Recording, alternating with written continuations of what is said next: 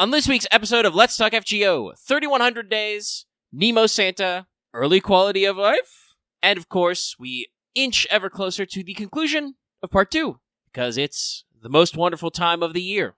And hopefully you can tell that was slightly ironical, especially as I had to fight my brain to remember which Christmas song quote I was supposed to be using there. That's the one that was grammatically correct. I'm one of your hosts, Omega. With me, as always, is Lucky.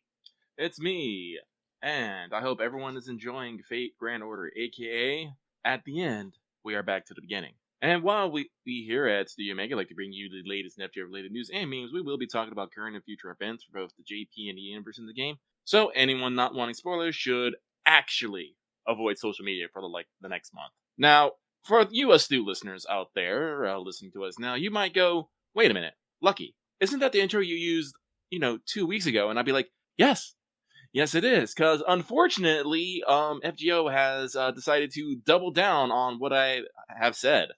As of recording this right now, we are 23 hours, 32 minutes, and 18 seconds away from the finale opening up in JP. And, well, to put it succinctly, I don't think anyone's going to be able to keep the damn mouth shut.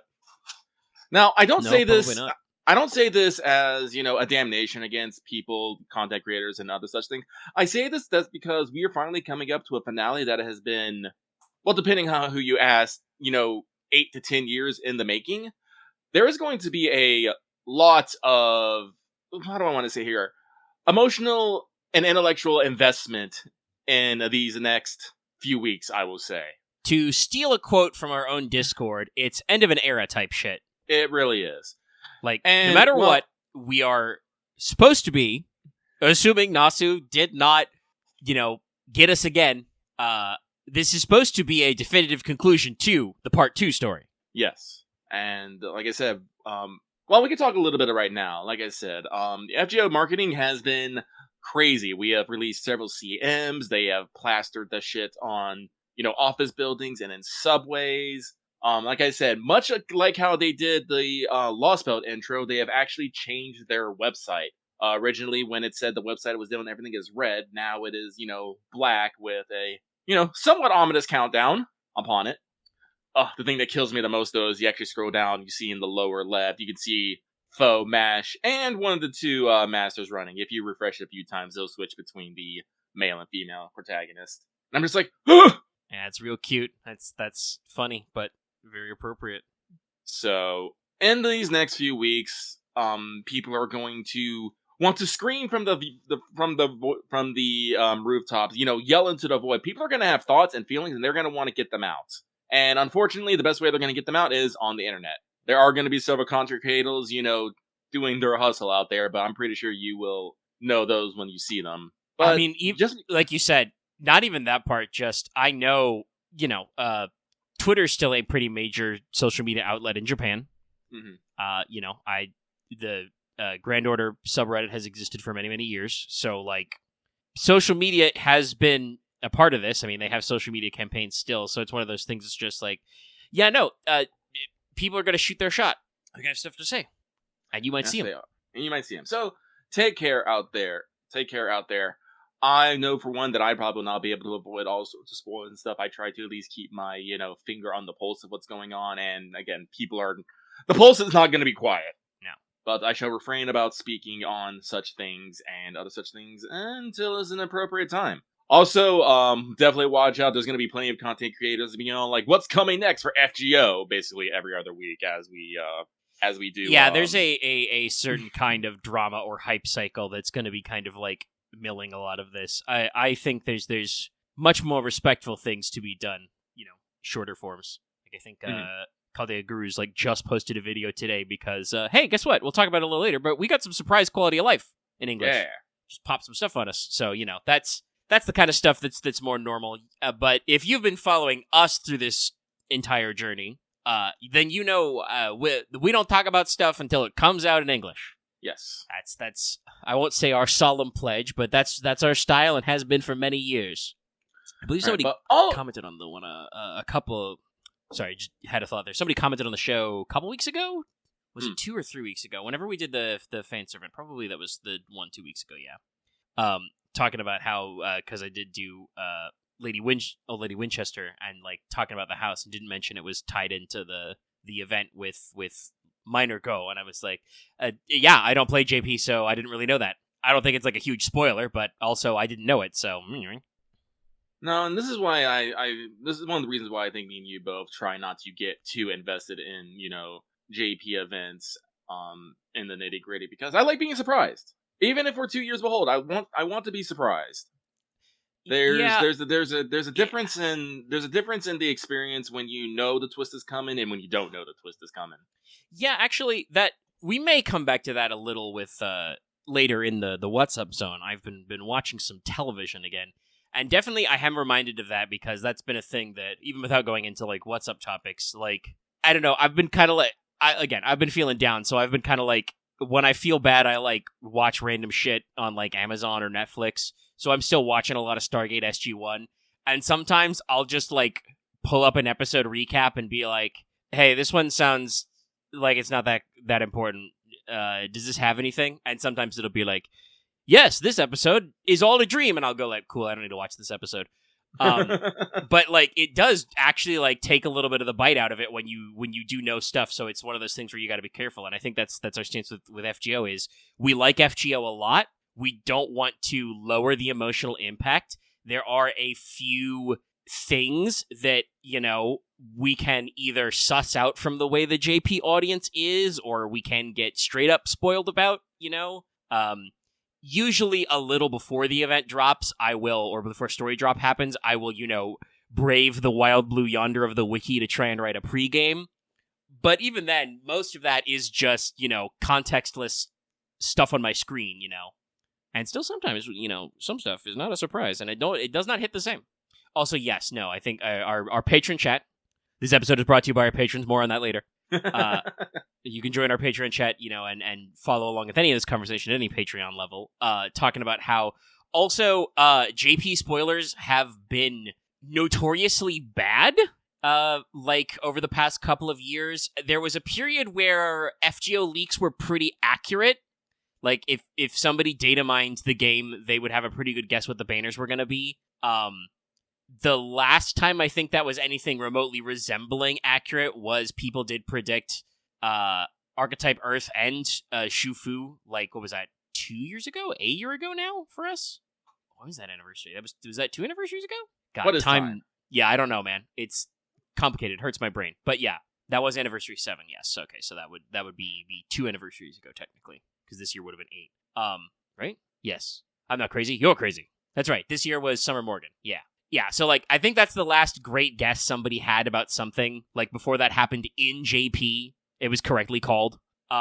So, and since then, like, story releases and other stuff has been real bad. So, like, it's mostly just people, like, I think just feeding screen caps into Google Translate and guessing, assuming they are not engaging in the oldie, making shit up. Oh no, we all felt that one coming. Just like when they announced that there was going to be a story locked released servant for the Grandcaster duel clearance, everybody was like, yes, I understand this. But that's different from like guessing from context clues and information to like actually like understanding story. So like leaks were pretty accurate for a while, then they stopped being accurate, and so like I just don't trust a lot of what people say before the story actually comes out anyway. So it's build up a healthy dollop of cynicism, and we've had a lot of fun. Yeah, Hey Unkyo had fake spoilers. Most of the Lost Belts had fake spoilers. Some people just thrive on misinformation. I don't know why. Yeah. And not to mention that, unfortunately, as a completely separate aside, like I said, some people will engage in the old making shit up, but we talked about it, there's going to be content creators that are trying to get that bag, trying to rush that. A lot of that is just, like, even outside of just, like, making money, there's still just that kind of, like, instant dopamine hit you can get. Well, that's what I mean. On the internet. People are just going to be all like, people are going to be excited. We're going to want to talk about it, so. And unfortunately, that does mean that some people, I won't call them bad actors, because they're not, but some people are going to be in such a rush, right, to like, be like, I have the latest scoop. I know what's happening. Everybody, look at me. I know stuff. And some people just make shit up to get that fulfilled. But some people will scramble so that they are the person who knows stuff, and sometimes they fuck it up. You know, they get something wrong, or they misread it, or they only learned Japanese from a mysterious talking bird. My streak's up to 21 days. That's probably pretty good for Mr. Bird, from how I understand how he goes. But yeah, no, it's definitely like, it's just one of those things where you got to be a little careful. So everybody keep your eyes in. This sounds like a good time to bring up as well that it's funny that, you know, I won't phrase it as we're going to be scooped, because I'm pretty sure there's not going to be any banners, so I don't know what we'd know anyway. But this is very possibly our last show of the calendar year. As you know, as you hopefully know if you've been listening to us for a while, I have a decently sized family, and we don't always get together all the time, but usually we try to do a get-together sometime around the Christmas holidays, usually not on Christmas Day, because that's always a pain in the ass, and trust me, I've done enough family trips to try and get somewhere by Christmas when I was younger. That shit sucks, trying to, like, travel through on the day. But the current plan is that one of my sisters and her very large cadre of kids will arrive on the 26th, which would be our normal recording day. And, you know, finding 3 or 4 hours to do the podcast in the middle of the night in a house full of family is tough. You know, you don't want to interrupt the vibes. You don't want to interrupt your vibes. That said, it is, you know, family travel, large groups, so it's not, like, locked in, but the plan is there. So we'll see, as often happens. But that means that it's entirely likely that you won't be hearing from us in the Let's Talk FGO context until the next year, which means there should be a New Year's banner, and we'll get to see what the hell happens there. That's one I know is going to be, yeah, very, very, you know, it will be very interesting to see what they decide to do for the close. But, let's see, that's our intro. I mentioned the patrons. I don't think I mentioned how both of us feel like crap, but we do. If you ever hear me suddenly pause for some breath, I don't know what my fucking problem is, but yeah, I've been a little low energy, headachy. I'm trying to drink lots of water because I realized that because it's cooler, I could be dehydrated because I'm not drinking as much water because it's so hot, but also, I don't know. But that means that as we move through our regular business, it's time to check in with everybody's favorite kohai, Mesh. Senpai, 起きてください. Because it's time for Wake the Fuck Up Senpai, a regular segment for pro tips. My pro tip is very simple. You only have 12 days of Christmas Lotto. Go now. You don't have time to worry about JP spoilers. You gotta roll Lotto. I actually think this was, I don't know if I'd call it a complaint, probably a complaint, but a concern when this happened in JP that, yeah, no, it's not even 14 days. You got like 12 days from now. So get ready to go. Get ready to schmoof.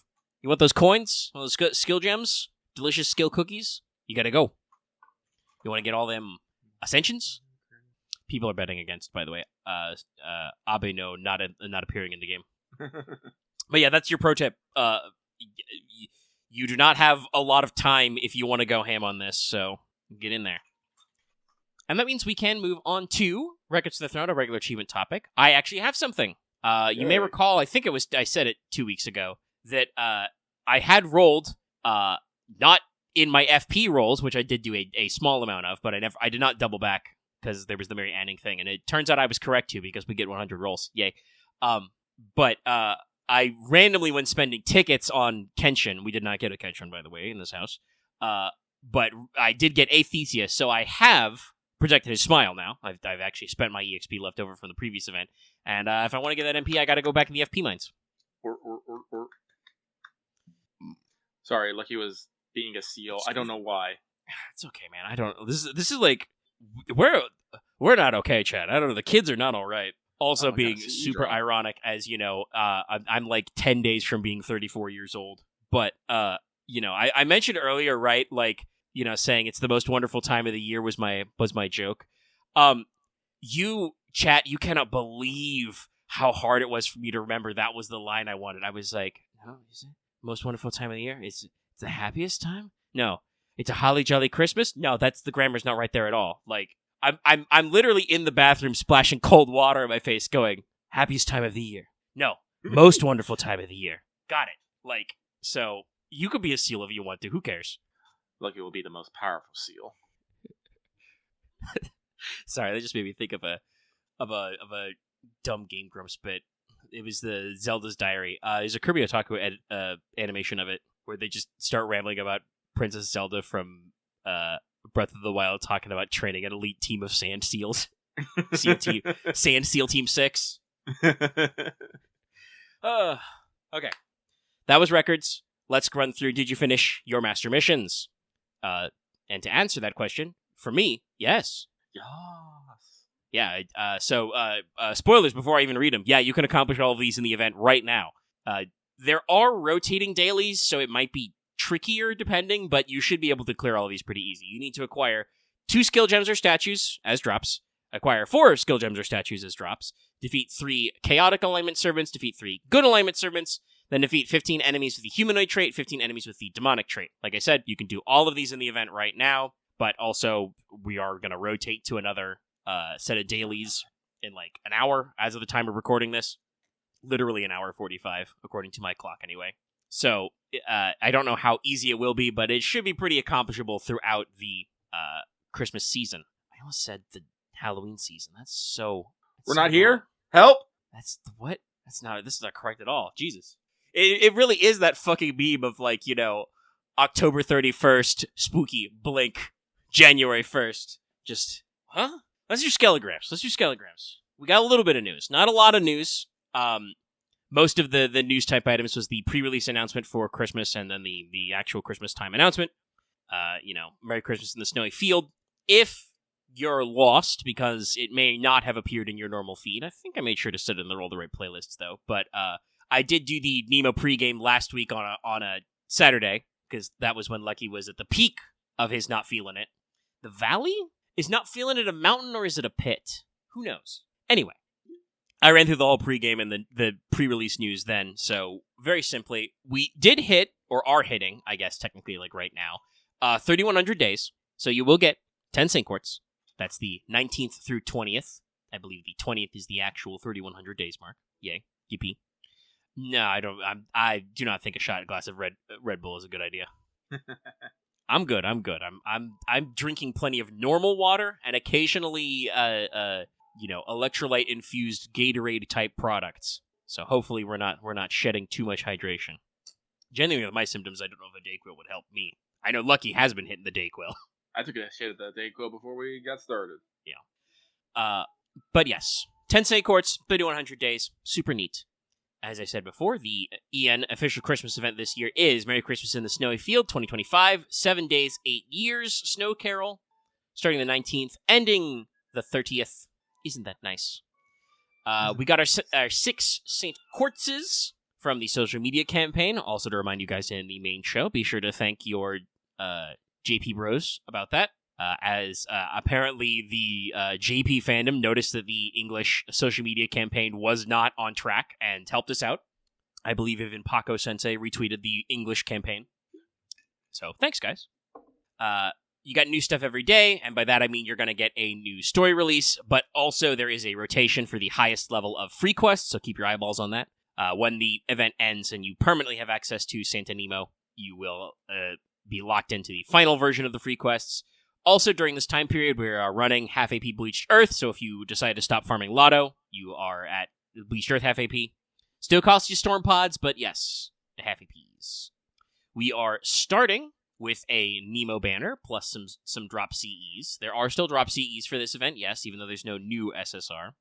Excuse me. And so, as I said before, we begin with Nemo, and we've got a few more of those. If you want to know which ones those are exactly, go back, we can check out the live stream.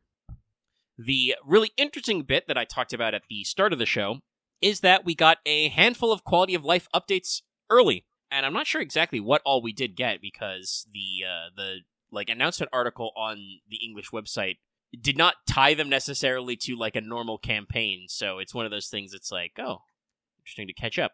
So first of all, the things people noticed, Kiara and Asterios got their animation update. Woo. That is indeed early and is pretty neat. Additionally, we also got the ability to 100 roll friend point gacha. I did allude to it earlier, but yes, it's a pretty good one. Okay, actually, yes. I think the Hints and Strategies has most of this. So, first of all, you can now hold to spin prize roulette, so you can keep pressing the button on the lotto, and it will keep spinning. And they also clarified that after you get to box 11, you can do 100 at a time. There is now in Ascension a where to find button, And you're like, oh, what does that mean? Well, when you go to Servant Enhancement for Servant Enhancement Ascension and Skill, if you need specific mats, you can click this button, and it will tell you where to go. A recommended free quest, event item exchange, or even jump straight to the Pure Prism shop. Yeah. So that's pretty cool. They are adding a marker to certain quests to let you know. They mark expended on clear, which is a note which lets you know you only spend the AP when you actually successfully finish the quest. It does not consume AP when you are defeated or withdraw. Yes, there's the 100 summon we said before. I think they have refreshed the tutorial summon.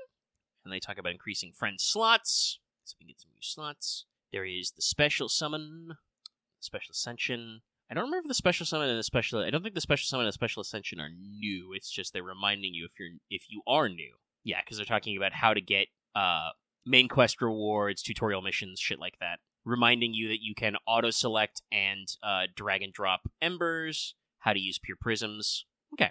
But yeah, great quality of life stuff. Very, very fun to see early. Obviously, some people are still chomping at the bit for a few other quality of lives, but I don't think we will get some of those early. Like I said, we're probably not going to be able to get servant coins early, but it's so funny that so many of us were lamenting we don't get the 100 FP rolls during the Nobukatsu campaign, and it's like, well, they got us. They heard us talking. And a reminder, there is a Mary Anning FP campaign. So you can also still get some servant coins if you want to do that for Grail casting and you got some FP left over, in addition to just slamma-jamming the FP gacha. Slamma-jamming! Like I said, I will personally be doing that later, because I do need to catch up with my Sugitani and Theseus rolls and other things. I'm pretty sure my Anning is NP5. I don't know why she wouldn't be. Yeah, I'm pretty sure I went ham, during the limited FP period. It just means free coins, baby. Oh, cool. And we did mention it earlier, but as a reminder, the Part 2 finale launches on the 20th and in JP time. So basically, it's going to start happening as this episode goes up on YouTube. But as a reminder, they did say there will be some time sections to that. I believe it will be a day or two before you can access the raids, for instance. And yes, there will be raids. I strongly suspect they will be themed to classes for some reason. Some suspicious reason. And also, there are no new SSR banners for the rest of the year. So there will not be a secret Merlin drop when the finale hits. But keep your eyes peeled for whatever happens on New Year's. Mm-hmm. I know we all are. But yeah, that is our Skelograms, our newsies for today. So, with that, it is time for this week's Let's Talk FGL mailbag segment where what you have to rack a scratch, roll that back. It is time for this week's third time's a charm. It is time for this week's Let's Talk FGO mailbag segment where we read what you have to say and comment accordingly. There, I got through it. This week is a combination of this week's and last week's, as Lucky had to pull the ejector seat lever last week. But even so, we only have 6 this week. Guess everyone is saving up their juice for something later. At least that's what I'm gonna hope. But, nevertheless, we will press on full of vim and vigor. And start at the top. This first one comes from Monster Girl Aficionado, who says, Dear Lucky and Omega, no question this week, just sending good vibes and wishing you well. Keep up the great work. P.S. Do your PvP ladder. You have less than a week. This, of course, was one from last week. Yes. I am quite happy to say that I was actually able to finish my PvP ladder and was able to get the level 25 actually a couple days before the patch went live. So, I'm feeling super proud of myself. And then I completely forgot to actually finish doing the Moogle Tombstone event and never did my 6 runs of Mount Rock, and so I completely missed, 70 fucking tombstones for that. So, good job, Lucky. You're amazing at this. I can wrap this back around, though. You've already done all of Mount Rokon, through as well, so it was probably a different priority than some of the rest of us that was like, oh, hey, an excuse to do Mount Rokon. Yes, it is very true. It was one of those things I kept saying, oh, I'll do it, then I kept putting it off for other stuff. It's just, it's one of those things that's probably just like, you've done it all before. It's like, okay. We did it. Now we gotta go to 25 again, because it's a mount again this time, and it's a fucking one Udo wheel. I bet that fucking car, the fucking heavyweight champion was riding on, is going to be the Savage mount. Yeah, everybody thinks it's going to be the Savage. Sorry, just thinking about patch stuff. So, moving on, this next one comes from the Tiger King trying to finish up his first commander deck by the end of the year. Question, Hey guys, with Siren and Reborn getting revivals in the future, which shonen series do you think could get one? Anyway, that's it for me. Good sending vibes your way. Wah wah wah wah wah. And hope you have a great evening. P.S. My personal picks are Rosario Vampire and Medeca Box. Rosario Vampire definitely needs a remake. They did some weird shit with the anime, and they barely got to actually touch on what the manga was about. Yeah, Rosario 2 is a pretty good pick. But the hilarious part of this question is, hey, guess what? Siren was my pick. Go back in time to when people have asked us a similar question before in Mailbag, and my pick was Siren. I love that manga. No, like, if Siren had been beginning a fucking revival, it would have been Siren. I do have another one, though. This one's probably a little not as well known, but it's called, well, I always called it MXO. Stands for Maho Egg Zero. It basically ran for like 4 years, and it was about, about a high school boy who accidentally got into a magic high school without being able to do magic, and basically has to fake it using a variety of means. It was actually quite fun and interesting, but like I said, it got a sudden axe at one point. Actually, just got completely cut off. It was something that I found it was interesting, and the characters were unique. One of my favorite things in the series is that the token mascot character was Mandrake that he accidentally soaked, but is enchanted, so it looks like a little girl to him, but everyone else just sees a floating plant flying around. It was funny and interesting, and while it did have some battle manga tendencies, it was all painted in the high school thing, and of course there was a bunch of girls. I don't know if it was actually like a harem. I mean, that was like. It's one of those things, right, where, like, anime is just like anything else. It goes through, like, trends. There was a real period where it was just fashionable to fake having a harem, even though the author clearly had an OTP. Yeah. We would just add extra characters to make it feel more harem-esque, and who cares?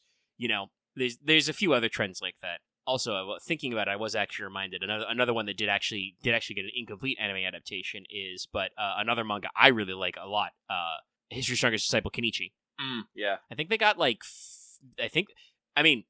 got a pretty good run, because I think they had like 52 episodes. Like, they got the full big core, but that manga was pretty long. I think they only covered like the first big arc in the anime. And the manga went up. Okay, they also had some OVAs, yeah. So like that's another one that's like that manga's also real good and has I'm pretty sure has a solid conclusion that was the intended one.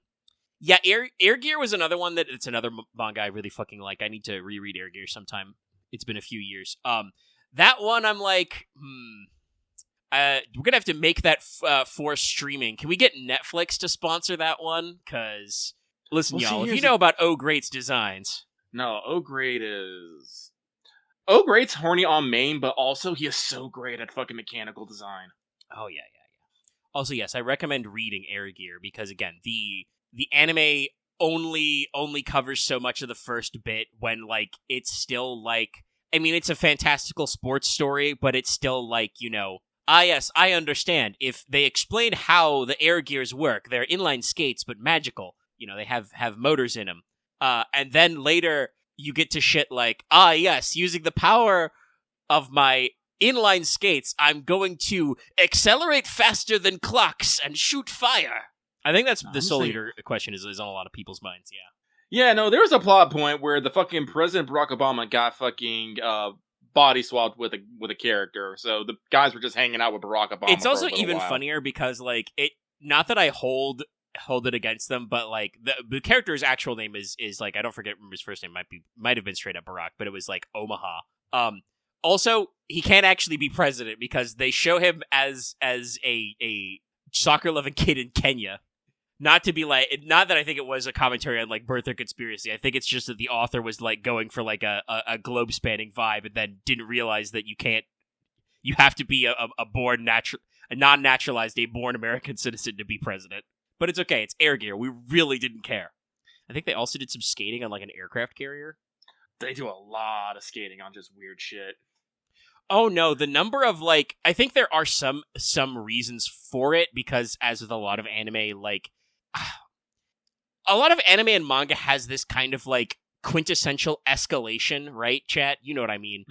And like I don't know if it's just because they're doing like a weekly serialized thing that eventually they're just like, oh shit, right, the stakes, I've got to keep raising them. Or if it's like, you know, when you sign up for like Shonen Jump or whatever, right, you know, you get an editor, you get a pitch, you start low level, but eventually you get to a point where you're just like, okay, now I can do the crazy shit that I actually thought of the whole time. Like, I don't actually know like where the line is, but like Air Gear had some wacky bullshit with like the space program and stuff. But even pre that, they were doing the Air Gear skating like up and down skyscrapers, inside giant sewer drains, you know? All kinds of shit. Like, I will say that the comparing the two, like, Kenichi also has like sequel escalation, but usually kept the craziest shit to like the masters. Like, even by the end of the manga, Kenichi's only so crazy himself. He's still a disciple, don't you know? Yeah, I'm pretty sure at the climax that guy punches down a ballistic missile. Maybe that's something I'll do in my if I have some free time over the holidays. I'll go back and start rereading some mangas. I actually know for a fact that my one of the Christmas gifts I'm getting is the first 5 volumes of Barbarian's Bride, which I don't remember. Was it pushed back to the Winter Core? Yeah, I'm planning on keeping up with my novel reading with some of my holiday money. Especially because we haven't talked about it before, but in January, 12 months, Jim Butcher. Oh shit, that's right. Yep. The next Risen's coming out finally. No, I've also been thinking about my light novels. Started slowly ordering them. I'm gonna get all the current. I'm gonna get caught up on 86 and other such things. My big concern right now is Lucky is running out of shelf space. I do not have shelf space. I need more places for books. Yeah, no, I know that one. My current shelf is full. We finally unpacked, well, in the new house, we built shelves to unpack the, family collective library of books. Discovering, among other things, by the way, I mentioned previously when I talked about the TV show that I read James Clavell's Shogun. Hey, we have a copy of that. I'm staring at it right now. I stole it. I put it on my shelf.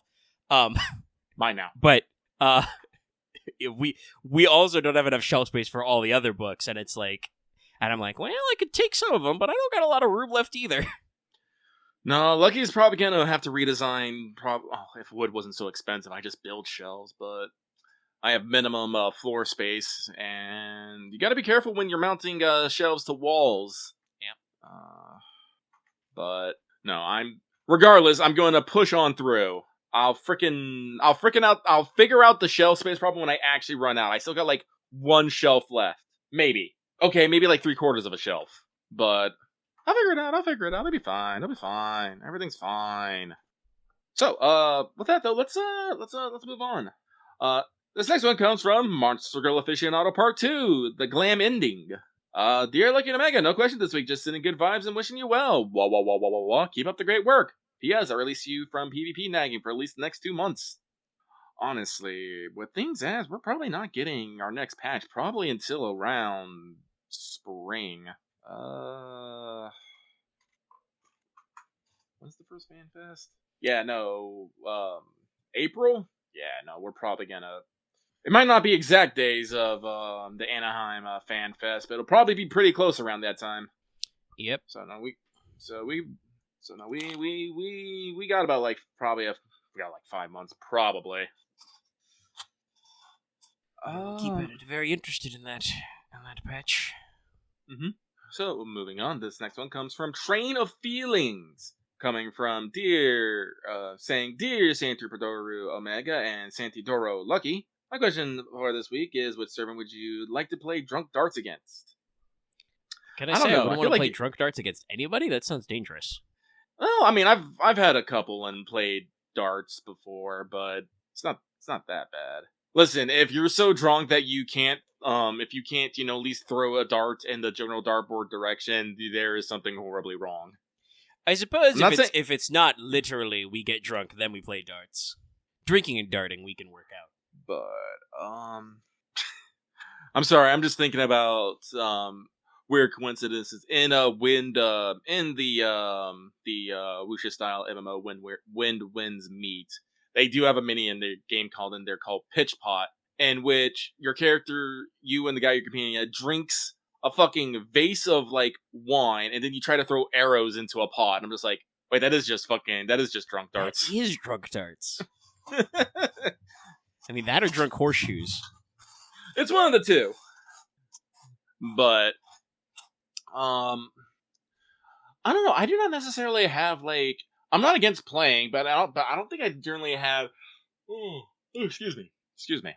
I don't have any particular feelings one way or the other about it.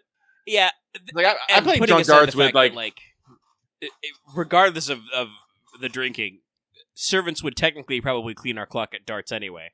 Every time. So with that, but also yes, I see your alias Train of Feelings. The Christmas event in UK was once again.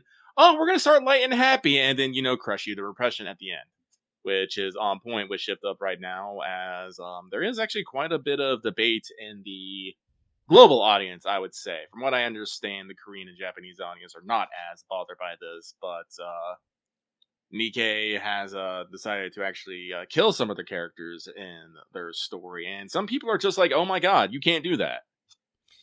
Choosing character death is always a very tricksy option. You should be done with care. From what I understand of Shift Up, I assume that they would be doing it correctly. But yeah, it's very interesting to see. It is certainly something that is not normal for the gacha-style game audience. Like, I think the closest we got was Girls Frontline did stuff along that lines. But even then, the permadeath question doesn't come up until, like, way, way later. No. And like I said, we're going into the new year, and people are very excited to see what is coming, including me, but we just can't be happy about it. A content creator actually just recently got into Nikkei after coming off of Armored Core 6, and he is having a time. It's just one of those things where you just know a train wreck is about to happen, you can do nothing but watch. God, that's yeah. I mean, not specifically for Nikkei, but I occasionally see, like, sideshows along that line from, like, Twitter, because, like, Twitter algos are weird. You'll see stuff where, like, one day you'll tab over to For You to, like, hunt for new shit. Because, like, despite everything else, the algorithm kind of still works. I've liked a couple of, like random Japanese retro fashion, like, accounts. And now it feeds me back those, and I'm like, ooh, hold on. Ooh, ponchos. Victorian style. Well, let me save that to my mood board for later. Because my mood boards are still organically generated. All mood all the time, saving random shit I like off Twitter. But, like, occasionally you'll see a sideshow of, like, somebody being like, yes, I've started this thing. I've seen it with, Gundam series and other stuff before. Most recently, I've seen several people doing that for Ace Combat 7 because of the Ace Combat 8 announcement. And then also the fact that 7 was, like, on Giga sale on Steam. And so, you have moments of people just being like, yes, this is pretty normal. What do you mean there's a giant flying aircraft carrier? What do you mean I've been accused of shooting down the president? I didn't do it. Like, so yeah, no, you can tell when you're going to be in for a fun ride when people who truly have no expectations. Oh no, but what was the oncoming train ride with this person is they just got done playing not Ace Combat, excuse me, Armored Core. They're both games that do AC. Jesus, fuck. Oh, we have this. I saw so many jokes about that. There's so many problems because, like, we're waiting for an Assassin's Creed Black Flag remake announcement, right? So, like, saying new AC game is, like, crazy right now. It always is like this. Yes, AC, and don't forget AC. Yes, but they finished playing Armored Core 6, and they got 2 out of 3 endings, both which you basically have to fight against someone who has been, helpful and on you for, like, the whole game, and they were feeling pretty emotionally crushed. So they decided to go play Nikkei, which was like, oh yeah, let me go play the boobs and bud waifu game, and did not realize that you will get your soul crushed in, like, literally the first 15 minutes. Yeah, no, I played some of the opening intro of Nikkei on the phone, which is part of why I quit, because it ran like ass. But it's like, oh my god, no. That is not an uplifting comfort game. Go play Ace Combat instead. Like, you don't get accused of shooting the president until, like, 4 missions in. The one before that's super hype.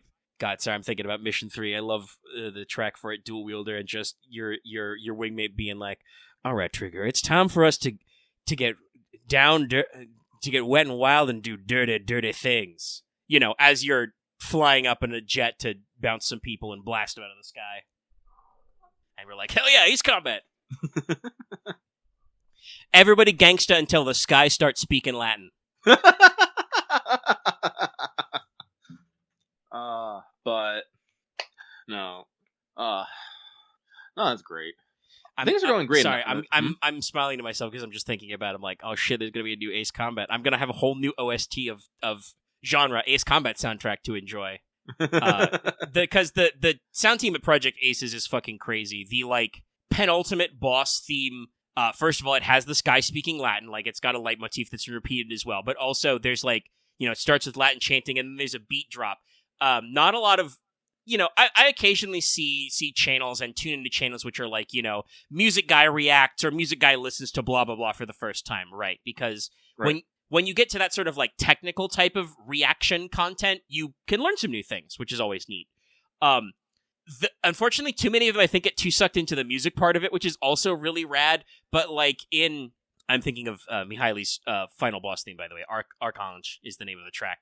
I think the soundtrack team worked the sound of a jet turbine firing up into the music track. I think that's what the instrumentation is. It's when the beat drops and the music goes crazy, it has a turbine wind-up sound, and you're like, Excuse me?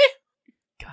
But yeah, no. Listen, if they can put fucking cannons into old classical music, we can put fucking jet turbines into modern. It's true. You can put a cannon shot in the 1812 overture, and it does sound better. God, no, music's rad. I don't know if you've seen it today, Lucky, but Final Fantasy XIV's YouTube channel just posted Tom Morello and the vocalist from Beartooth, who did Everything Burns. Everything Burn. Yeah, no, I watched it. Yeah, it's good.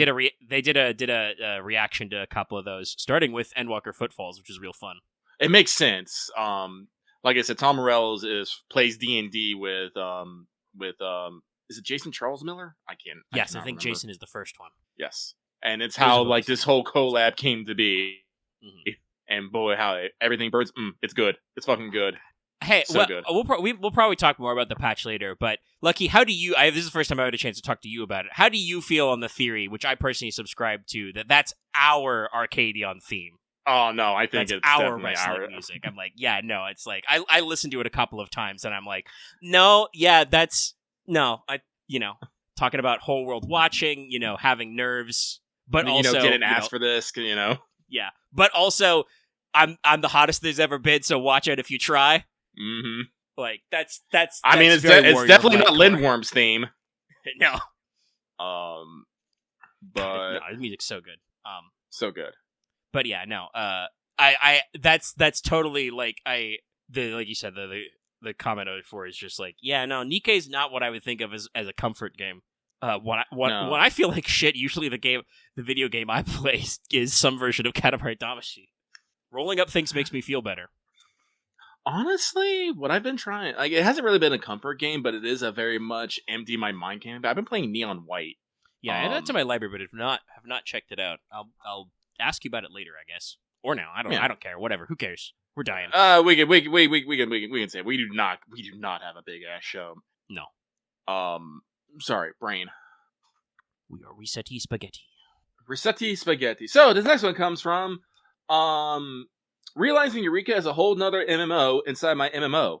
Yes, this is correct. Just wait till you get to Bosnia and the Occult Crescent. It will also be another ass MMO in your MMO. Have fun! This is what people wanted! Gotta get back into the Crescent. They added new jobs. But they say, howdy, Lucky and Omega. Hope you're having a good week. Lucky is not. Lucky barely exists. Help! Sorry, Lucky is thinking and failing a bit. Question. We all listen to you guys talk about Fate on the show, but I've realized in the many years I've watched, I don't think the question of who is the strongest Shiro Emiya, the human, not the servant, and so I want to know what Shiro you think is the strongest, i.e. Fate versus UBW versus Heaven Field versus Oath in the Snow. Oh, man. See, well, I can talk on the original trilogy on a bit, but I haven't actually been keeping it up that well with Prisma and Under Snow and exactly what that Shiro's power level is. He was able to fight fucking Angelica, what's her face with the Gil card? Yeah, with her Gil card. I think, like, categorically, it has to be Heaven's Feel or Oath Under Snow Shiro.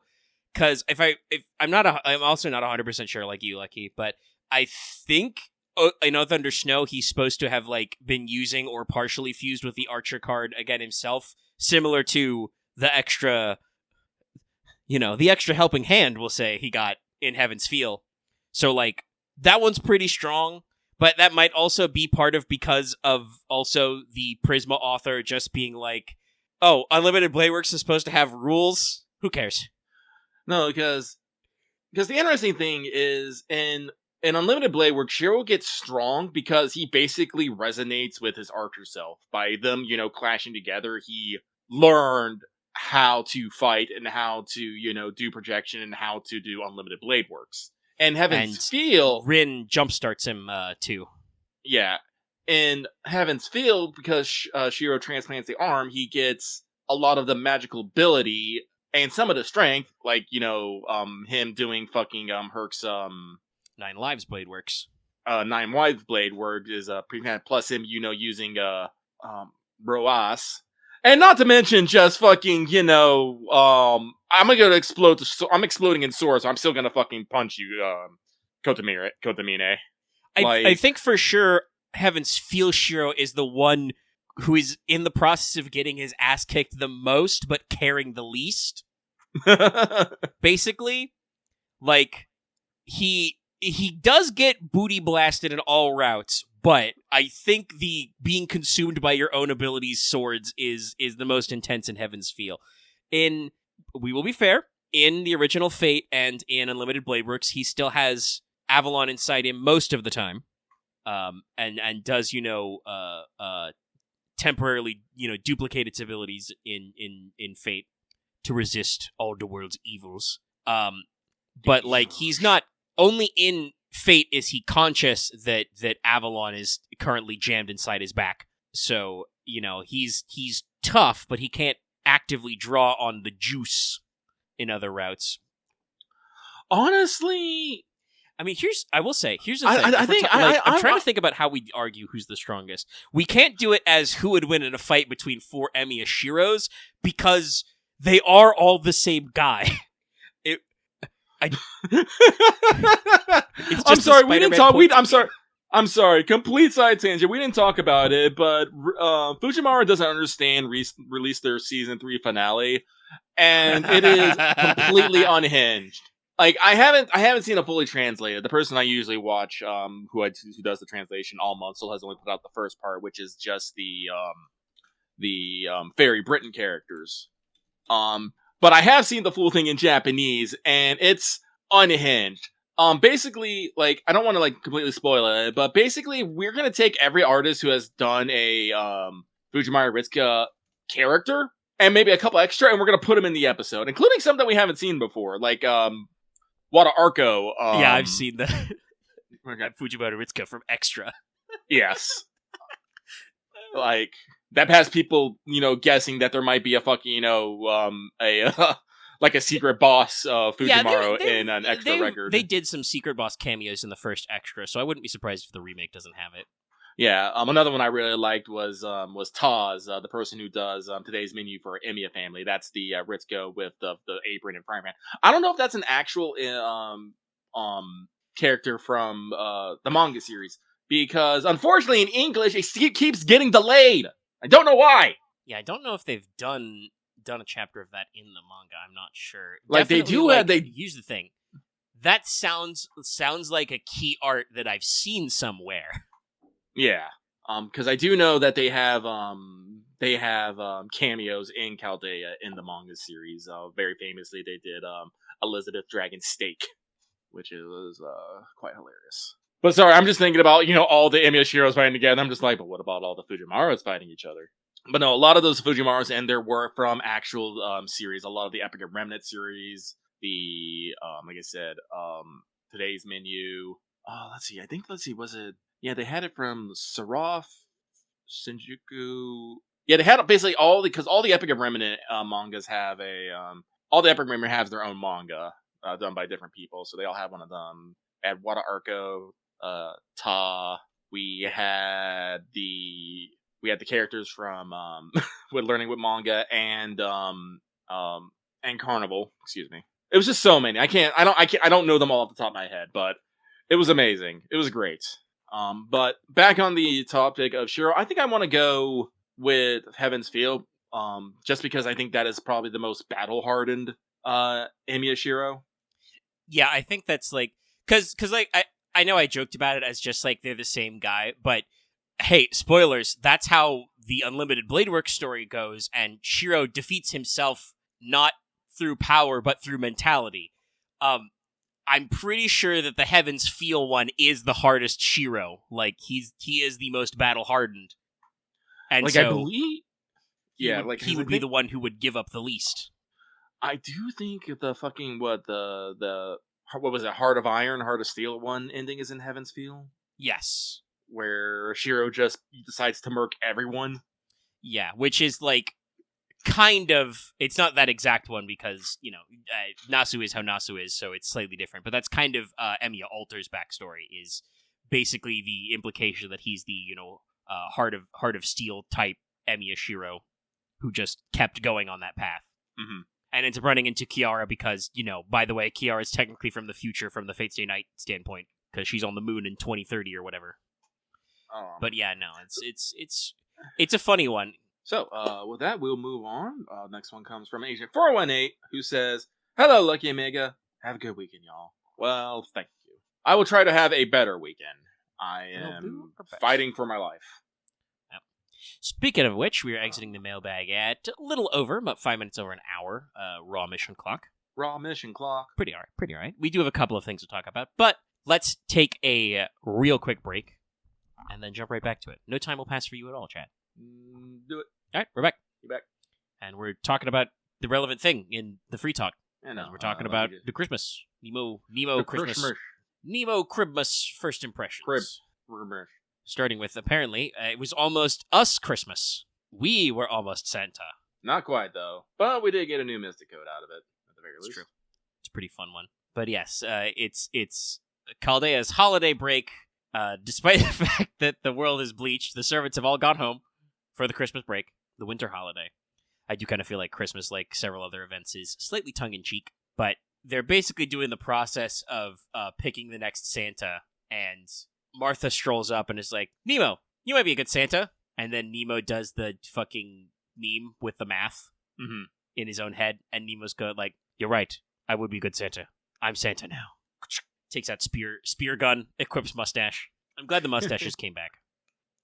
And not in like the way that Altera sometimes pretends to be a sheriff. But Nemo's just like, no, in my mind, you can't be Santa Claus if you don't have, you know, a mustache and maybe a beard. Fair enough, I suppose. Yeah. So Nemo speeds off and basically says, you know, I do like this. This is like, I'm pretty sure this was a like a plot point in one of the Santa Claus movies, you know, with Tim Allen, right? Where like Nemo's like, I'm the technological Santa. I have, you know, multiple selves. I've got a vehicle. We've got GPS uplink.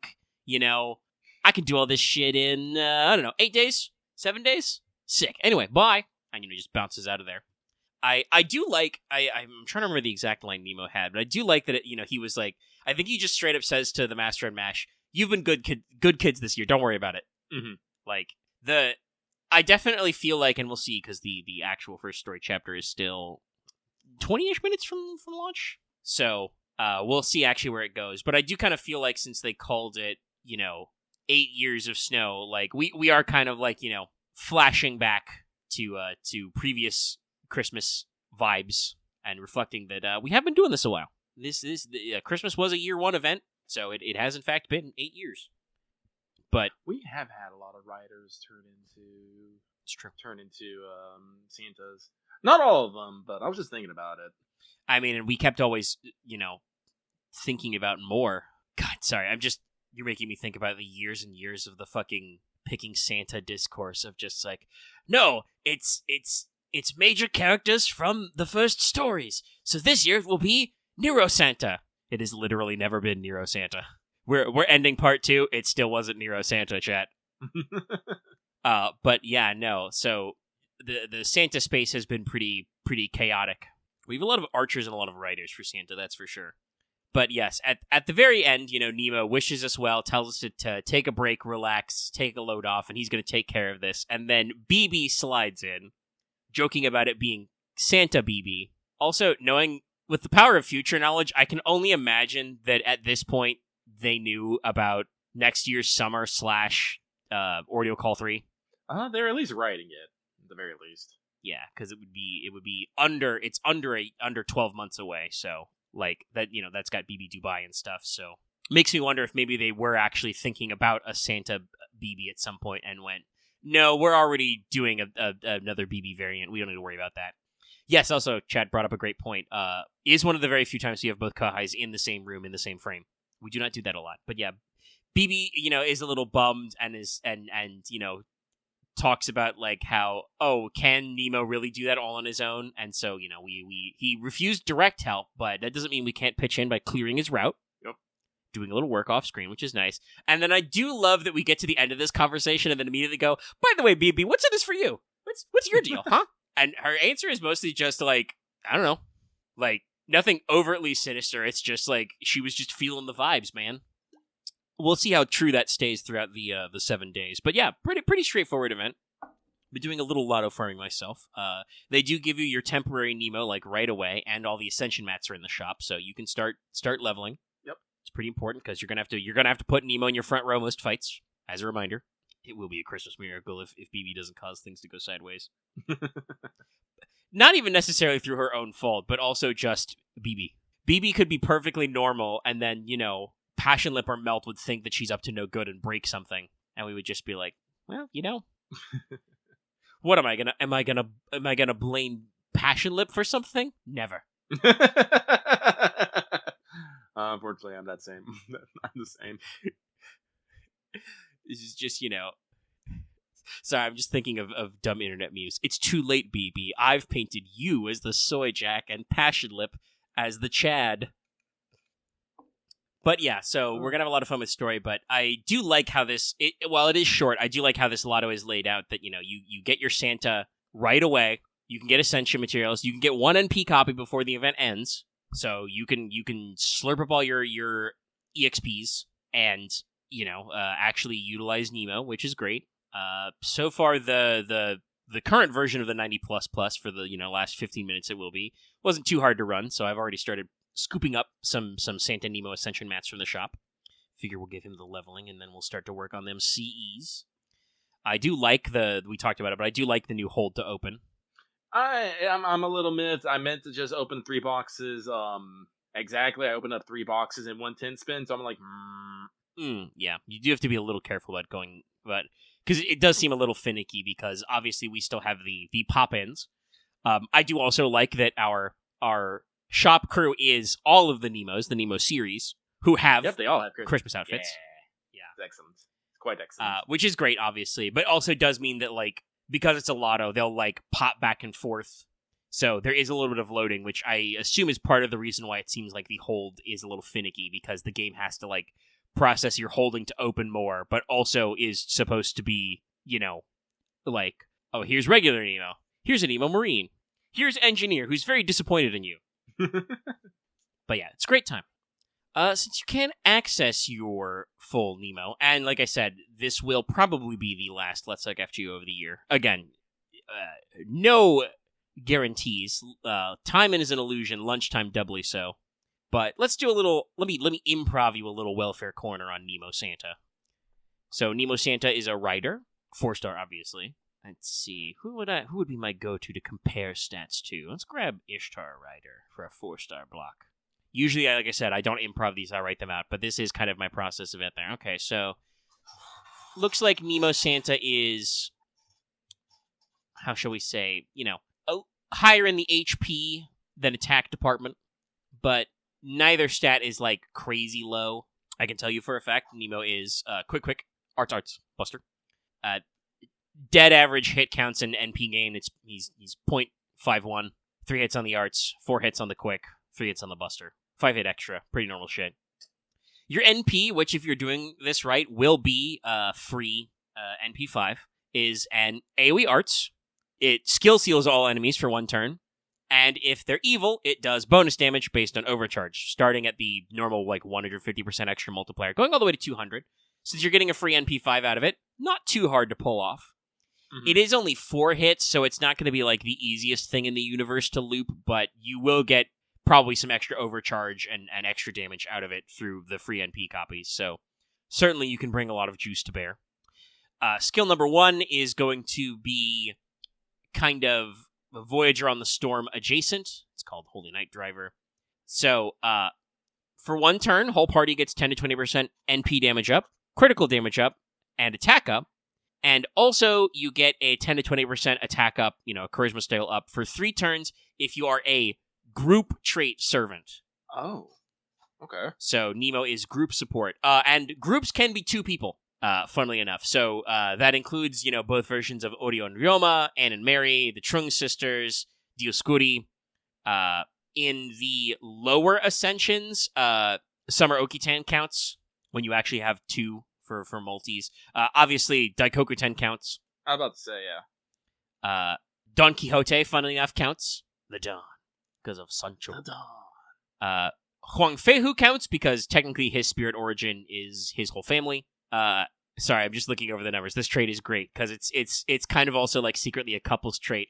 Guess what? Summer Bryn counts because Sigurd jumps in for the NP. Super Bunyan counts because her spirit origin is made up of the other 2 characters. Now I'm not sure why, and maybe we'll figure it out later. But both, actually no, I think I know why Indra counts later. It's because he's got his weapons are technically those 2 minor deities. I don't know why King Ashoka counts, but I'm sure we can figure that out later, because I'm pretty sure he's going to be with the Samurai Remnant collab, which should be first thing next year. I think he shows up in it. I don't think he's rollable until later, though. Yeah. If I remember correctly. Let me see when it says his banners are. Yeah, he's not actually summonable until Trinity Melotronius. Oh, it might be because, obviously it would, they add the trait later and it becomes flayable, but his, I'm checking it now, his Ascension arts do have, at stage 3 and stage 4, do have lots of extra guys in them. He's got a couple lines with them, and his stage 4 has, the basic level Oni, the goblins we fight, the Afritas, stuff like that, actual FGO mobs with him. So that might be related, or might not. We'll find out later. Similarly, I will find out why what's going on that makes Ono no Komachi count, because she also has a group servant rating. So we'll figure that out in Valentine's later. But yeah, so Santa Nemo is group servant support. I should note that if the wiki is correct, neither of the Nemos actually do count. It is for other people, which kind of makes sense because basically, Nemo and the Nemo series are the reverse of what I think the group trait's supposed to represent. The group trait's supposed to represent team-ups, and you can argue that Daikoku 10 may be a little loosey-goosey on that, but, most of the characters who count are spirit origins that either have multiple people in them or have a second servant show up as part of them. Nemo is just Nemo all the way down. Just he gets to thought accelerate. But second skill, persistent delivery, is, self-guts. 1 time 3 turns, it's a 1k to 3k guts. Debuff immunity for 3 turns, straight up. Fuck you, debuffs. Neither, rain nor sleet nor dark of night type shit. And also charges NP gauge by 10% every turn for 3 turns. Pretty decent skill to have for a Arts Servant battery. Third skill is going to be his variant of the Nameless Saint, the Santa Claus type skill. It's an Arts booster, 20 to 30% for 3 turns. Is a 1 time 3 turns evade. And also, the whole party gets a 10% NP gauge. So not a big battery, but again, Nemo Santa is arts. And honestly, with a free NP5, you got a bonus damage trait that scales with overcharge. I think, you got most of all your buffs here. You got NP damage, you got attack, you got arts up. Should be pretty good. Got solid defenses. Great pick for a welfare overall kit. Passives are just Riding A, which means those 2 quick cards are going to hit pretty good. Divinity B, and does still have the Sea God's protection, so slight increase of critical damage on arts cards, and also, if you're in a water or void battlefield, Santa Nemo just gets 300 damage cut for free all the time. Nice. So yeah, no, honestly, very, very solid welfare. Nothing crazy, but usually our Santas aren't game-breaking, but they are pretty fun. They've got some good fun stuff to pick from. And that is, as I said, your improvised welfare corner. Ta-da! Well, that means let us move to the What's Up area. I got a few things on here, and I got a few things to ask Lucky about. First and foremost, I guess I should follow up. I got a chance to talk a little bit about the Game Awards last weekend when I streamed. I took some time to chat back and forth with the chat live, because we were live. Or I was live. Royal We was live. It's been, over a week now, but I did want to check in and see if there's anything you want to add to that conversation, Lucky. Any big trailers you was hyped for? Big things I was hyped for? Like, no, I don't think anything necessarily new that, made me jump out of my seat. I was happy to see more news on things that I was already excited about, like Neo 3, Pragmata. I was interested in the Forest 3 announcement trailer, because, like I said, we do like Sons of the Forest in this house, even if we never really beat it. Unfortunately, when we play Craft to Survive, we're very bad about main story progression. Everyone wants to kind of do their thing. No, we are bad. It's the same in Vintage Story. I said, when we started V3, I'm like, I want to do story progress because it's cool. We did like one dungeon. We did one dungeon. It was neat, but we only did one story dungeon. Well, in 3.5, we do know where the dungeon is. It's just everyone's been kind of busy recently. It's the holiday season. 3.5 is a lot more chill, I want to say, for lack of a better word. We're just kind of vibing and trying out new things. Mm-hmm. Overall, I'd say I enjoy it. It was a very surprising trailer. Yes, no. Me and Loth were both like, I'm one of those people. I don't like it when people say, when people goes, oh, I was like, when after it's like, I was totally thinking it was this, after the fact. But unfortunately, I had that moment because the game trailer unfortunately put the title up as soon as I was about to say what I was going to say. So I was like, God damn it. But no, seeing it, I was like, no, this seems like that has the Forest vibes, and as the 3 shows up on the screen, I'm like, shit. Oh shit! It was the Forest 3. Yeah. I mean, I kind of had that moment with Ace Combat, right, where like the dialogue starts, they're playing like plane dialogue, like, ooh, wait, hold on, this is about plane stuff.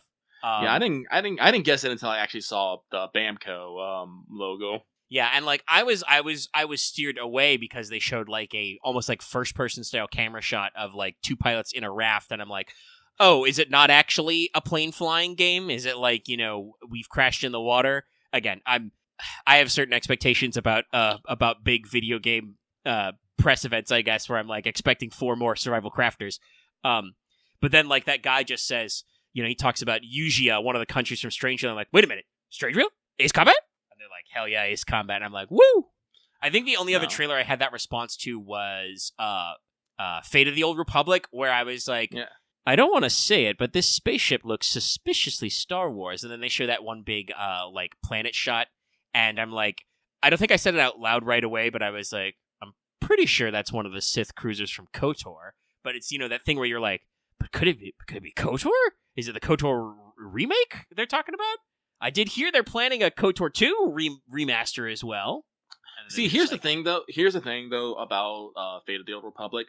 While I did enjoy KOTOR 2 and Star Wars The Old Republic MMO, this is like an unfortunate thing of these games have very good cinematics. I haven't seen anything of gameplay yet or story. No, I have no idea. It's still a little too early for that. This was like a like pre-release hype trailer. Like, hey, this studio is pretty new. This is our first big like trailer. We are announcing this is our project, and it's Casey Hudson, who was the lead writer on Mass Effect.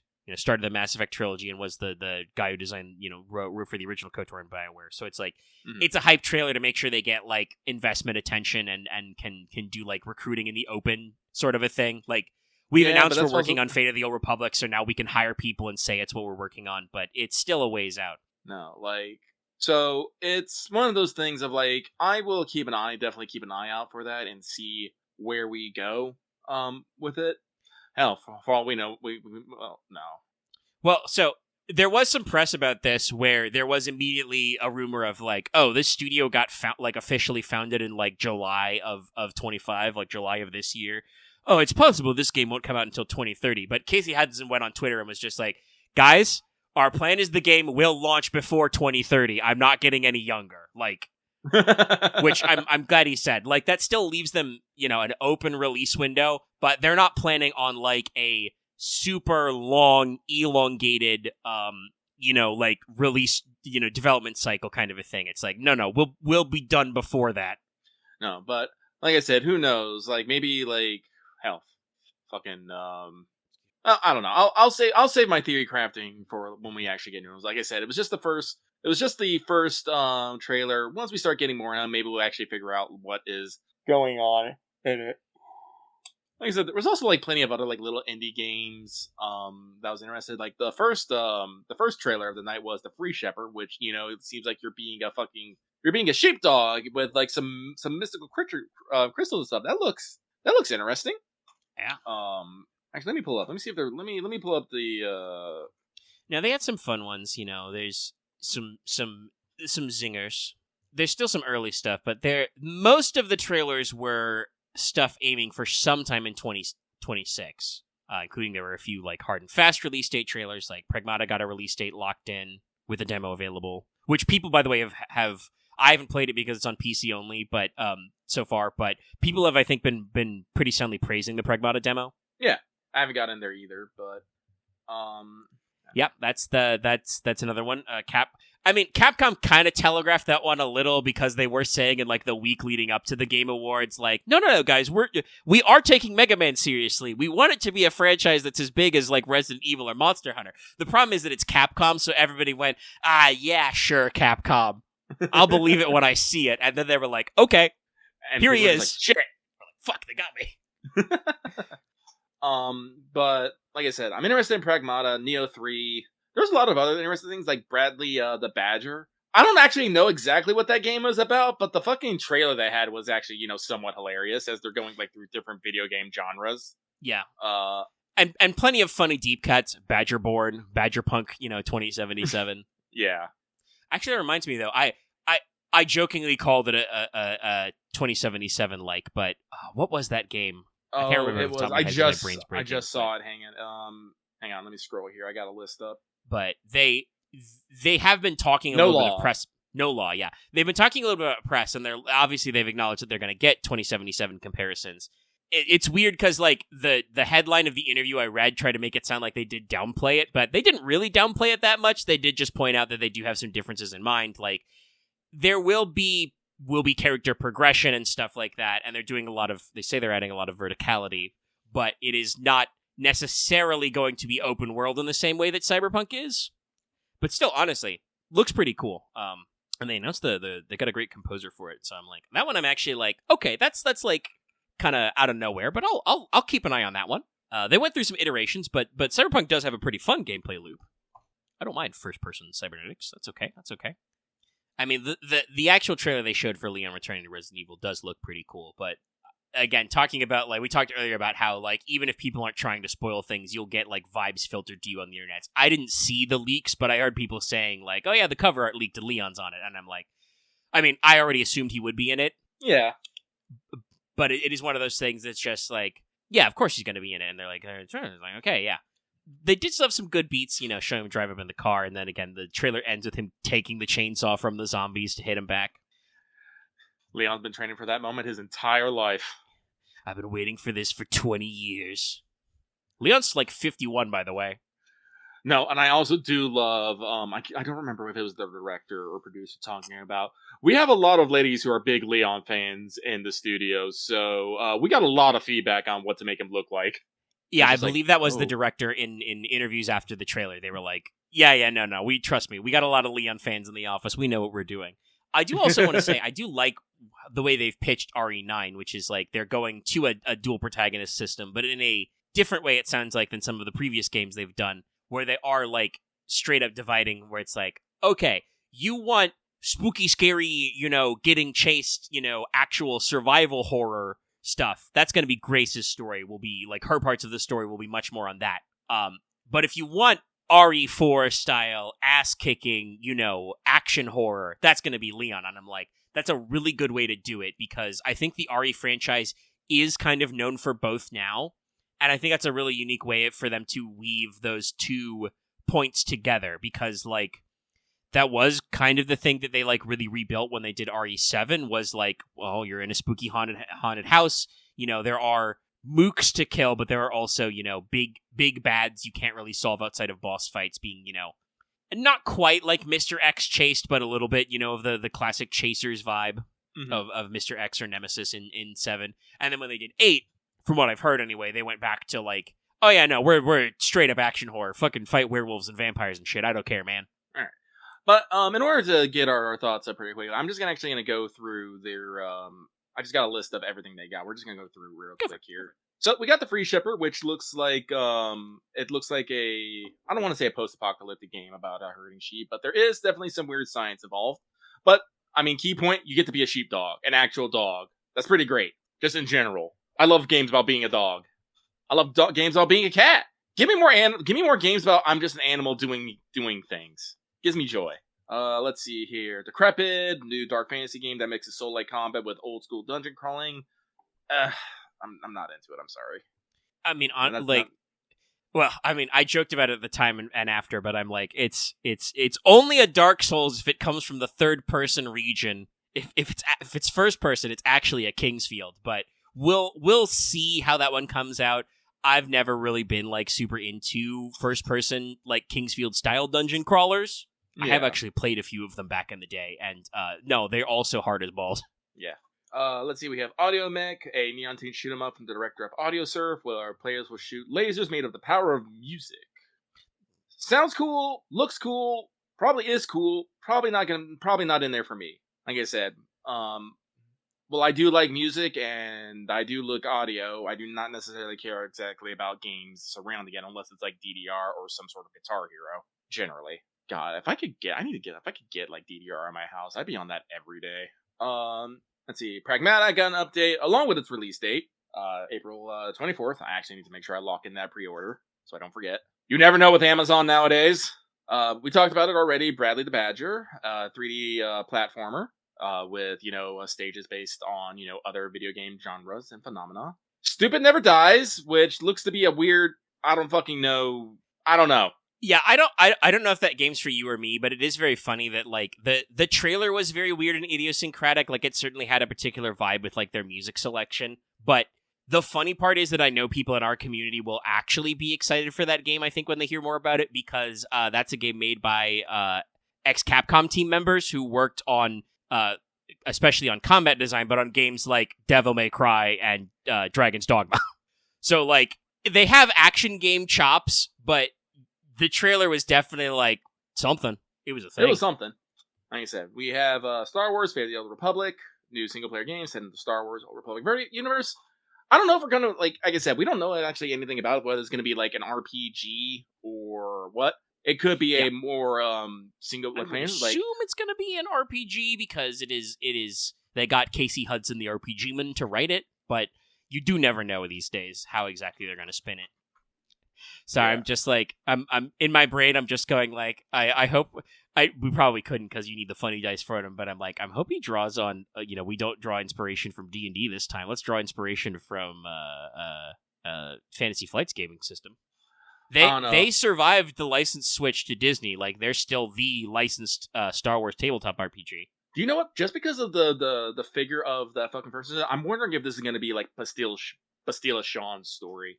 That could be a good one. I mean, the thing is, I'm going to be very curious to hear, and I know it's a very nerdy question to ask, but also it's like, is this Legends or is this canon? Because if it's canon, this is... I know we already have a planned KOTOR remake, but also, like, this would just be remaking KOTOR because those games aren't canon anymore. So, like, are we introducing the Old Republic back into the canon? Interesting. I keep forgetting that sometimes. I'm pretty sure other than ongoing stuff they had with the Old Republic, the MMO, everything that has been greenlit since the Disney buyout has been canon. Yeah. So like it probably will be canon, but then that also means that like okay, so like what are the rules like? It will be curious to find out. So I am excited for more news on that. Next up on this list, this was actually very interesting in the fucking show. With people on wires and everything. It's Divinity. Larian Studios has announced their next game. It is not Divinity 3, but just Divinity. They've gone on to say that this is the Divinity they've always wanted to make, and I guess after the blowout success that was Baldur's Gate 3, they finally get to do it. They even talked about how the system that they're going to be basing the Venea on will not be based off an existing tabletop system, so they will not have to necessarily work around the limitations of that. That is one of the reasons why. I think they're still angling for a CRPG. Like, some people were worried with this big flashy trailer they were going to go action RPG. No, I do believe they're still going CRPG. I just don't think they'll be using a specific D&D rule set or emulating particular aspects of a D&D rule set to do it. They'll probably be using their own system. Yes, that game is already getting drama for generative AI, but Larian has already gone on record as saying, like, no, we're not like replacing everything we use with AI. We use it for some concept art, and we have, a big team of concept artists that, still have a job every day. Yeah, it's still funny though, because like it's so goofy to be like, I do think people overblow stuff. Like there is, I mean, it kind of feels like in some senses it's like you have to push back hard because otherwise people won't cut it out. But that does mean you push back hard on sometimes, and it's just like, okay, you probably didn't need to push back that hard. No, they have to push back that hard. Haven't you heard of the fucking accusation against AgroCrab's development, saying people trying to say that people have been like because that game is the sloppening. They're like, oh, this game's AI generated. They're like, no, there's 6 of us in a corner. No, I was saying push back that hard against the concept of Gen AI. Yeah, like I don't think you need to go there. The Expedition 33 thing is also so weird, just because like that was a known quantity. Like that was known that they had a leftover AI texture when the game shipped that they patched out later. This is personally why I think you should be careful about using AI stuff as placeholders, because you have to remember to cut it out. That's why having human-made obvious placeholders has a purpose. Like, if you know that it's just nonsense text, some guy just types lorem ipsum over again like 90 times, you know you need to remove that. But also, you might forget to leave that in, and the AI stuff is probably more subtle. But yeah, no, like, this started when the Larian head, who, like, did have a big speech at last year's Game Awards about, like, the we're breaking free of the corporate overlords and stuff, which is probably, again, why he drew a little bit of this heat. Humans are nothing if not trying to watch a guy arrange his own downfall or something. But they did say that, like, they experimented with Gen AI. Generally, they found that it didn't actually add anything to the process. It did not make their job any easier. And he made kind of an aside comment about, like, oh, like, we still occasionally use it for stuff like, like you said, generating, like, fake concept art or placeholder text and stuff. And, like, I think people do have a legitimate concern, because normally doing stuff like that kind of, like, scratch art is how you get entry level. But then they were like, yeah, guys, we still have concept artists and shit. Like, we're not planning on cutting out our artists to work with AI. No, I think Larian Student, like a lot of other studios, are trying to use generative AI as a tool, not a replacement. Which personally I think is okay. As long as there is. So I was just going to say, I think the telling part of that is that when they do take it from that approach, right, when they take it as, like, seeing if this tool does something, most places are like, it's not really better than what we were doing anyway. Like, yeah. It's something that they can use to, maybe get a foundation, get a start, but at the end of the day, it is something that has to be refined and perfected by human hands, which I think is perfectly okay. It's when someone, like, I know I've talked about this, and I'm probably going to continue to talk about this, is when someone uses AI from start to finish and then tries to claim that they are a wise and omnipotent artist. That's when I start taking issues. I've actually know several artists that actually basically have fed their own art style into basically taken all their art, fitted into a generative AI system, and use that to help form the initial pieces for their own art, to help them shortcut some things, but they still have to go in there and polish it up themselves. Yeah, it's when you're on websites like VGen or wherever, where you're like, I'm an artist, commission me, and then somebody goes, hey, wait a minute, you generated this image, AI, yeah, and then traced over it.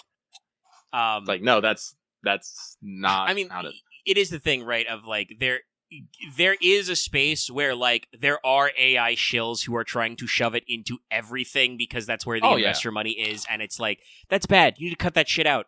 It's not helpful, and there's not enough money for it. And also, as I brought up, making that joke about how, like, hey, guess what? Larian said that they experimented with AI tools and didn't find it actually made their process any faster. There's no fucking market for it. There's no profit margin for this. Chat, do not invest in AI. AI doesn't know how they're going to make all their money back yet. They just need you to keep investing until they find out how they're going to monetize it. Spoilers, they're not going to find out how they're going to monetize it. The everybody who is a serious audience for this system says, nah, I'm not going to do that. Like, more and more movie directors and game developers and stuff are coming out. Just again today, Hideo Kojima had another interview where he was like... I was going to mention this, actually. Yeah, he's like, I don't think I'm ever going to use AI to, like, help me with writing or anything. I just don't think it's at there. But also, he said that it's like smartphones. It's probably not going away. Well, he also did say that he would actually use, if he could use AI, he would use it to do, like, stuff with, like, NPC and enemy algorithms. If he could have more natural NPCs in his games, he would probably use AI for that, which I think is fair. It's also, hey, guess what? Before Gen AI and large language models and machine learning stole the term AI, that's what AI meant in video games originally and meant for like 20 or 30 years is like NPC behaviors and shit like that, right? Enemy behaviors. No, Kojima was speaking about if he could have enemy AI that was more reactive and more reactive to players and more individually based, he thinks that would be good. And that would be a really good use of machine learning, but that's not the thing that, like, the people with the machine are trying to sell you, sadly. No, this is one of the things that I really did enjoy about Wind Wares Meets and their little NPC AI conversations that you can have. It wasn't perfect, it was flawed as hell, but it was an interesting attempt on, bringing AI to a video game that wasn't just, generating art assets. Well, and I will say, here's another thing that, like, people don't think about this, but something that is technically, like, is an LLM and is technically in the AI field is Google Translate now. That's basically been a large language model for like, that was their Google's prototype before, and I think it is integrated into their greater, quote-unquote AI end. You mentioned this when we talked about Grok AI before, but also that is part of Grok on Twitter, is that large language modeling translations. I don't mind using which Grok it just for that. does automatically. I'm never gonna ask Grok, hey Grok, what's going on with this post? As I see in every fucking at Grok, explain this to me. Yeah, I see Grok's that so hilarious. Grok is if Grok becomes sentient, more power to him or her. I'll buy Grok his first beer, but until then, like, it's a crazy machine. But like, Grok's so funny because, like, I don't know if the XAI team knows what they're doing. I feel like they turned Grok into a literal Nazi, calling himself Mecha Hitler, and then 2 weeks later they're like, okay, that's too obvious, we have to unfuck Grok. We unfuck Grok, and last week several people got Grok to make jokes about Elon Musk and tell Elon Musk to go fuck himself, and I'm just like, there's no way Elon Musk's gonna stand for that. But it's a weird machine. But the translation feature is technically listed as Grok. That is under the large language model, and it just does it, like, automatically without you even having to at Grok. Yeah. And, Chad, I'm gonna be real with you. Set honesty to on. Since you can't turn that shit off, I've been seeing, Grok translations of, like, Japanese artists I follow. It's unprecedented levels of clown-to-clown communication is happening. I actually understand what a lot of artists I follow are saying when they post casually about stuff, and it's all the stuff you would expect. Usually it's like, ow, my bones hurt, I'm tired. Anyway, look at this art piece, But, like, there was a barrier there. Yeah, I could have had the, like, Google auto-translate it or something, but since it just does it automatically, like, it's part of it, and I don't really hear that those parts are bad. It's the same with feeding things through Google Translate, which God knows I have been doing for probably a fucking decade at this point. But it's like, again, it's one of those things people don't think of, but it's technically under the LLM umbrella, but the AI bubble is, like, so all-encompassing and so fucky that it's like, like I said, I get people wanting to take a firm stand against it because it is, like, one of those things that, like, if you give an inch, they will take a mile in this current environment, and you have to, like, set boundaries to be like, no, I really don't want you to put AI tools in Firefox. That was my, open source alternative to Google Chrome sort of a thing. Why, yes, if you run debloat and you run a script that removes Copilot from Windows 11, Windows 11 runs a lot fucking better, chat. Oh, actually, I should probably say that on air, too. I actually owe everyone an apology. I don't remember how long ago it was. It was like weeks to a month ago. It was like last weekend, I think, like Sunday or Monday or something. No. But Lucky was operating under a misconception. Lucky was firing back at people getting bitchy about Windows 11 and thought that he had Windows 11 himself. That was a lie. Lucky is still on Windows 10 and was speaking on that. So no, actually Lucky knows nothing about Windows 11 and how utterly borked it is. But Lucky thought it was the same because Lucky clearly remembers when Windows 10 first came out, how many people were bitching about that. And Lucky just thought this was a continuation of the same bitching. It was not. It was different. So Lucky is sorry for jumping to conclusions like that and speaking on something that he actually had no idea of.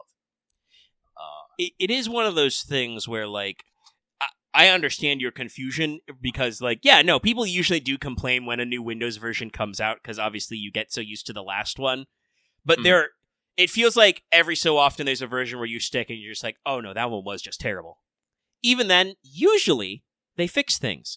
I remember a lot of people were like, Vista, that was a terrible one. I'm like, that didn't feel so bad when I actually got the upgrade to Vista. I don't think I ever did have a computer with, like, Windows 8. I think that was one of the ones that was bad. I don't remember. 10 was okay. But 11 is, like, has very, very serious problems that are continuing to occur, possibly because Microsoft is, like, boasting that, like, 35% of our code is written by AI these days. And it's just like, I do not doubt that you can tell an AI to string computer code together.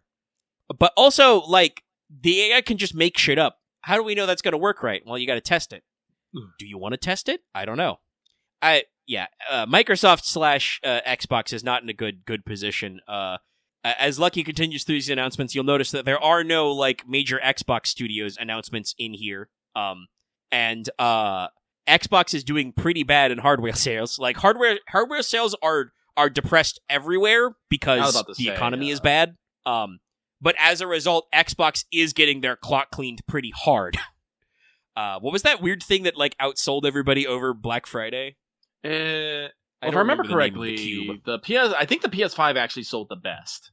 If I remember. Actually, that's true. That's right. When we actually got the full numbers back from Black Friday weekend, and well, like I said, like, as much as I am a Sony fanboy, that is because the PlayStation 5 has been out for several years, and they can sell that at actual fucking discounts. I do believe that the Switch 2 was the Switch 2 number 2? I believe it was, yes. Which is actually Black more Friday impressive. Period was the only time that the PS5 overtook the Switch 2 all this year since it came out. Yeah, I'm about to say, because the Switch 2 is technically more impressive because this is its first year, which means it is not at any state discounts. So, even so, people were probably still buying it around Black Friday in preparations for holiday sales and whatnot. So, even though that technically the PS5 sold more, I think the Switch 2 is more impressive. And then the third one was something weird. I don't remember what the third thing was. Yeah, it was not Xbox, though. No, yeah. What was the third thing? I don't remember what it was called, but it's some like standalone cube thing. But yeah, no, it was some sort of cube. Xbox not doing too hot in the gaming zone. No. I think they had like one Game Pass ad. Maybe. Anyway, if you can, because we are still pretty close to the holiday, but if you need to, buy all computer hardware now while you still can, because the AI companies are slurping up all your RAM. I'm probably gonna have to be. Do I want to try and get upgrade my RAM before the year's out? I don't know if your RAM. How much RAM you got? I think I run 16 gigs. Let me double check. That's okay. I'm pretty sure I run be 16. better, but that's not the worst in the world. But I mean, it's no. I feel like honestly, I feel like as we continue to do so many things on computer, I feel like I need to upgrade to 32. I really do. It's pretty solid. I need a better computer. I need to upgrade in general because, like I said, my graphics card is 4 years old now? 5 years old? Yeah, it's probably time to look for an upgrade. Hopefully you can find something budget before they steal it in. No, I gotta go. I'll see if I can find. I know there's sites that'll let you assemble a computer online. And I did hear. I saw, again, talking about just seeing funny shit recommended to you on Twitter.com. Still not calling it X. I am still Norded on Twitter. But I saw a random thread of somebody talking about I wonder if I can round up computer parts at Costco, and then they were they quote tweeted themselves and were like, Never mind, you could buy a fucking supercomputer at Costco. I don't know, apparently keep your eyes up for Costco before that all gets scooped up. No, it is true. You can actually buy pretty decent computers at Costco. I might do that. Big box retail is back. I'll fucking give my old computer to my younger brother. He could probably use a better computer. But no, like I talk about this. I need to get a better CPU, GPU, a little bit more RAM, and I need to have I need a GPU that doesn't cover up my PCI slots. That makes me so mad. True. Because I was thinking of getting the internal Elgato system, the one that you actually plug into your PCI Express. So the streaming card is, built into the computer and not an external device, which, causes its own, problems and lag. But no, my fucking GPU is a fat brick that covers up the PCI slots. I'm just like, ugh! Fatty boobalatti. Fatty boobalatti. Anyway, back on the Game Awards. Yes, Larian's coming out with a new Divinity. It is probably going to be pretty sick, but all we got is a very well done cinematic trailer. Includes lizard sex in it. I saw that. Yeah, no, that one caught a few people off guard, but they did give you viewer discretion advised at the top of the show. It is another case where it is still pretty early in the dev of that, where like they did not have gameplay at all. So that's like I said, where some people were like worried. Again, before kind of like the worry du jour became the AI thing, it was like, oh, they didn't show any gameplay in the trailer. Is it like, I hope they're not making it an action RPG. They're probably not going to get an action RPG. They're, like I said, Divinity 2, and Baldur's Gate 3 have all been CRPGs, and I think they know. I think they know what they like. So no, it's probably going to be a CRPG. It's just going to probably be their mechanics are going to be more unique, and so where whatever their leveling system may be. But next was announced from J.J. Abrams and Mike Booth, For Loop, which seems to be a sci-fi based co-op shooter where you die and die again. Yeah, it's guy who made Left 4 Dead, and apparently J.J. Abrams' production company Bad Robots getting into video games. Yeah, interesting. But I'm gonna be real, co-op shooters aren't necessarily my thing. I can play them, but they usually have to have a good progression system. It's like one of the reasons I can never get into Left 4 Dead. There's just no progression. It was just get in map, shoot zombies, do that forever. That's why I at least enjoyed Back 4 Blood. It's like you could build, a deck of cards that lets you, do specific things, and you have to grind for the cards. But it gave you your own sense of identity, uniqueness.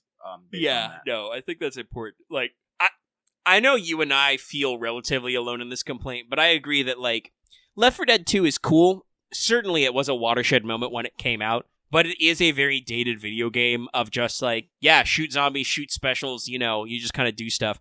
I don't know, maybe I played it a little too much when I was younger, but we've tried to go back and play it, and it's just like, yeah, it's still Left 4 Dead. It's exactly where I left it.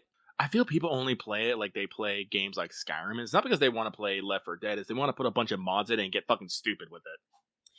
No, I have seen some people go back and play it without necessarily installing mods, but usually they're still doing it with, it's like streaming and content creator stuff. They're doing it as a group, and also, usually, they've got at least one person grabbed who, like, hasn't played it before or hasn't played it in a long time type thing, Mm-hmm. So you're like, that lets, somebody have a fresh new reaction to it, which is going to be increasingly rare these days.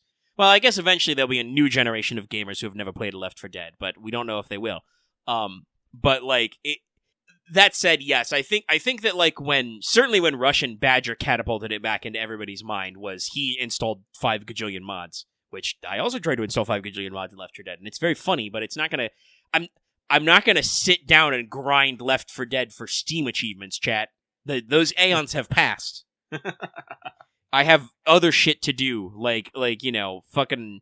Oh, well, I have way too much shit to do. I have a whole bunch of eye levels I need to grind in fucking Final Fantasy. Like, God knows, I actually did play some of the new map type, the Molten map type in Helldivers 2. Ooh. It's very gooey. It's very red. Gooey. I did have the Killzone Super Warbond back. Well, that's good. But yeah, no, like you said, it sounds like they're going for a sort of progression. The whole idea is, die and die until you get it right kind of thing. They're calling it For Loop. So it's first of all, it's sci-fi themed. But it also sounds like they're building up the kind of like, I'm hoping not too roguelite, because that's also another thing that's just like, okay, guys, you just wanted to make it easier by procedurally generating everything. But, depending on what they do, could be very interesting. So I will keep an ear to the ground, but it's I'm not instantly sold, you know. But it is going to be one of those games that it is technically a PlayStation first party title. The first party title that is one of the multiplayer games that Sony has been sponsoring. So, you know, we'll keep an eye on it. We will keep an eye on it. Next up, Coven of the Chicken Foot game. The first game from Wildflower Games, studios headed by Bruce Straley, the former co-director of Last of Us and Uncharted. But this was an interesting game. Looks like a sort of companion game where you play an elderly witch-like character who has chicken feet and leads around some sort of creature or being. Solve puzzles, do stuff. Not entirely sure what the game is about, but you know, we do seem to have a lot of these single-player co-op kind of missions. Like I said, not particularly enthused about this one way or the other, but I'm always for people getting out there and making their games.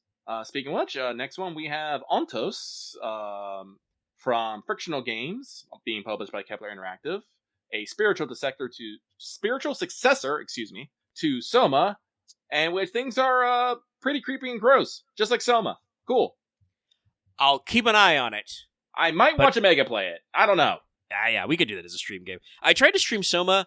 I think I would actually, if I wanted to go back and finish that, I would probably stream it in the mode where you can't die permanently, just so we can get through the story, because honestly, the philosophical questions and setting shit in Soma is way more interesting to me than the Amnesia Run from the Gloop Monster gameplay. I don't give a shit about Run from the Gloop Monster. I care about, the fucking identity crisis of photocopying your brain. So I'll pay attention to Ontos. We'll see. They got one of the Skarsgårds as kind of like a big narrator for it. Mm-hmm. I was like, this is Stellan Skarsgård, isn't it? The moment he started talking, because he's doing a fucking monologue like his character from Andor. Just like, I recognize this. But yeah, apparently a derelict hotel on the moon. So it's like, okay, we'll keep an eye out, keep an ear out. After that was the announcement of Resident Evil Requiem, showing 50-something-year-old Leon still out there kicking ass. He's got some wrinkles, but his hair still looks fine. Like I said, we did talk about this. Grace will be the much more survival horror, with Leon being the action horror. I'm not entirely sure, how they're gonna do the story of if first you do Grace's side and then it's Leon's side after that, or if they're one of the things where they both do their stories at the same time. Yeah, I'll be curious to see. I am a little bit curious. Are we gonna switch back and forth? Are we gonna, like you said, is it gonna be a classic you play the Grace side, you play the Leon side, you can skip them? I also appreciate greatly, chat, the many jokes about where Leon got his car because he's driving a Porsche. Yes, I believe they actually have a licensing deal with Porsche to have that car in there. So, but it's a very shiny, fancy car for Leon. So many, I've seen many people on the internet joke that Ada got it for him. It's just Ada's car. Actually, I don't know how much money Leon Kennedy is making in the world of Resident Evil, but it can't be nothing. True. I guess it depends on what his job description's actually supposed to be. Because, being a Secret Service guy it's not nothing, but it's not the highest paying in the world. But, technically, isn't the Neo Umbrella and the BSAA shit, hasn't that all gone technically private? Is that non-profit? I don't know. This is why we need to play 7 and 8. Well, honestly, this is why we need to play 6, 7, and 8. I know we do, it's one of those things. 6 is going to be a bad time. 6 is going to be a fucking bad time. I know it, you know it, everyone knows it, but it is still canon to the fucking story. Like I said, we did with a soft reboot in 7, but we're still built off the previous 6's continuity of, Umbrella going over, the BSAA being founded, and other such things. But, yeah, no, it's one of those things, again, I keep thinking about it. We really need to get in. I don't know if we necessarily need to do the first 3 Resident Evils, because the first 3 Resident Evils are all very focused in Raccoon City and the escape therein. There's just usually it's all from basically different perspectives. One's is the starter with Jill and Chris. 2 is the outbreak in Raccoon City before its destruction, and 3 is just someone else's story in 3 before its destruction. And there are a bunch of other, there's a bunch of other games in the Resident Evil series, Files, Revelations, Outbreak, that all take place and stuff, but I think actually, Grace's mother was from one of the side games. I do not actually remember which one. Oh, I don't remember which one it was. People were talking about when the trailer got announced. Anyway, I did double check. Thank you, PlayStation Wishlist, and 6 or 5 and 6 are both on sale for 75% off. They're both $5. So I literally just now bought RE5, the PS4 port. So we can probably start that whenever. You know what? Yeah, hang on. Let me do that too. Yeah, make sure you got it already. I don't know if we'll do that Monday or not, because like I said, oh, sorry, there was a menu theme for it. It was very loud. Wasn't expecting it, but yeah, no. Don't know if we'll start it next Monday, because like I said, the Monday after that is my birthday, and I'll probably just take the day off because I can do that. I'm an adult. I'm allowed to do that. But so I don't know what we'll do this upcoming Monday. No, but maybe we can start the new year with some Resident Evil. But no, 5 will at least be fun. 5 is campy. Co-op classic. 5 is hella campy, but it's still a good game, and the story is interesting. 6 is when we're gonna be moaning and groaning a little bit, and then 7 will probably be will be an experience. Like I said, we're going back to our horror roots, and Lucky likes horror action games. I'm not very good with like actual horror games. I do want to say from having not sat down and played RE7 myself, but having watched several people play through it, back in the day, because it was a very big spectacle at the time. It seems like they get the gameplay in a pretty good loop where, at least on the more normal, middle to easier difficulties, like, you have enough resources that you can take some, pot shots at some weird mold zombies, and stuff like that. But you don't have, like, the resources to waste, like, blazing away at, like I said, like, the chaser-type bad guys until, the boss fight. But still giving you, some of the tools you need to do some things and have some fun. And definitely still having some more action set pieces. The main thing is that they RE7 was such a breakout hit for them. They got very weird with it for, like, some of the DLCs. Like, there are several almost pure action DLCs in it. That will be fine. We'll survive RE5. Like I said, RE5 is not going to be a problem. I hope I can remember everything about it. Like I said, I played a lot of RE5. I really enjoyed it. Like, I know I've told this story many times, but Resident Evil 4 was the game that got me unafraid of zombie games. Lucky used to be that kid that was absolutely terrified of zombies, sleep under the bed, make sure all my libs were under it. They couldn't get me if all my libs were underneath the bed, kind of things. So I think I've talked about it. My equivalent of that game is Star Wars Bounty Hunter. That's where the Bandogora are from. You may recall me inflicting my Bandogora trauma down the line in some of our unrecorded Star Wars games. But that's a one, because, like, on the one hand, I could play that game probably with my eyes closed, and I do own it, like, on the PS4 port. But also, once again, that's a Star Wars game. That would probably be the most demonetized stream of all time. So I don't know. You guys are gonna have to let me know if you want to run that one back. But that I could. That's another one that I could probably play pretty rapidly. And I don't know. Have you ever played Star Wars Bounty Hunter, Lucky, the Jango Fett game? No, I have not. We could try that. We'll keep that in mind. The Bandogora would be freaky though. But we were having that conversation about Resident Evil. I remember the last time we talked about it, we weren't sure what we were doing next, and I was like, shit, I should have bought RE5 when it was on sale last. And I'm like, let me check right now, because Capcom is also doing another big, huge sale, which they advertised at the Game Awards, and it was very funny. Because they got a bunch of content creators like Susie Sphere Hunter, Maximilian Dude, and I always forget the third guy. I'm not familiar with him. But they had Lady Dimitrescu's voice actress on to be in it. Also use some great forced perspective and camera tricks, because I think Maximilian is like over 6 feet in real life. Yeah. But they did some camera stuff to make him look absolutely tiny. It was a very fun ad. So that's enough on Resident Evil. Next up is Order of the Sinking Star from Braid developer Jonathan Blow. And I don't necessarily understand this game, but it looks kind of crazy. It looks like there's like 4 different worlds with different mechanics, and you combine these worlds to have a lot of weird puzzle mechanics. I believe that one of the developers of that team, that studio, also worked on The Witness, a puzzly-ass puzzle game where you walk around and solve puzzles. Why? Shut up and solve puzzles. This one seems like it's got maybe a little more backstory to it, but yeah, it's interesting. It's one of those kinds of games that, like that, and like the Sheepdog one. It's like, okay, we'll keep an eye out for this. We'll see what the price point is. This might be a fun time, Next up, they had more information on Exodus. along with their first look at gameplay, which looks pretty good. I don't know if they had a release date for Exodus. I don't think so. No, I don't think yet. I think it was still just a... Oh, it was definitely gameplay. Ah, yes, we do not have one. It is slated for early 2027, supposedly. So no, we did not get it. But we got some gameplay. It looks very, next-gen Mass Effect, I'll say. I mean, I know BioWare announced they're working on a next-gen Mass Effect, but I do have my doubts, considering I believe that EA is trying to get... EA is at risk of being bought up by the Saudis, literally the investment firm associated with the Saudi royal family, and possibly carved up for parts. I do not know if we are getting that new Mass Effect. Yeah, I don't know. Also, yes, probably the only bad thing about RE5 is its inventory. You only get fucking 8 slots. This is why you gotta be comfortable with just a couple of weapons. It's fine, you know. I generally was. Get with one.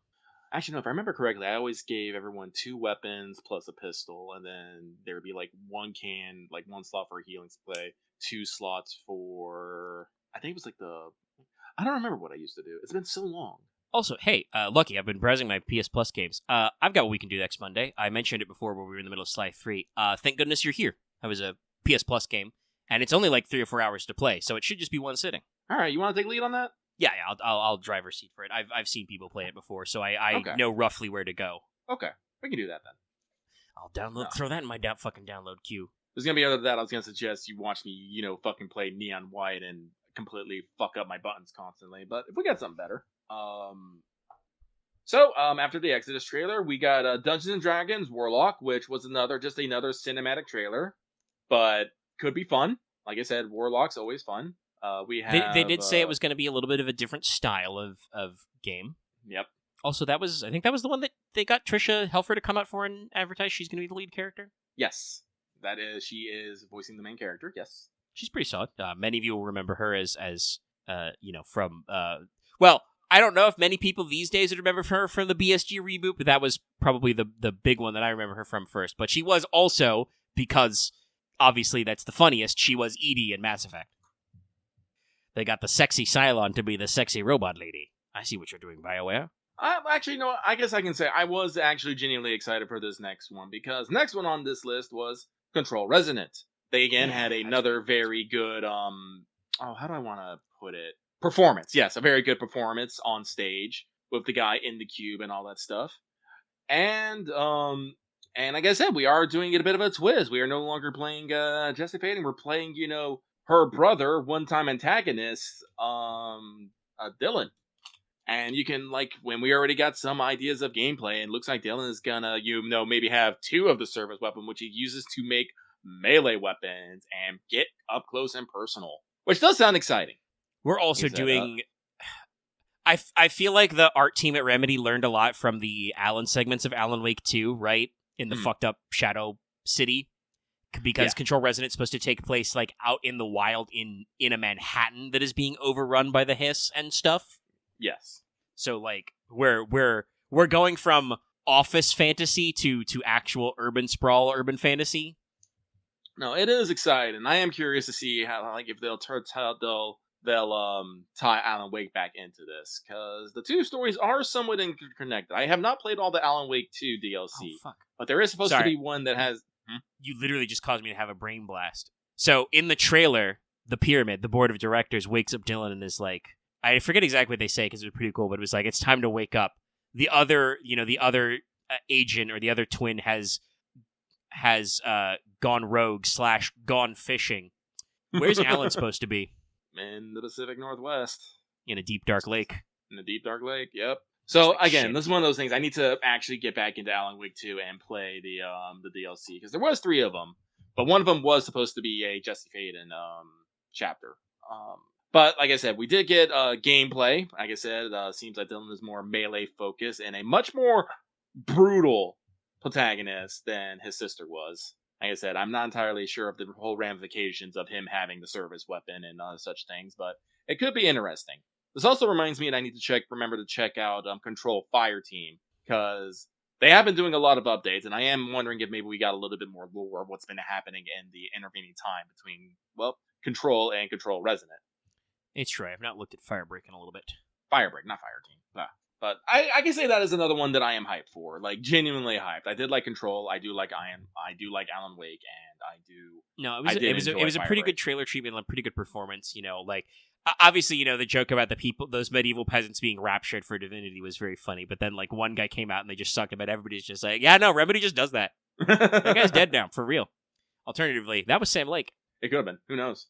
I was kind of surprised not to see Sam Lake there, but yeah. Yeah. Next on the list, Gang of Dragon, developed by Yakuza developer Toshihiro Nagoshi. This is his first project outside of Sega. Looks like we're going to the another fictional kabuki-cho, except our main protagonist is a Korean character played by I can never remember his name, but if you've seen him, chat, you know his face. It's that guy. You know his face. Chat might be able to run it up. It's Ma Dong-seok, I believe. But yes, he's a South Korean American actor. You've seen him in several Marvel. You've seen him in Marvel films. You've seen him. He was, the Golden Fighter in Death Stranding 2. And he does have actually quite a few, action movies underneath his belt. I actually have been seeing some of them. It's like his breakout role was Train to Busan in 2016. Gang of Dragon seems to be still very much taking the Yakuza bones, the Like a Dragon bones, but we're definitely doing a different story. Yeah, doing some different character stuff. Maybe doing a little more darker, a little more serious. Not that Like a Dragon can't be that way, but I also feel like a Dragon is very melodramatic often. Oh, it's definitely melodramatic. Like, we always talk about these things like Cosmic Kiryu has never killed a person, ignoring the time that Cosmic Kiryu, shot down a fucking helicopter and it exploded. Gang of Dragon does not seem necessarily to mind that, people are just going to straight up die. In the trailer, some guy gets shot in the head at one point. So, also looks like they're doing some car stuff. Yeah. Listen, sorry, I know this is a me joke, hopefully not a 1%er, but I'm like, listen, if we want to make a spiritual successor to Sleeping Dogs. Oh man, I would love. I know they were on the tap for Sleeping Dogs 2, but it never materialized. Sleeping Dogs was such a good game. It was a real good game. Your life is not complete until you have pork bun. But no, this one does seem interesting. I'm excited to see more of what we do of it. Like I said, I'm not necessarily honestly, Gang of Dragon can actually have pretty bare bones mechanics, but as long as it has a good, Yakuza storyline, I'll probably be fucking in there. Yes. Well, and it does seem like we will be tackling things different than Like a Dragon does, because, instead of we don't have a secret Korean. The Korean's right there in the open. Yeah. So we're doing some different stuff, but we are obviously it's called Gang of Dragon, which does make the acronym GOD, while still being similar to Like a Dragon. Obviously, they showed the real life-ish Kabukicho sign, which Kamurocho is famously based on. Mm-hmm. So we're still playing in the same ballpark, but maybe a different game. Yeah, no. If you'll allow me to. I'm curious to see. Beat that analogy to death. Jeez. After that, they showed the trailer for the Street Fighter movie. Had the entire cast come out. That was pretty rad. I will say, I say this as a good thing, but I say this as a good thing. I think this is a good thing. It seems like the Street Fighter movie is not taking themselves particularly seriously, which I think is a good thing. Street Fighter is about a whole bunch of...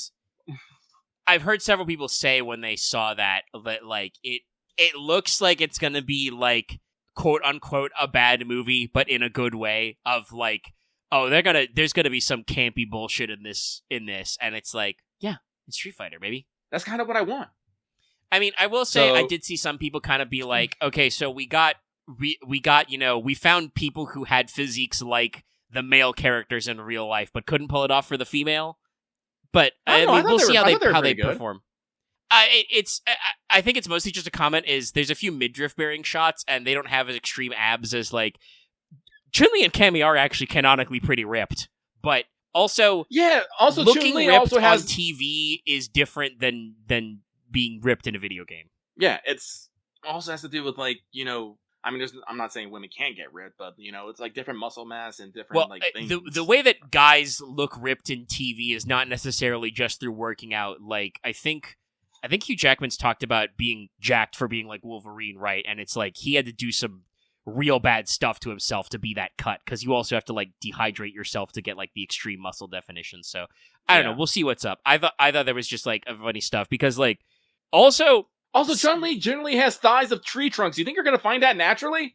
That one might be hard to with find. it, I mean, I think I think the actress they got for her looks pretty appropriate for the role. It's just like I said, I saw some funny stuff. Most of the male cast is a pretty good match. The guy they got for M. Bison seems a little skinny, but maybe he'll bulk out in the movie. I don't know. The guy they got for Zangief is just like, I saw people making my therapist, real life Zangief doesn't exist, real life Zangief meme, because like that dude looks like a real life Zangief. He was fucking huge, had a huge beard. Like, no. And I do want to say on stage, the cast had really good energy. Like, they mentioned it that they just finished like maybe a couple weeks ago, I think they said. Yeah. And I'm like, that cast on the stage had the we've been shooting a movie for 6 months feel to it. Like, they were cracking jokes and stuff. Fucking Jason Momoa was there. As far as I know, Jason Momoa is just there to have fun, so that's going to be great.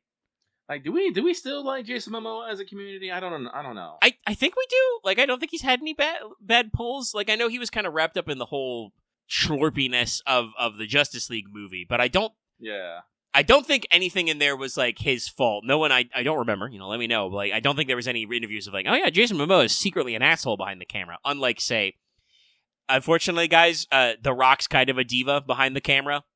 Who could have guessed? That, one of the many reasons why Fast and Furious has had some problems is apparently he and Vin Diesel are both big personalities off camera, so they don't get along well. Whatever, man. He's The Rock. The other guy's Vin Diesel. But like, I haven't heard a bad word against Jason Momoa. Like I said, I think Jason Momoa is just down for anything, from what I understand. He's just here to vibe, man. Like, so, like you said, it's gonna have some dumb stuff, but in a good way. It seems like that movie. Yeah, no. So we'll see where it goes. Next up was Lego Batman: Legacy of the Dark Knight. Again, it seems to be a send up of several Batman franchises. Not only the Dark Knight trilogy, but some of the earlier movies like Batman Forever, Batman and Robin. Definitely have some scenes from the Arkham series. Excuse me. And like I said, it looks like a proper mix up and mash up of all of that Batman. And it looks pretty good. Like I said, it's a Lego game. Generally, Lego games perform perfectly fine and functional. It's a Lego game. You know what you're getting when you get in there. You're getting a Lego game with interesting mechanics and a lot of jokes. And probably some heartfelt deep cuts. At some point, yes. After that, they've been showing this for a while, but we got some new Tomb Raider games coming out. We got Tomb Raider Catalyst, a brand new Lara Croft adventure, and Tomb Raider Legacy of Atlantis, which is the full remake of the original 1996 one. Yeah, that was very funny because they started with the Catalyst one in 2027, and I think most of us like in the call were just kind of like, "Oh, okay, looks neat. All right, little far away," and then they were like, at some point, the art style shifts very slightly, and like I think her costume changed a little, and I think a few of us were like, "Is this the same game?" And then they were like, "Also in 2026, Tomb Raider Legacy of Atlantis," and we're like, "Oh shit, 2 games!" Like they did a pretty good switch up there, and yeah, no, Lara's back. Lara's back. I don't know if I'm going to get into this Tomb Raider. I played the Square Enix trilogy, and I thought it was okay. Other people did not think it was okay, but they're not me. I might take a look at Legacy of Atlantis. I've never played any Tomb Raider, actually. I completely whiffed that one as both a kid and a young adult.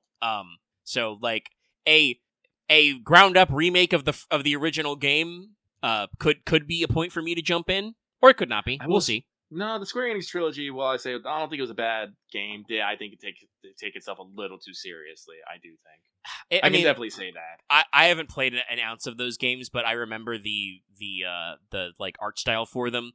They felt like very of their time in a way. In that, like, yeah, no, that's what that first wave of like video game quote unquote remakes or like reimaginings was about. It was like, yeah, the original Tomb Raider was a little goofy.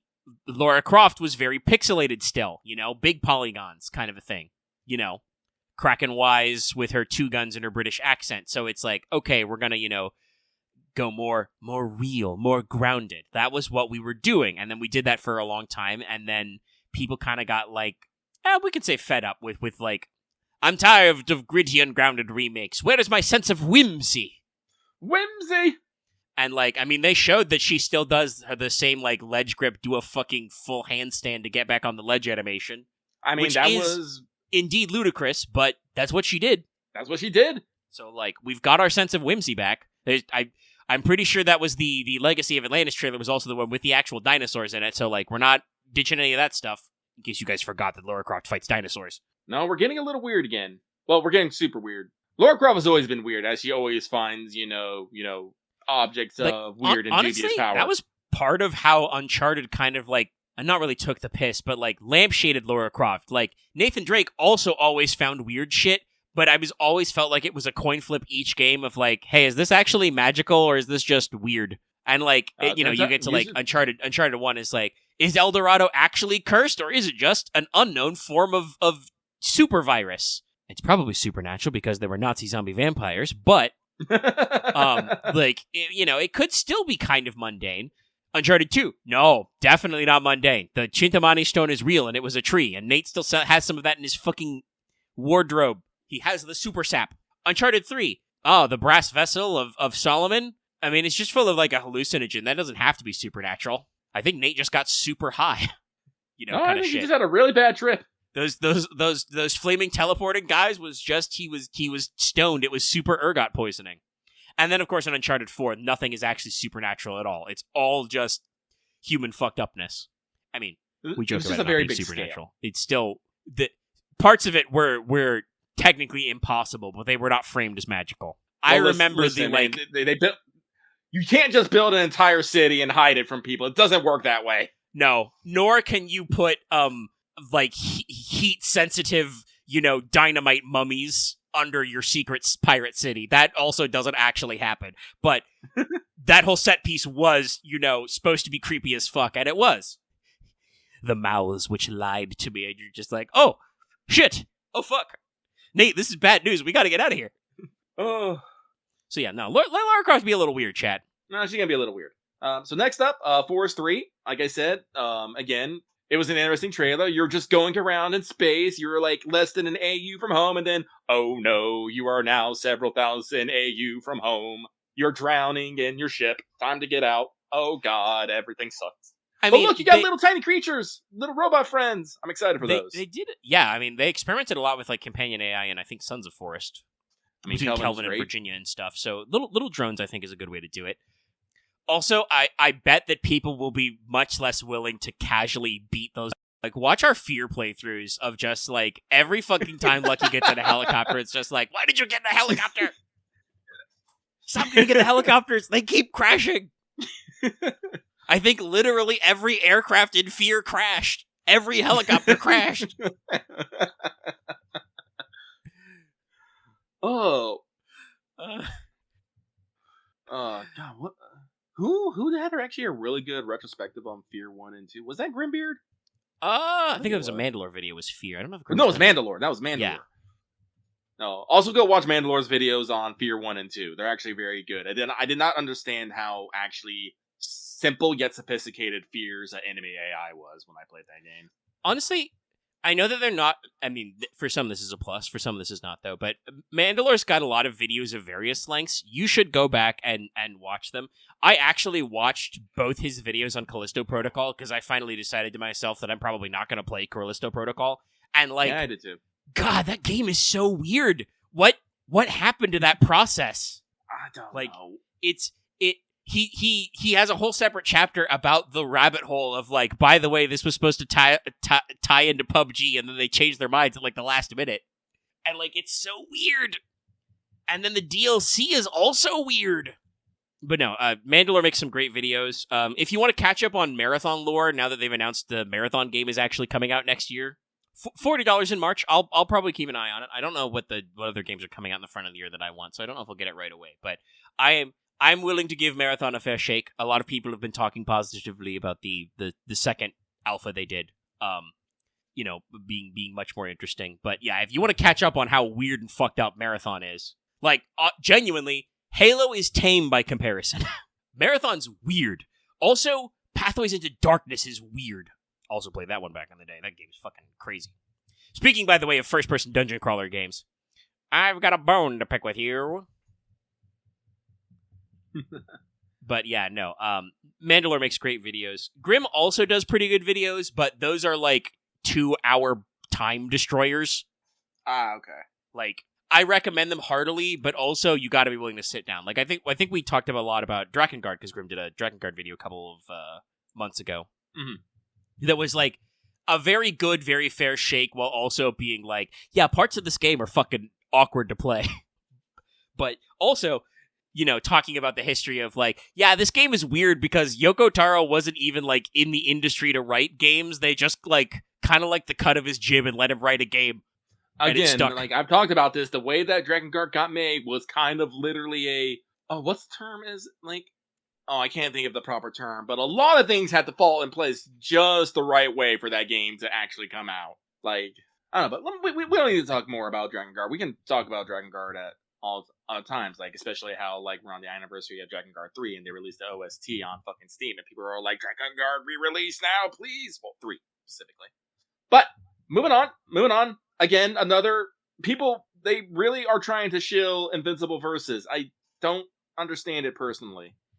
I don't know. Like, I didn't get into the Invincible craze when it came out. I don't follow it at all, and I'm just like, so I see it, I'm just like, okay, cool, who is this game for? Including that they made, like, I mean, it's neat that they made, like, a Captain Planet, like, type power set, but that character they showed in there, she's, like, completely original to the game, and so the devs have to be like, no, don't worry, she's going to be very important to the plot, and I'm just like, I don't know, man. Go back to the old school of fighting games. Who cares if she's important? Give her a cool moveset. That's all you need to know. Do you think people give a shit that Sub-Zero is, like, plot important to Mortal Kombat? No. They want to freeze motherfuckers and explode their spine. Like, I don't know.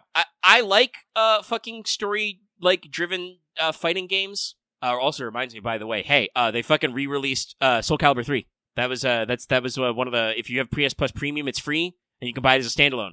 Soul Calibur 3, the cool one. It's the one with Chronicles of the Sword that everybody remembers. But, like, also, I like I said, I also remember when fighting games were, like, very loosely connected lore and story modes, and just all you had with a gimmick was, like, hey, this is Raphael. He's got a rapier. That's cool, right? This is Siegfried. He's got a big sword. This is Nightmare. He's Siegfried, but evil.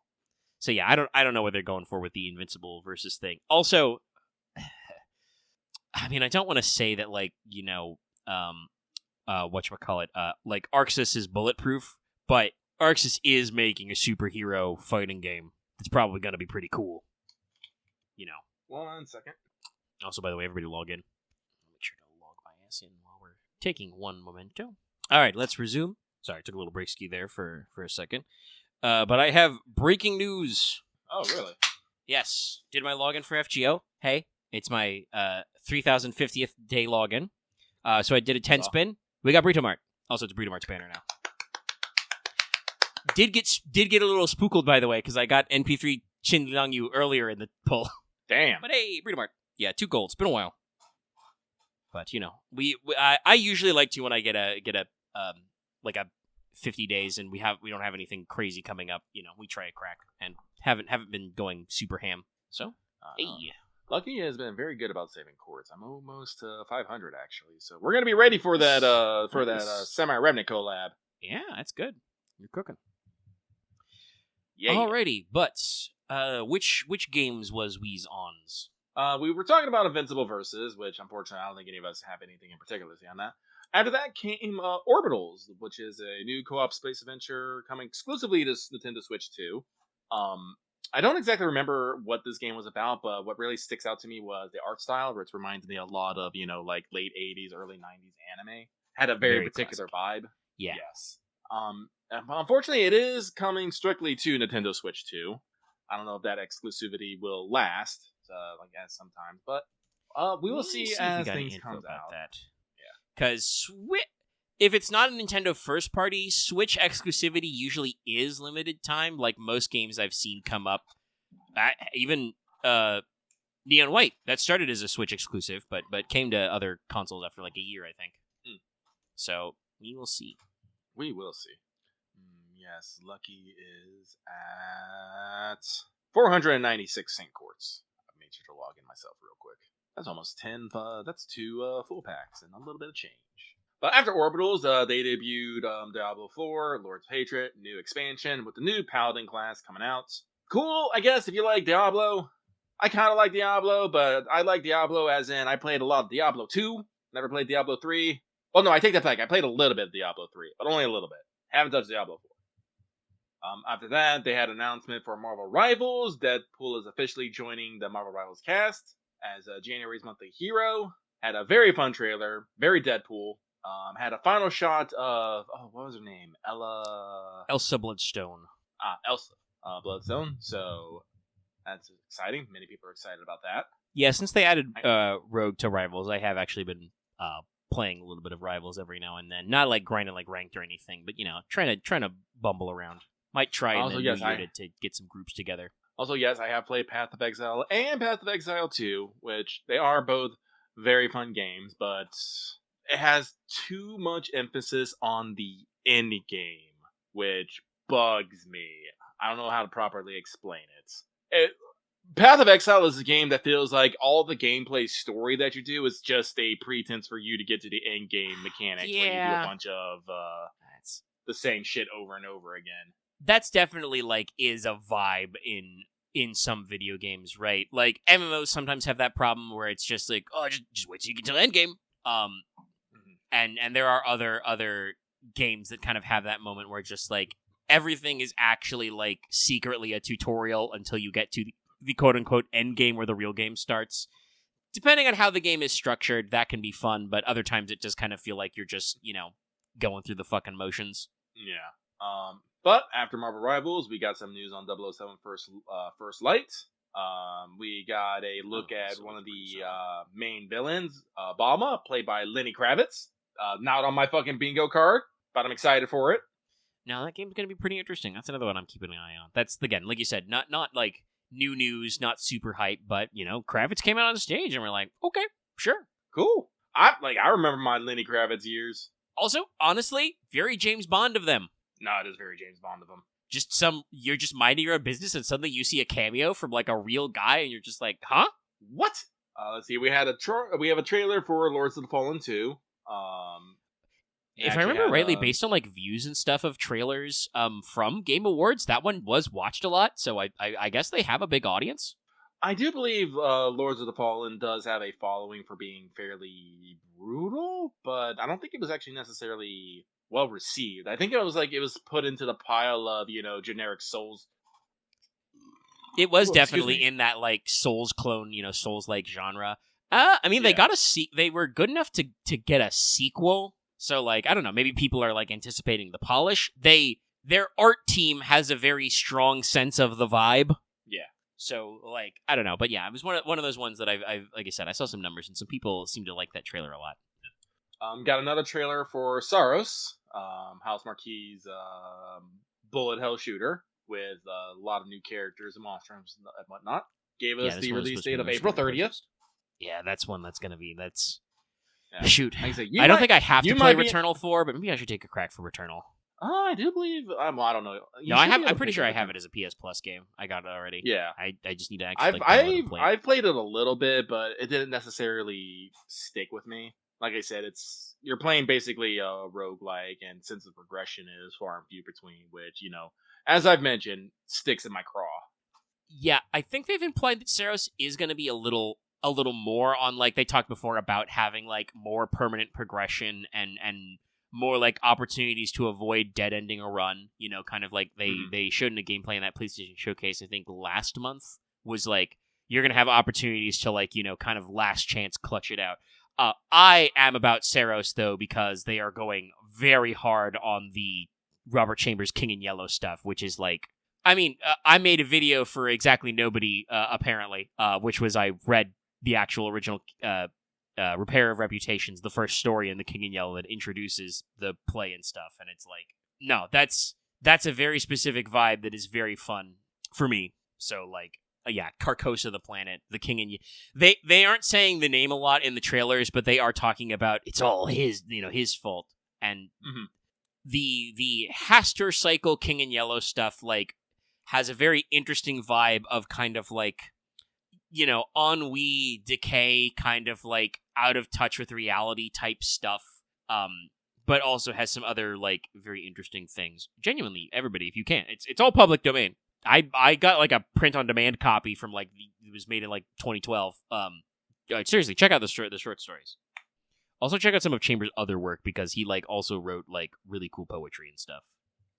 So, after that, we got our look at No Law, which seems to be a cyberpunk revenge story. I'm not entirely sure, but it seems to be, a guy, he just wants to be left alone, grow his plants, be retired. They're not going to let him retire. They broke his bonsai, man.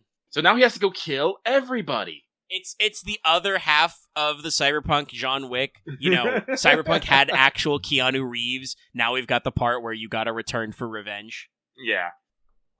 Like I said, I'll keep a look on it. Like I said, I do like me some cyberpunk, and this might be a little bit more tighter narrative focus than cyberpunk. Yeah, like I said, I read some interviews after the fact that again, a lot of like news outlets trying to be making a big deal out of like whether or not they're a Cyberpunk 2077 clone. The devs like aren't necessarily fighting the comparison, but also aren't really commenting on it for what I've seen. Mostly just like they're talking about what they do, and it's like, yeah, it's gonna have RPG elements. There's gonna be character progression. It's first person, and there's shooting. I think they said that they intended there to be some like a little more focus on verticality. That is something that like was missing from many areas in 2077. Was like Night City was cool. And Night City could be immersive, but there were certainly areas which was just like, yeah, no, you can't go anywhere. You're stuck on street level kind of stuff because, of course, you're stuck on street level. You can't enter these giant corporate monolith towers. But I'll be interested to see, like I said. And God, they announced, I forgot who it was, but they announced the composer, and he worked on some great shit. Let me see if I can find it. Jesper Kyd. Worked on games like Assassin's Creed, but some other ones. Let me see. Jesper Kyd, Danish composer. Worked on soundtracks for Hitman, Borderlands, State of Decay, Darksiders, stuff like that. Let me see if I can get a full. Composed music for Kane and Lynch. He's composed music for Borderlands going all the way back. Worked with Soul Calibur 5. Also the composer for Vermintide and Darktide.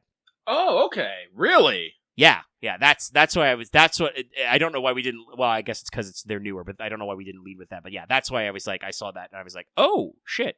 Yeah. So the Darktide composer who also has worked on some other games you might know, like Borderlands, some Assassin's Creed title, shit like that is like, I'm like, oh, okay, that. But the Darktide guy, okay, with a cyberpunk soundtrack, okay. I guess so. Yeah, like it's something. We'll keep an eye on it. I know we're saying that a lot, but that's like genuinely, I feel like that's how you have to be about video games these days. Is you have to be of a mind to like keep an eye on it most of the time. Obviously, you're gonna see some games and you're gonna be like, day one buy, I'm there. I've teleported inside. And Pragmata, I'm there. You can't stop me.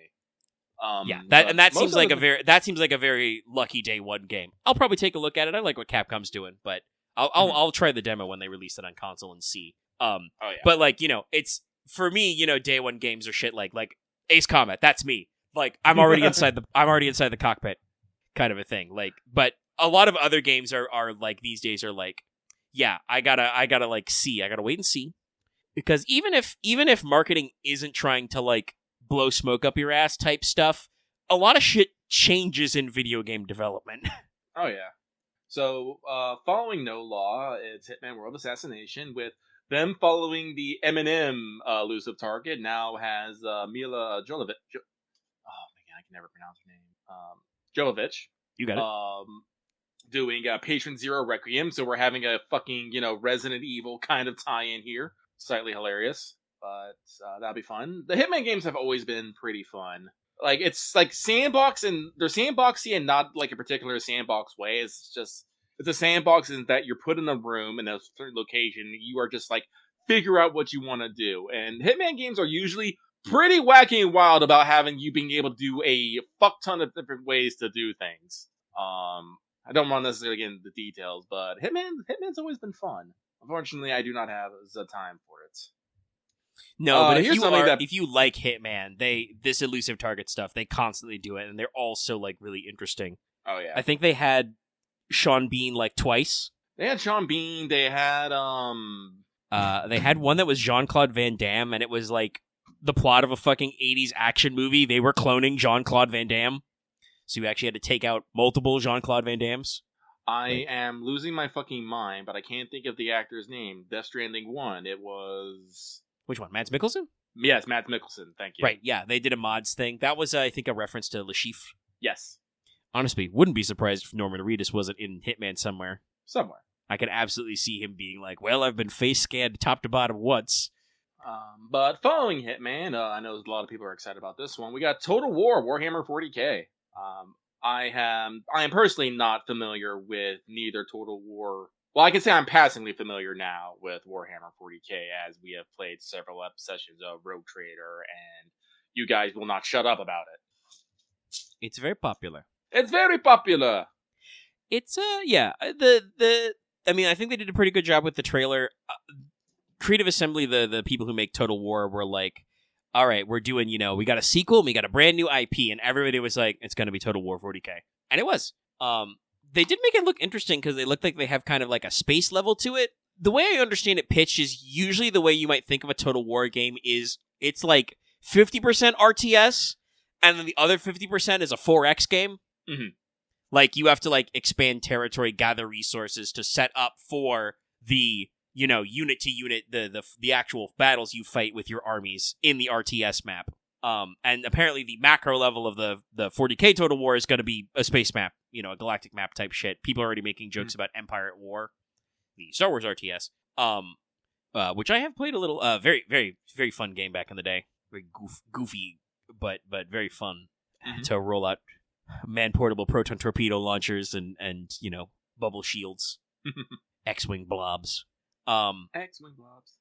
God, I think that was the TIE crawlers were from Empire at War. So we took a TIE ball, but we need a light armored fighting vehicle. But for terrain where our walkers don't work, what do? Well, we take the TIE ball cockpit we've already built, and instead of solar powered wings, we're just gonna stick 2 fucking tank treads on it. And the Emperor's just like, good.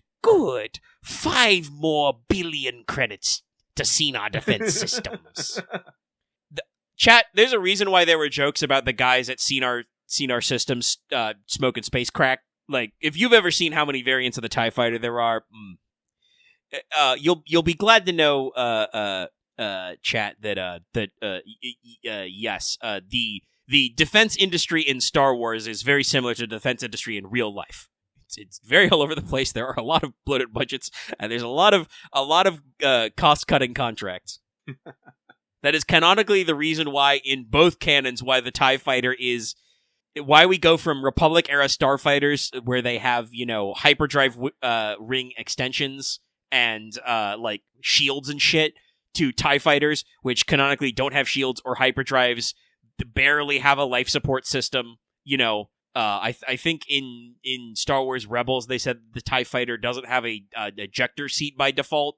Like, it's because underbid contracts. Emperor Palpatine was like, I need starfighters to take over the entire fucking galaxy. And Senar is just like, don't worry, man. I got it.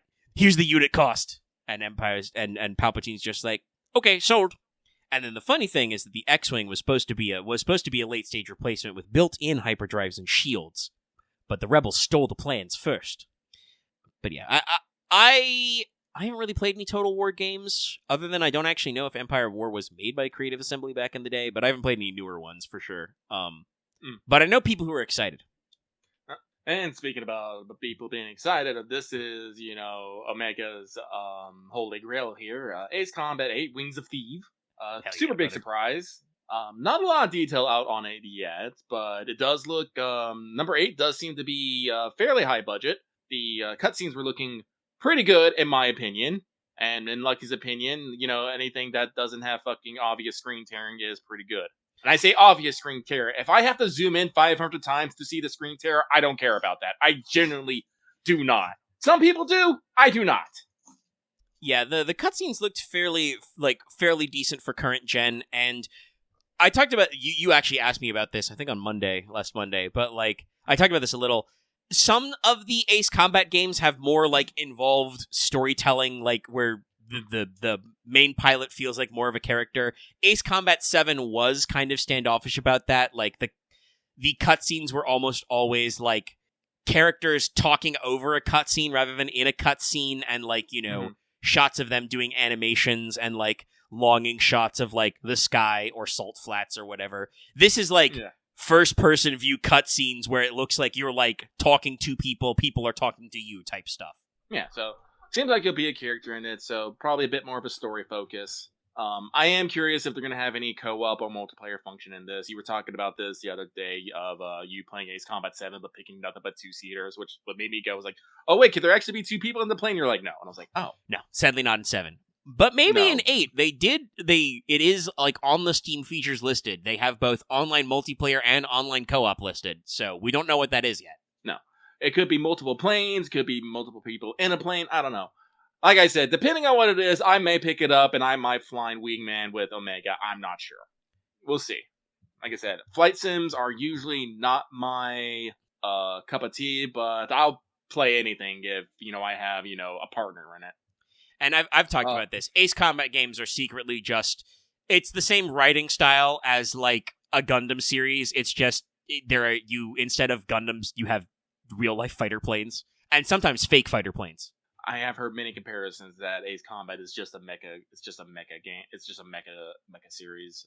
Ace Combat even has the same problem as Gundam of "Wow, cool robot." You know, with the gun firing over their head that says "War is bad." Like almost every Ace Combat has a message about how, like, hey, war's stupid. Why do we keep doing this? But also has a lot of talk about like, hey man, the open sky, fucking rad. No, Ace Combat doesn't usually use, what do they call them, paper designs. Like, I think they have a couple that are like that, and you can make arguments for, like, certain modern Russian jets. Like, they're, you know, the old gameplay of, like, how many, you know, Su-50s or whatever we're up to did Russia actually build? We don't know. They have at least one functioning prototype type shit. But Ace Combat usually has made up planes for like the future, the far end of the tech tree. Like that was the big iconic jet for 7 was the Strike Wyvern, which is completely fictional. It has swing wings like a Tomcat, but they're front facing. It's got like forward canards. Also, usually though, Ace Combat's not shy about futuristic weapon systems. For instance, in 7 you could equip both pulse lasers and constant laser beams, and also another very fun one of the EML. You could strap a railgun to the bottom of your plane. Another fun fact about 8. People have pointed out that the cutscene design on the jets, which are mostly F-18s, Hornets and Super Hornets, it looks like.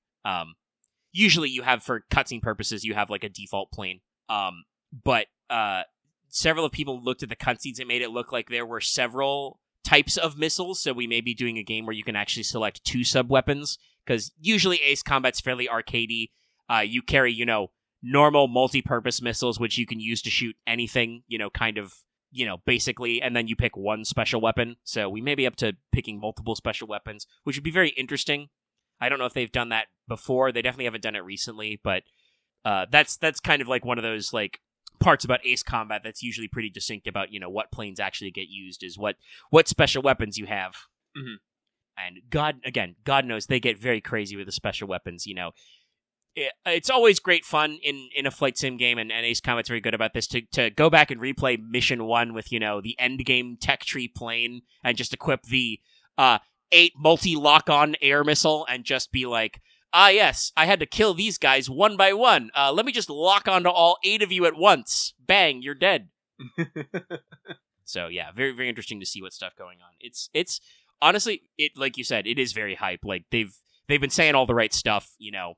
They've apparently been developing gameplay patents for like unique air debris technology. Like they developed new systems of modeling the plane debris after you shoot them down to be physics objects still. Yeah. So like that will probably lead to some very interesting shenanigans. Mm-hmm. And you know, various fun times. Also, people immediately caught this because it was known that they did do this, but the aircraft carrier they're on is not modeled after a modern like Nimitz class, US. They usually, because they use US planes a lot, they usually model them after American aircraft carriers. Also, America is the only country that I think has a full fleet of actual functional aircraft carriers. The Russians have not been doing so hot, and I think even the modern Chinese carriers are like ramped hybrids. They're not like proper lengthwise carriers. And of course, in Japan, they are not aircraft carriers. They are merely helicopter carriers for self-defense. Never mind, you can launch F-35s from those. The old what the JSDF has to do to get around their own rules. But it's modeled on an older carrier because literally Project Aces went out to the USS Hornet, I believe it is, which is a museum ship, and took a lot of pictures, took a lot of photo scans. So yeah, it's straight up, I think, the USS Hornet, which is always real fun. Also, if you can, chat, go visit your local museum ships. There are several of them. Give the old girl some love. Pretty sure HMS Belfast is a museum ship in the Thames. She is. And as I said, so is the Hornet, and there's a few others. I know that was a joke in Metal Gear Solid 4. Is the Iowa actually a museum ship? I don't know. I should double check. That was the caveat of Metal Gear Solid 4. The battleship Iowa was like a museum ship touring. Well, because that's how they use it, because it wasn't in the network. Yeah, it was. It was analog, baby. Yes, also no, Aaron, I also had the same thought about Azure Lane. Because fun fact, Azure Lane sometimes does collabs with those ships and with those ship museums. This happened multiple times. I mean, it's if you're the Navy running the museum, it's a great promo drive to remind people that you're out here and still got them. And I don't know necessarily how everybody feels about it, but from my understanding is that generally the sailors have no problem with associating their ship with an anime woman. Oh God, no. It's at least what I've heard. The JSDF is not shy about running Moe promos for both historical and projects that are actually in it. I know they've done collabs with shit like War Thunder. If I understand, there have been some reservations over the imagery, but I think they've mostly gone over that. I mean, I will say it's one of those things that in real life, like, I know for a fact in America, they take the uniform code we still take the uniform code very seriously. So, like, you would not want to accidentally show an inappropriate variation on real uniforms or on the flag. Mm-hmm. But otherwise, we can have some fun. We're just chilling. Like I said, and some gacha communities have been very good positive influences in the respective things. Shout out to Uma Musume recently raised over $600,000 to help rebuild a stable and get additional support for a stable for retired horses. The one that is it Meishi Doto? I believe Meishi Doto is still living at, which was done because people are just like, that's the stable that my horse school waifu Meishi Doto is staying at. I'm going to give them money, and so a project which has gone just that before she passed, Haru Urara, for instance, saw a shitload of support in retirement. Yes, no, she drowned in grass, but even after her passing, people have still been putting in support towards the stable. The Iowa is a museum ship in LA. Nice. Okay. You should also see it. Especially because we don't make them anymore. You're not going to see any more battleships in anybody's lifetime. So you should definitely probably pop in on the Iowa if you want. Nah, man, we're all about that. We're all about that carrier air superiority, baby. Well, force projection is really good. The other problem is that the Navy can't make up its damn mind about what anything smaller than a carrier should be. I think they canceled another ship class project, another order of ships. Can't make up our damn minds.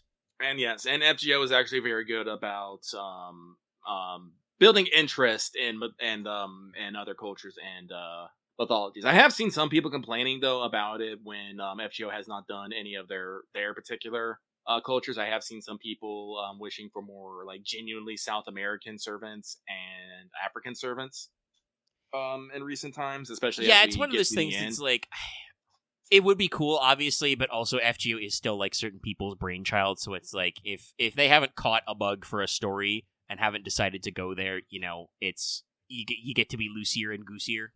Yeah, well, we can always hope for it in FGO 2 or whatever we got planned after this part. I know there were a lot of jokes with the quote unquote South American Lost Belt that it was like still centered in Central America. Yeah.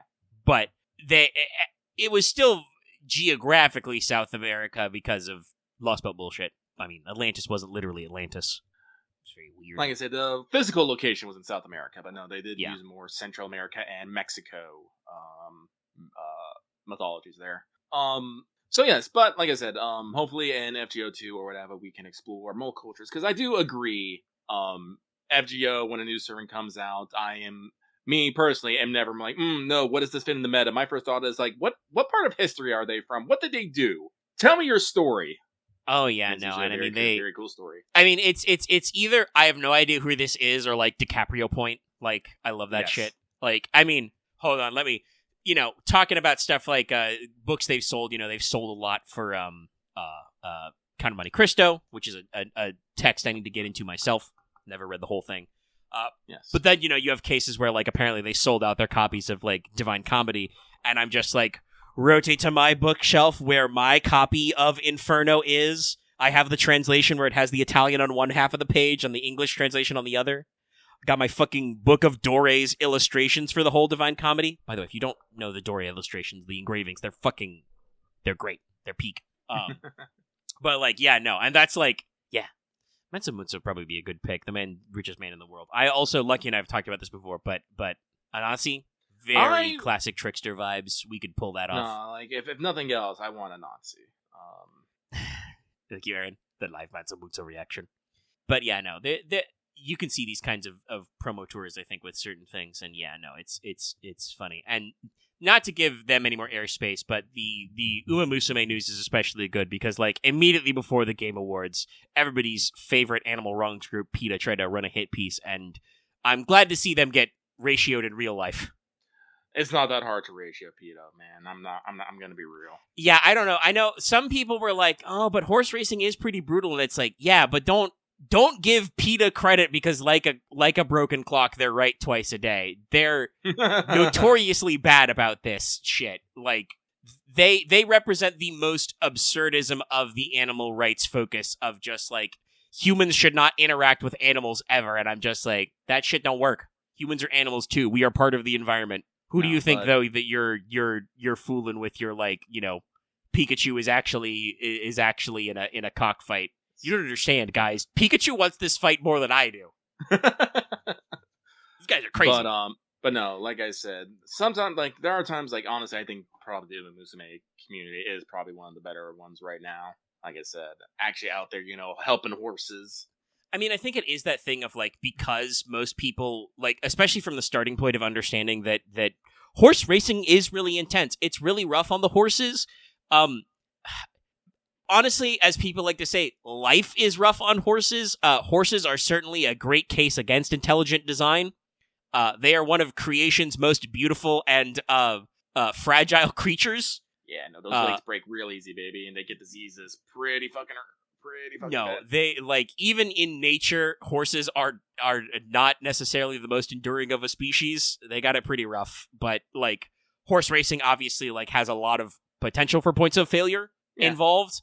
And has gone pretty poorly for many horses historically, but it is a thing where, like, because I think Uma Musume started so plugged into the racing subculture, it is that moment of, like, now a lot of people understand that this industry is really rough for horses. Horses do end up retiring often, and, like, we should, be nice to them even when they're no longer racing and keep up that vibe. Unless, of course, you are fucking... I'm pretty sure that it's the owner and the like the current manager of Gold Ship in retirement is just like, nah, that fucker could have raced a million more years. He just decided to quit. Like I've genuinely heard stories that like, no, Gold Ship's more full of life now that he's retired. He no longer has to lock in. Some horses are just built different, Honestly, just like people, I would like to remind you that like human history's relationship with the horse is also very intimate and tightly wound. Y'all do remember we used to, strap horses in armor and ride them into battle, which is probably not great for the horse, but some of those horses were just like, nah, fuck it, we ball. Some of those horses are heroic spirits to wrap it around to FGO. There's a reason why Bucephalus is so widely regarded. And of course, while probably a little less historically attested, you always have to remember, among men, Lubu, among horses, red hair. So, with that, though, let's keep moving on. After that, because that was all just after Ace Combat 8. Good job, us. We have... It's 1 a.m. I'm more awake now than when we started the podcast. TBH. And we got the juices going. But next up was Star Wars Galactic Racer. We get the pod race through different worlds. At one point, I imagine everyone's going to say, now this is pod racing. You are contractually obligated.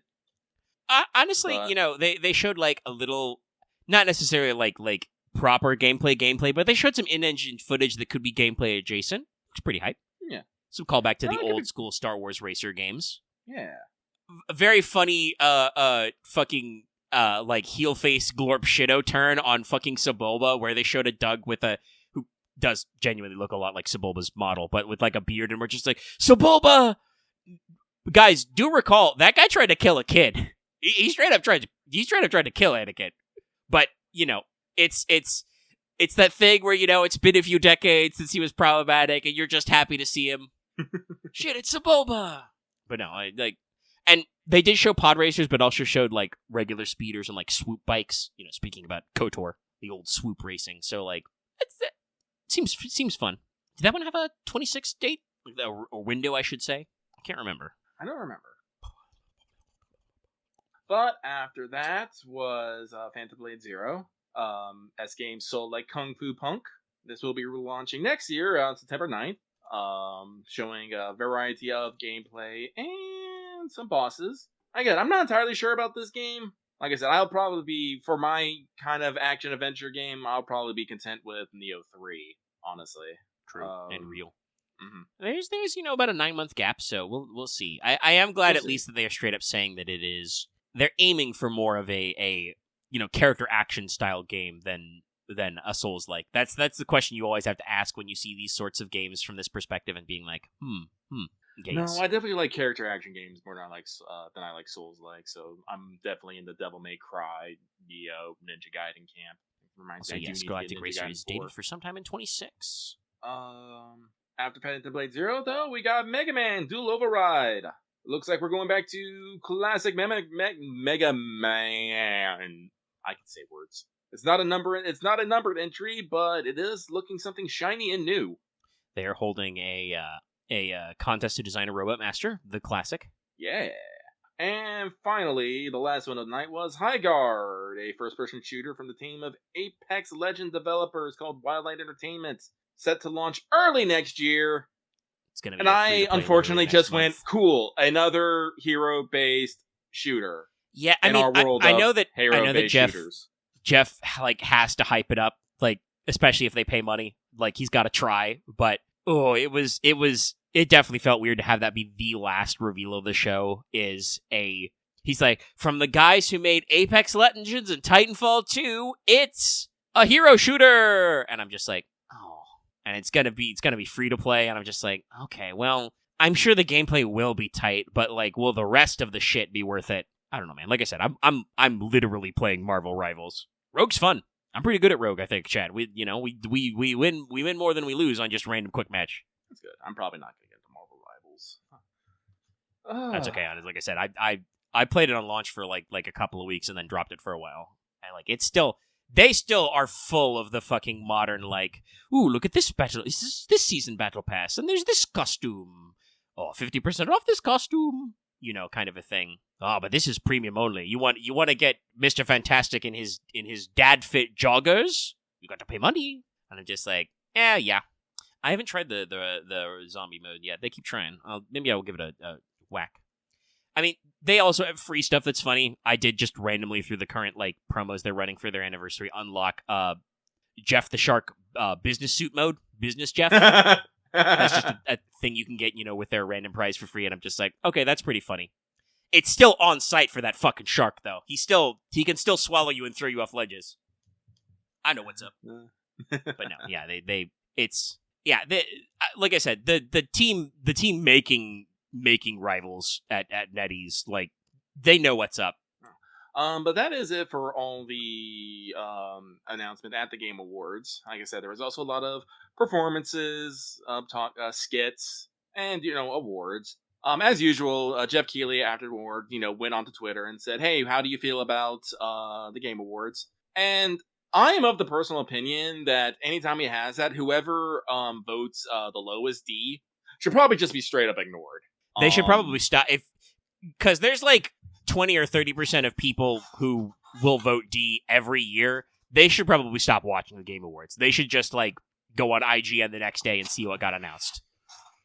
Well, like I saw a great tweet from someone. I do not recall who you are. If you hear this, I'm sorry, but it was a very much a, the puzzle piece clicks into place. They said but they said people would probably like the Video Game Awards a lot better if they liked video games, not just a video game.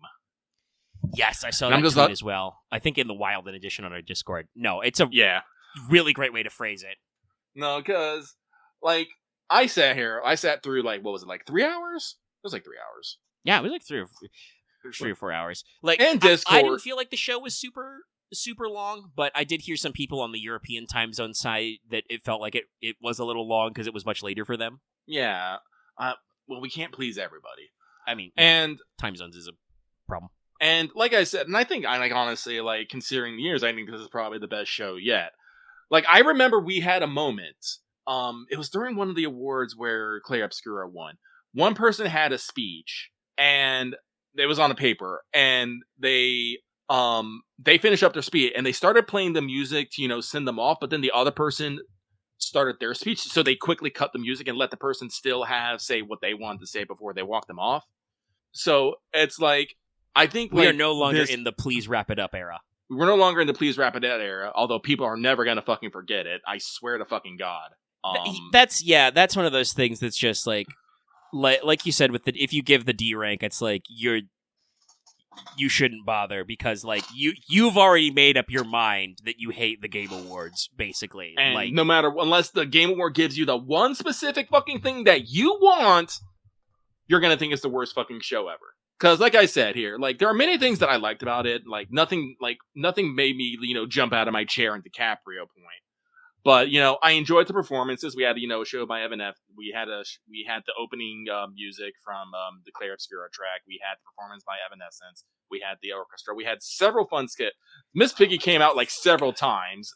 Honestly, I thought that was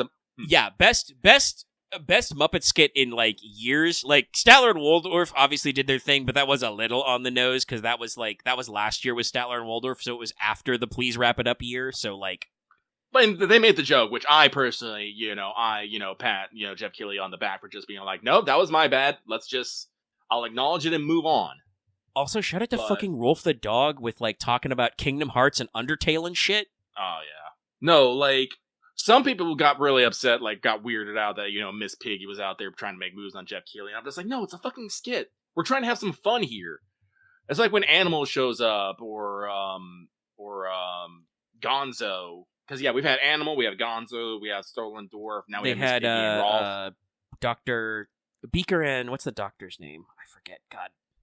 I mean, Keighley is still a shell, but he also, I think, loves video games. Like, yeah, he's a shill trying to, love video games.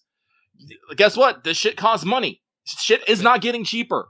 At the end of the day, no matter how much you say, nothing is getting cheaper. Everything is getting more expensive. Chat, and so, like, we love our artistic independence here. If we locked a sponsor, you can tell me that I would be, if there was a contract signed, I would be here, not in a suit because you can't see my ass. But like, I would be bringing my fucking A game of like professional performance because like money do make the world go round. It's important. It do. I gotta eat. It's important. Jeff Keighley has to eat. Okay. Yeah, and like Jeff Keighley has to eat, and so do the fucking God knows how many people he employs to program this shit every year. How many cameras do you think they had?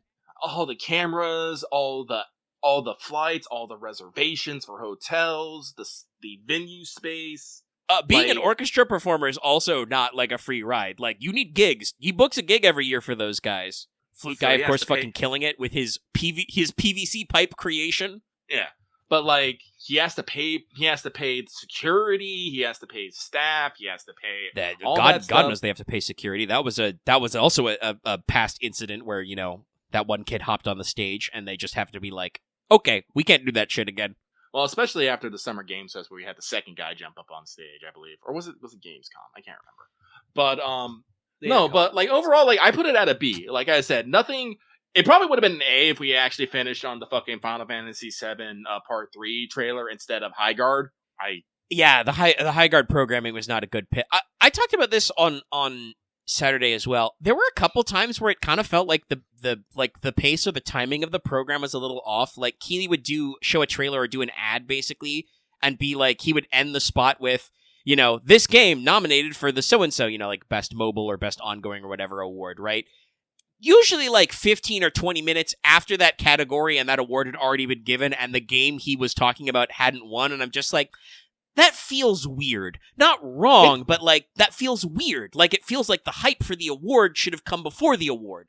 Like, I don't know. Makes me wonder if like they changed some stuff up last minute. There were a lot of rumors that Half-Life 3 was going to be announced at the Game Awards. But also Valve like later that week came out and said, "Oh yeah, the Steam machine's being delayed because of like RAM prices going up." And so like we don't know what it is.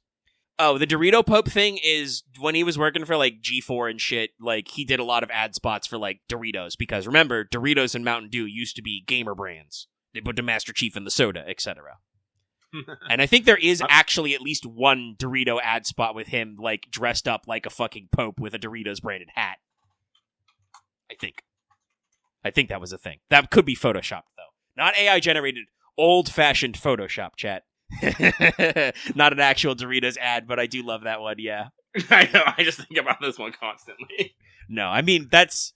Kojima also does brand deals like nobody's business. Maybe that's why him and Jeff Keighley seem to get on. Though, people have been making jokes. Kojima tweeted out a lot of tweets about people he met at the Game Awards, including he got to go backstage and hang with Evanescence. He has not tweeted about seeing his good friend Jeff. Yeah, well, you know. I don't know. I expect Hideo Kojima probably sees the Game Awards as like a networking opportunity, you know, because he does get to fill his fucking Twitter and Instagram feed with shit. He probably could have won like one award, you know. Death Stranding 2 was pretty good, guys. Well, no, like I think I've talked about this with our Discord and stuff. Like now that you know, Claire Obscura Expedition 33 has won a fuck ton of game awards. Now people are gonna be like, no, it actually sucks, guys. Oh, it started the day like people were literally like, I think Claire Obscura is pretty cool, but also I don't think any game should be able to win 9 awards actually. And I'm like, do you guys not understand how awards work? No, this is how awards shows work. Yeah, no. But like, I think out of all the awards, well, no, there's two. I have problems with 2 awards that happened this night. I'm not counting the esports category because, unfortunately, or fortunately, depending on who you ask, I don't follow esports, so all that stuff I don't get. Same with content creators and stuff. I will say that in the loosest definition of the term, I am a content creator, but only in the terms that I, you know, hang out with Omega as he wants to do content creator stuff. But there are 2 categories that I have issues with. One was best video game adaptation. Everyone has said it, and I agree with them. Sonic 3 should have been in there. Makes perfect sense.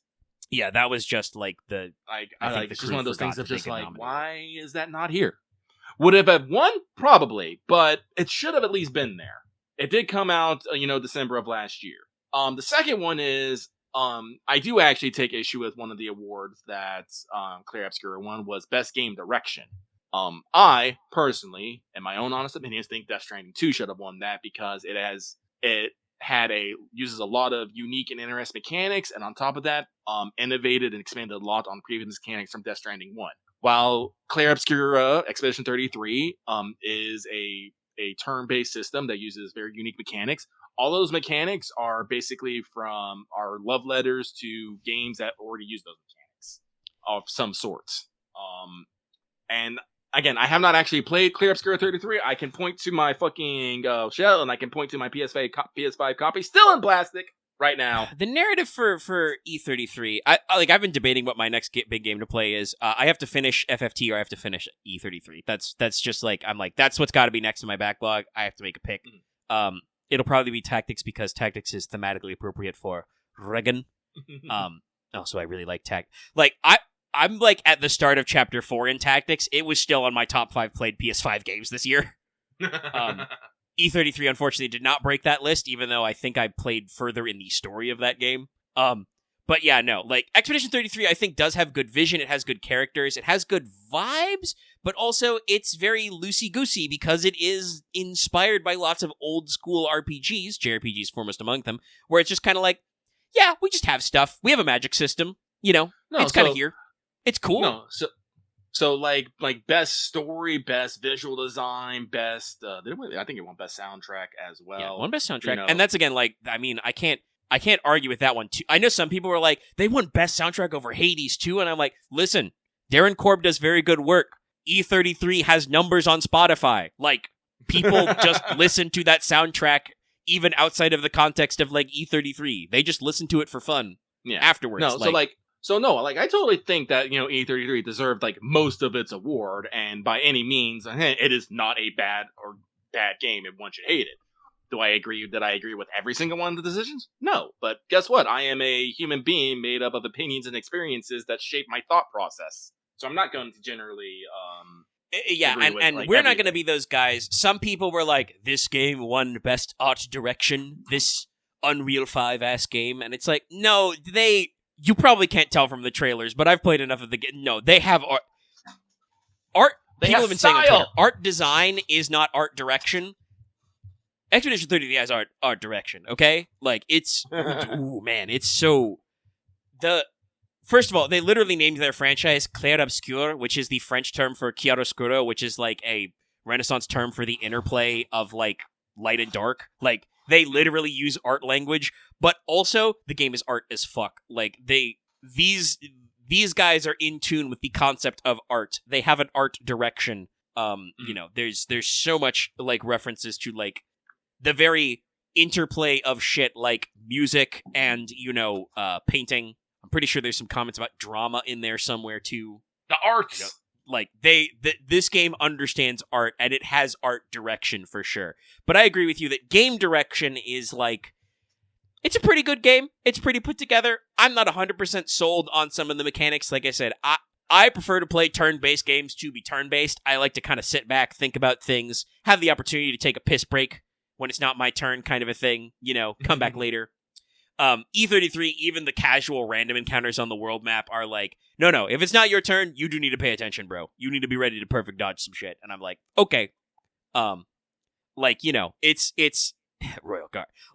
Listen, it's if you're going in for that stuff, that's okay. But like I said, it's I was sold this game on like, oh, it's artistic as hell, and also they brought they're doing turn-based stuff, and that's cool. And it's like it is true, but it has like character action elements you got to pay attention to. And God knows that like they certainly took the super boss timing for that. I've heard a lot of people complaining about the super bosses both in launch and in later like free updates. Like they're crazy. God, I saw somebody tweet something like, role-playing game? What role am I supposed to play? The victim? As it just shows the game over screen. And they later clarified that like it was getting their ass kicked by the new brand new shit. And it's like, yeah, that's okay. Death Stranding 2 is a really well-made video game. It's like, I mean, it's been, 5 years? Yeah, because the original Death Stranding was 2019, I think. Or maybe it was 2018. Might have been 6 years. Actually, no, even if it was 2019, it'd be 6 years. It was 5 or 6 years in the tank. Kojima's been working on, like, a sequel, and every part of Death Stranding 2 is, like, informed by the first game, and is almost always an improvement on it. Like, yeah. I think some systems may be side grades. I don't remember. Death Stranding 2 was also, by the way, was played higher than FFT. Like, one of my other big games this year. Like, I put a lot of hours in. Like, some things may be side grades technically, but almost everything else I can think of was either brand new or an improvement, and every part of it has that kind of, like, bespoke style. Like, you can tell somebody, like, not just worked on this, but, like, somebody touched this, somebody shaped this shit. Like, whether it's the cutscene direction, or, again, the music selection is just fucking Hideo Kojima's mixtape, but it really works. I do love Hideo Kojima's mixtape. The environments are, like, all really good. And also, just God, the game controls good. You gotta remember, controls are important. Like, I know some people talk about, like, oh man, all these, remakes of old games, you gotta worry about it. It's like, they're replacing the originals, and it's like, yeah, no, listen, I understand that, yes, sometimes you do need to go, pick up the damn controller, play the tank controls. You can play Resident Evil. Like, you can suck it up. But also, like, that is going to be a barrier entry to some people because, hey, guess what? Technology has advanced. We can make better control schemes now. Honestly, I think the RE4 remake also controlled really good. It was real smooth. I don't think I had any kind of problems with playing that game, like, input-wise. But video games are about gameplay. They must have gameplay in them, and God knows there are some video games that make me feel like just they make me feel like a beached whale playing them, and I'm just like, God, this sucks. This does not feel good to play. Mm-hmm. And sometimes you'll put up with that shit. You'll put up with jank. God knows I'm putting up with jank with FFT. Like, they kept the gameplay pretty true to the original, and there's some goofy stuff in there. Goofy. Again, like, casting spells, locking onto characters or squares with delay. So many times if I just whiffed a fucking Fyra because the guy decided to move, but I couldn't, like, reach to target him. And then, of course, the reverse. Oh, I targeted this guy, but he went before I cast Fyra, so he just bum-rushed the line to punch me, even though he is also a black mage. Because the enemy AI is not stupid. They're just like, oh, I see, you're casting a level 3 fire spell on me. It'd be a real shame if I was standing right next to you, asshole. Like, it's funny, but, like, it's also goofus. I cast Fist. I mean, they'll get you. Like I have seen people engage in melee combat in that game that I'm just like, why are you doing that? And it's like, well, it's because the alternative is dumber. Sometimes you just gotta move to move. But, like, gameplay is key, and, like, Death Stranding 2 plays so well. It's so well crafted. I would totally have, I mean, I do think I did vote for best game direction, but, like, that is absolutely, like, out there. Like, we asked the question earlier, what's your game of the year? And I'm like, it probably is Death Stranding 2. That was probably the one brand new video game I played to completion this year that I was like, yeah, that was probably the best one. No, I definitely put it over Ghost of Yote. Like I said, again, I don't know what I'm like. I don't know if I'm waiting for me to, like, stream it in its entirety or stuff. But, like, I have not played Clair Obscura. But just through looking through the social media and the allocations and stuff, no, I'm pretty sure that I can probably say that Clair Obscura is at least, like, deserves its game of the year. It certainly feels like it is the collective game of the year, right? Like, yeah. that fits. Like, and like the year that, like, Baldur's Gate 1, it was like, yeah, no shit. That Baldur's Gate 3 was the game of the year. It was the event of the year, kind of a thing. Yeah. I mean, honestly, I'm real glad to rep that Astrobot won that one year. That was a very fun surprise, but, like, Astrobot was a video game. It was a video. I think that's what we keep calling it, a video game as video game. I mean, it's that, like, I've been playing video games since, honestly, I've been playing it before I could read real good. I mentioned before, like, one of my childhood games was Museum Madness. That's one of the games I taught myself to read for because my parents and siblings got tired of, like, reading all the game dialogue to me all the time because I was not reading at a high level yet, and I was just like, fuck it, we're just gonna figure out reading. I'm pretty sure I was playing Mario before I could read good. Like, I could properly say I could read. I was getting my ass kicked at F-Zero before I formed higher language function, chat. When you're playing a video game that can only exist as a video game. Like, honestly, I don't think it has to be, but, like, in a sense, many parts of Death Stranding 2 are just movies. Like, it's just Hideo Kojima with a camera. But he understands gameplay. He's got some gameplay treats for you. Well, Clair you gotta remember, doesn't have to have the JRPG parts to tell the story I think they want to tell, but they've got them. They're good. But, like, some shit just doesn't translate mediums, Like, Astrobot's one of those. Like, you could not do a mascot platformer with collectible characters based on other video game franchises outside of video games. Like, it just don't work. Just thinking of all my when I say video games, it's like there's so many, like, weird video game cliches we talk about, like, oh no, I accidentally sat down. Shit you can only do in a video game, No, like, Kojima does, like, his cinematics, but people do need to remember that Kojima does love his video game systems as well. Like I said, he pioneered, like, basically, like, from the Nintendo, an entire new style of game with Metal Gear. And he does, he does keep reusing the same thing over and over again, but he gets better each time.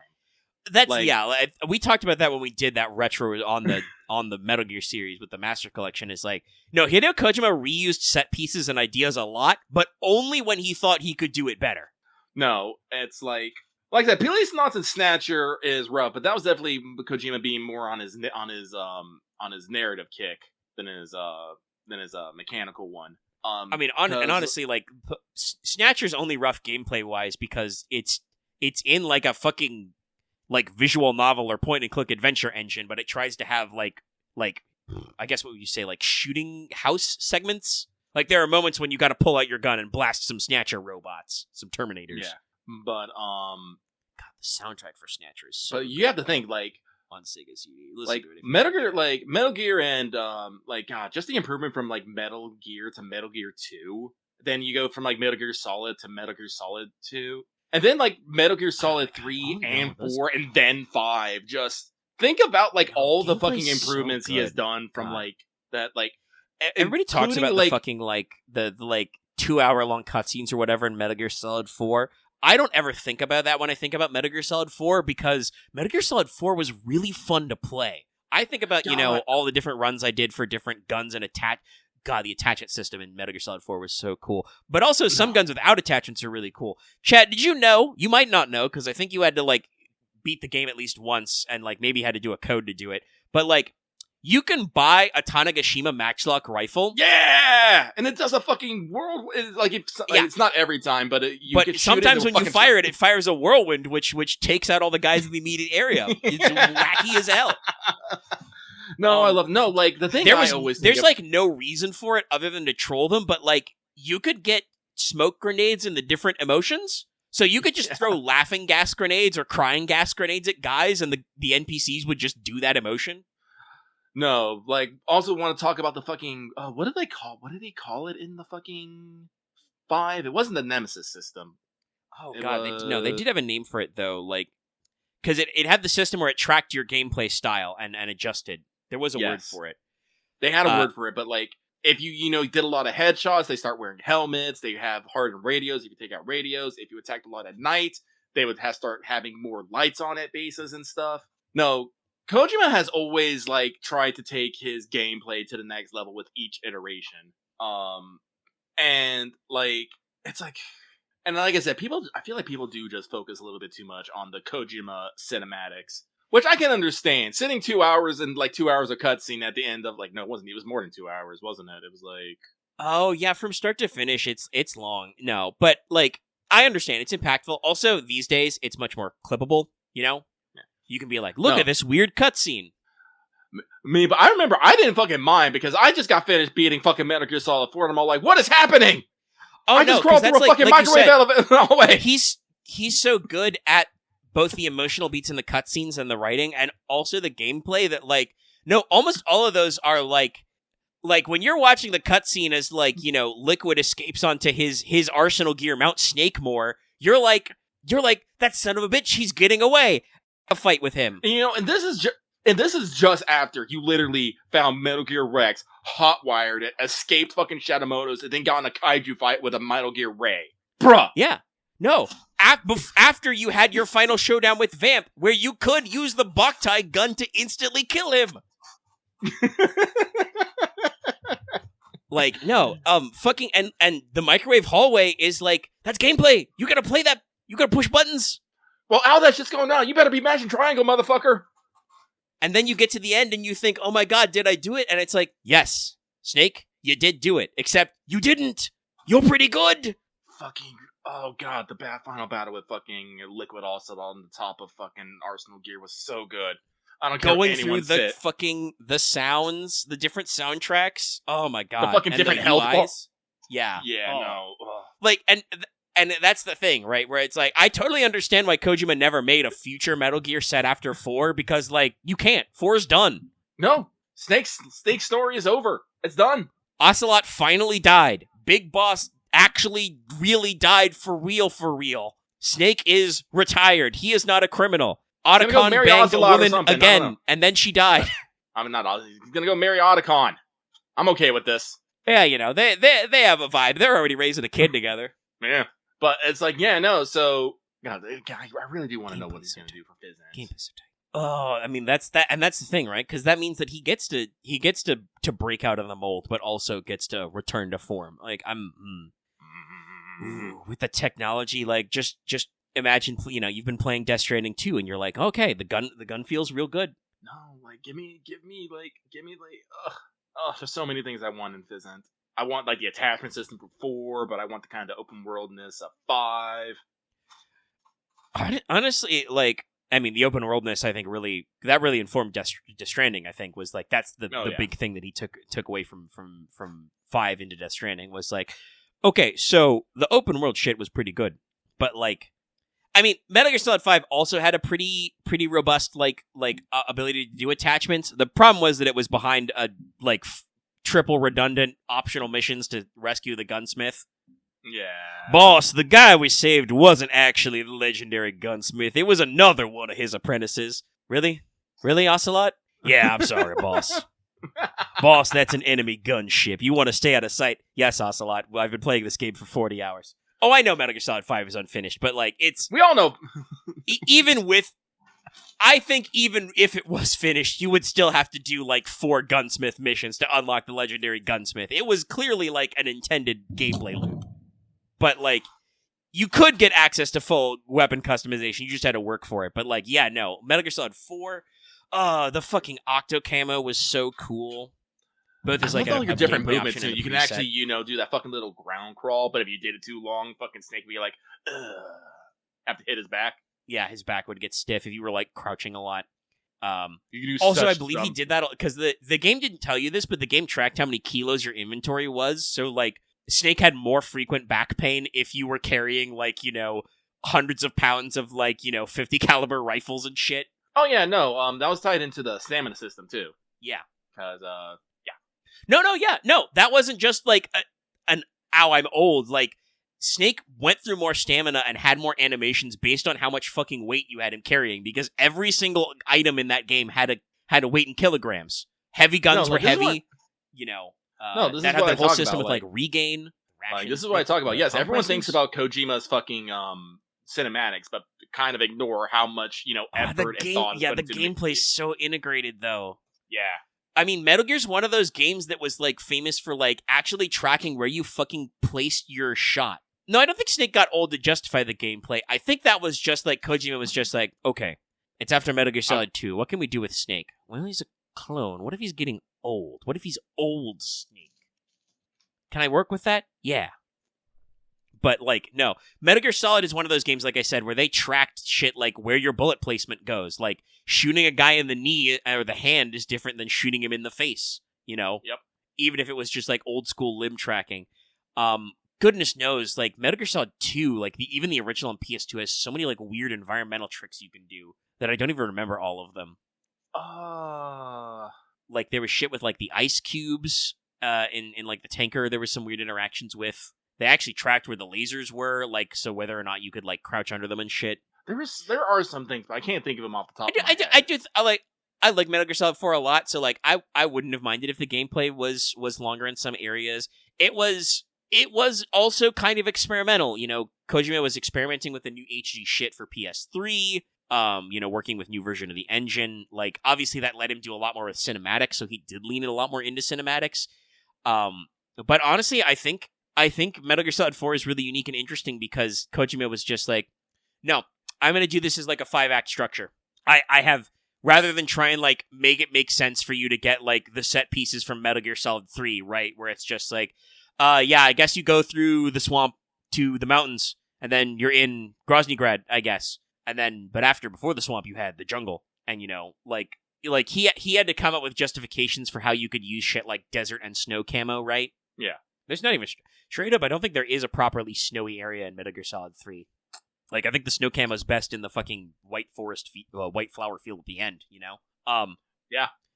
But, like, Metal Gear Solid 4, no, there's real ass snow, because you go back to Shadow Moses for that whole set piece, and that lets him do a whole thing about that. But also, you get to do the opening chapters in the Middle East, and then, South America. You get that big long urban area. The urban area, Chapter 3 is Act 3, I should say, is probably I feel like one of the weakest to me because the gameplay loop is just you follow that one guy, but you don't even have to follow that one guy. Like if you keep knocking him out, like they'll make more guys show up. It's weird. It's a weird segment. It's a weird segment.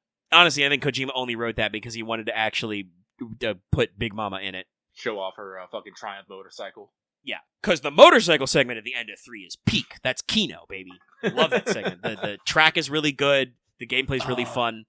So, and then it turns into the Raging Raven fight at the end, which is the clock tower segment where she's like flying in and out with her drones. Mm-hmm.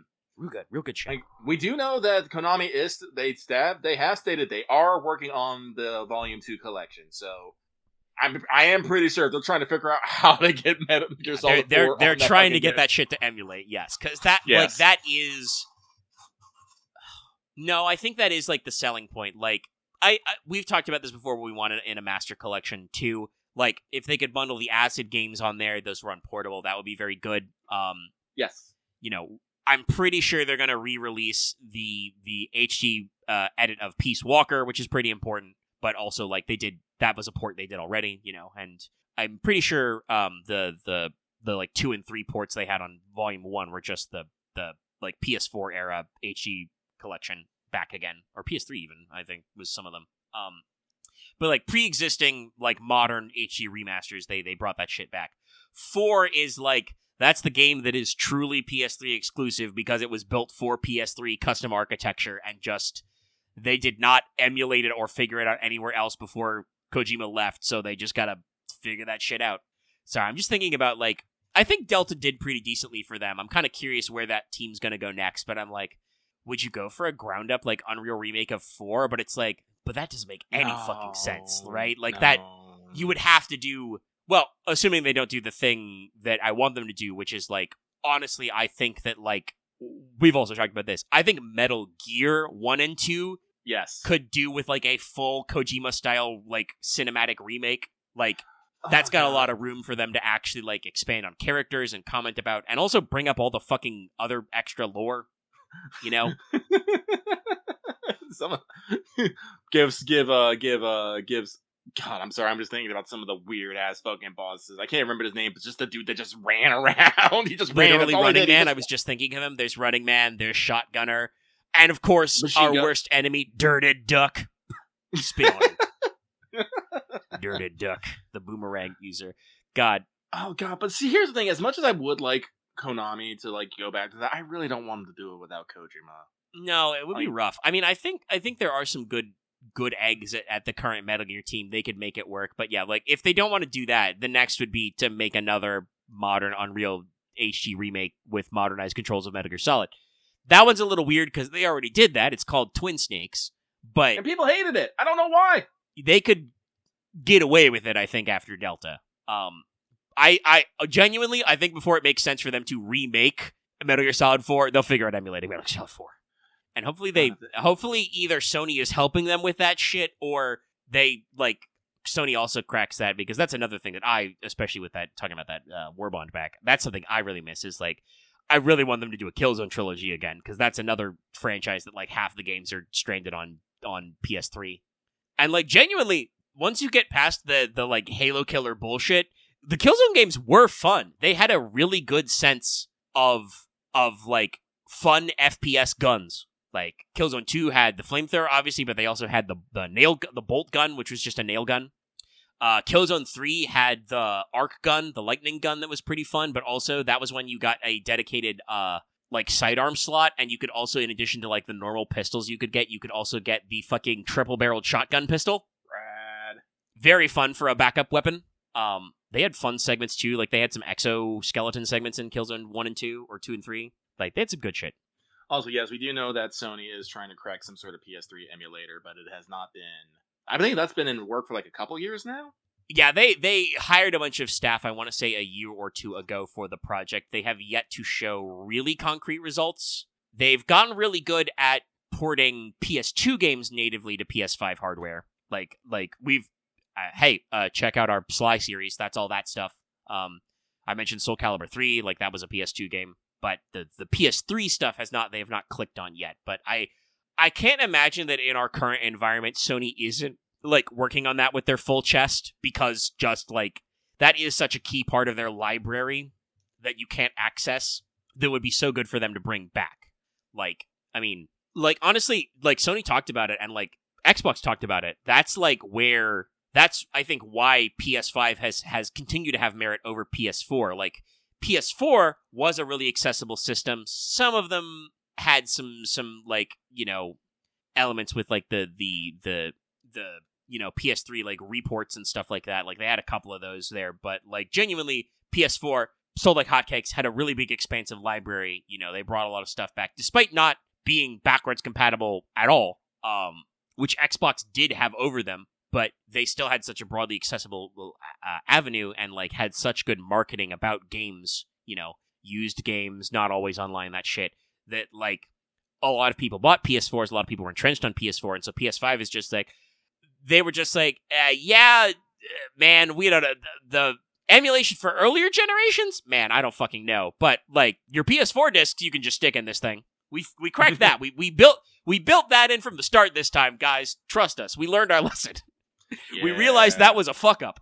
And so, like, you know, you just get to instantly bring over your PS4 library, often with updates. Like, there are a lot of next-gen patches that, without even needing to get a standalone PS5 version, they were just like, yeah, no, it just works. It just runs better. God, I remember when PS5 was coming out, like, that was a thing with, speaking of Final Fantasy VII, the Intergrade version was just like, even without actually getting Intergrade standalone, they were just like, yeah, no, this shit just runs better on the PS5.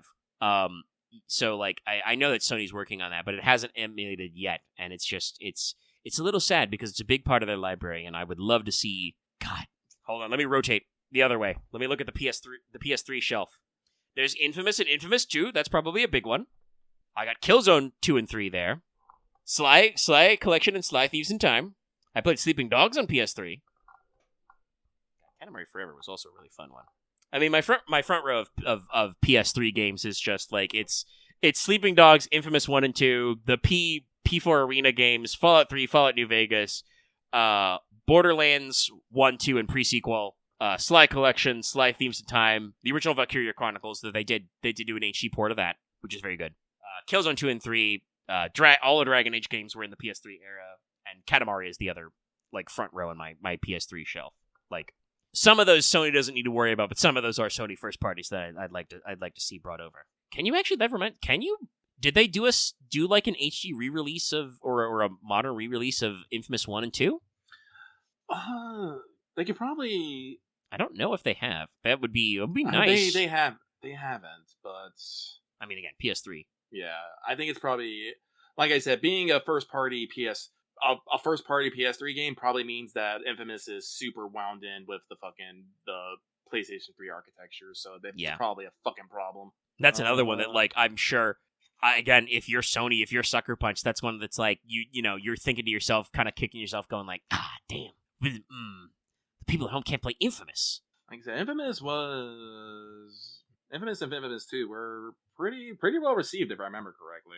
I'm pretty good off. I do believe, honestly, I think Sucker Punch did too good of a job. Like, I'm pretty sure between the endings of Infamous 1 and 2, they're like, no, this franchise is done. What do you mean they're making a third one? And they even had to come up with a different protagonist for Second Son and stuff like that. Todd Howard will eventually take care of the problem of my PS3 years in Fallout 3 and New Vegas. Eventually. Not to get off the PS3 train, but I did watch all of the first season of the Fallout TV show, and I have watched the first episode of the new season that just started. I have some thoughts to bounce around, I think, if Lucky's willing to hear them at 2 a.m. my time.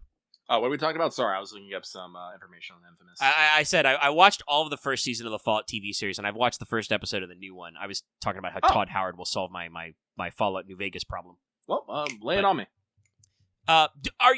Lucky, do you think at any point you will watch Fallout on Amazon Prime? Like, do you want me to hold back on spoilers? No, like I said, I can play a Fallout game, but I'm not actually interested that much in the Fallout franchise. Usually when I play Fallout, I want to play, like, New Vegas. That gives me all the weird little attachments and stuff like this. I was like, I like Fallout fiddly bits. I'm not actually in Fallout for Fallout. So, no, give it to me.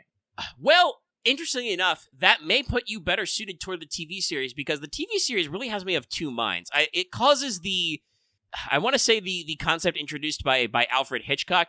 Watching the show's a very good time.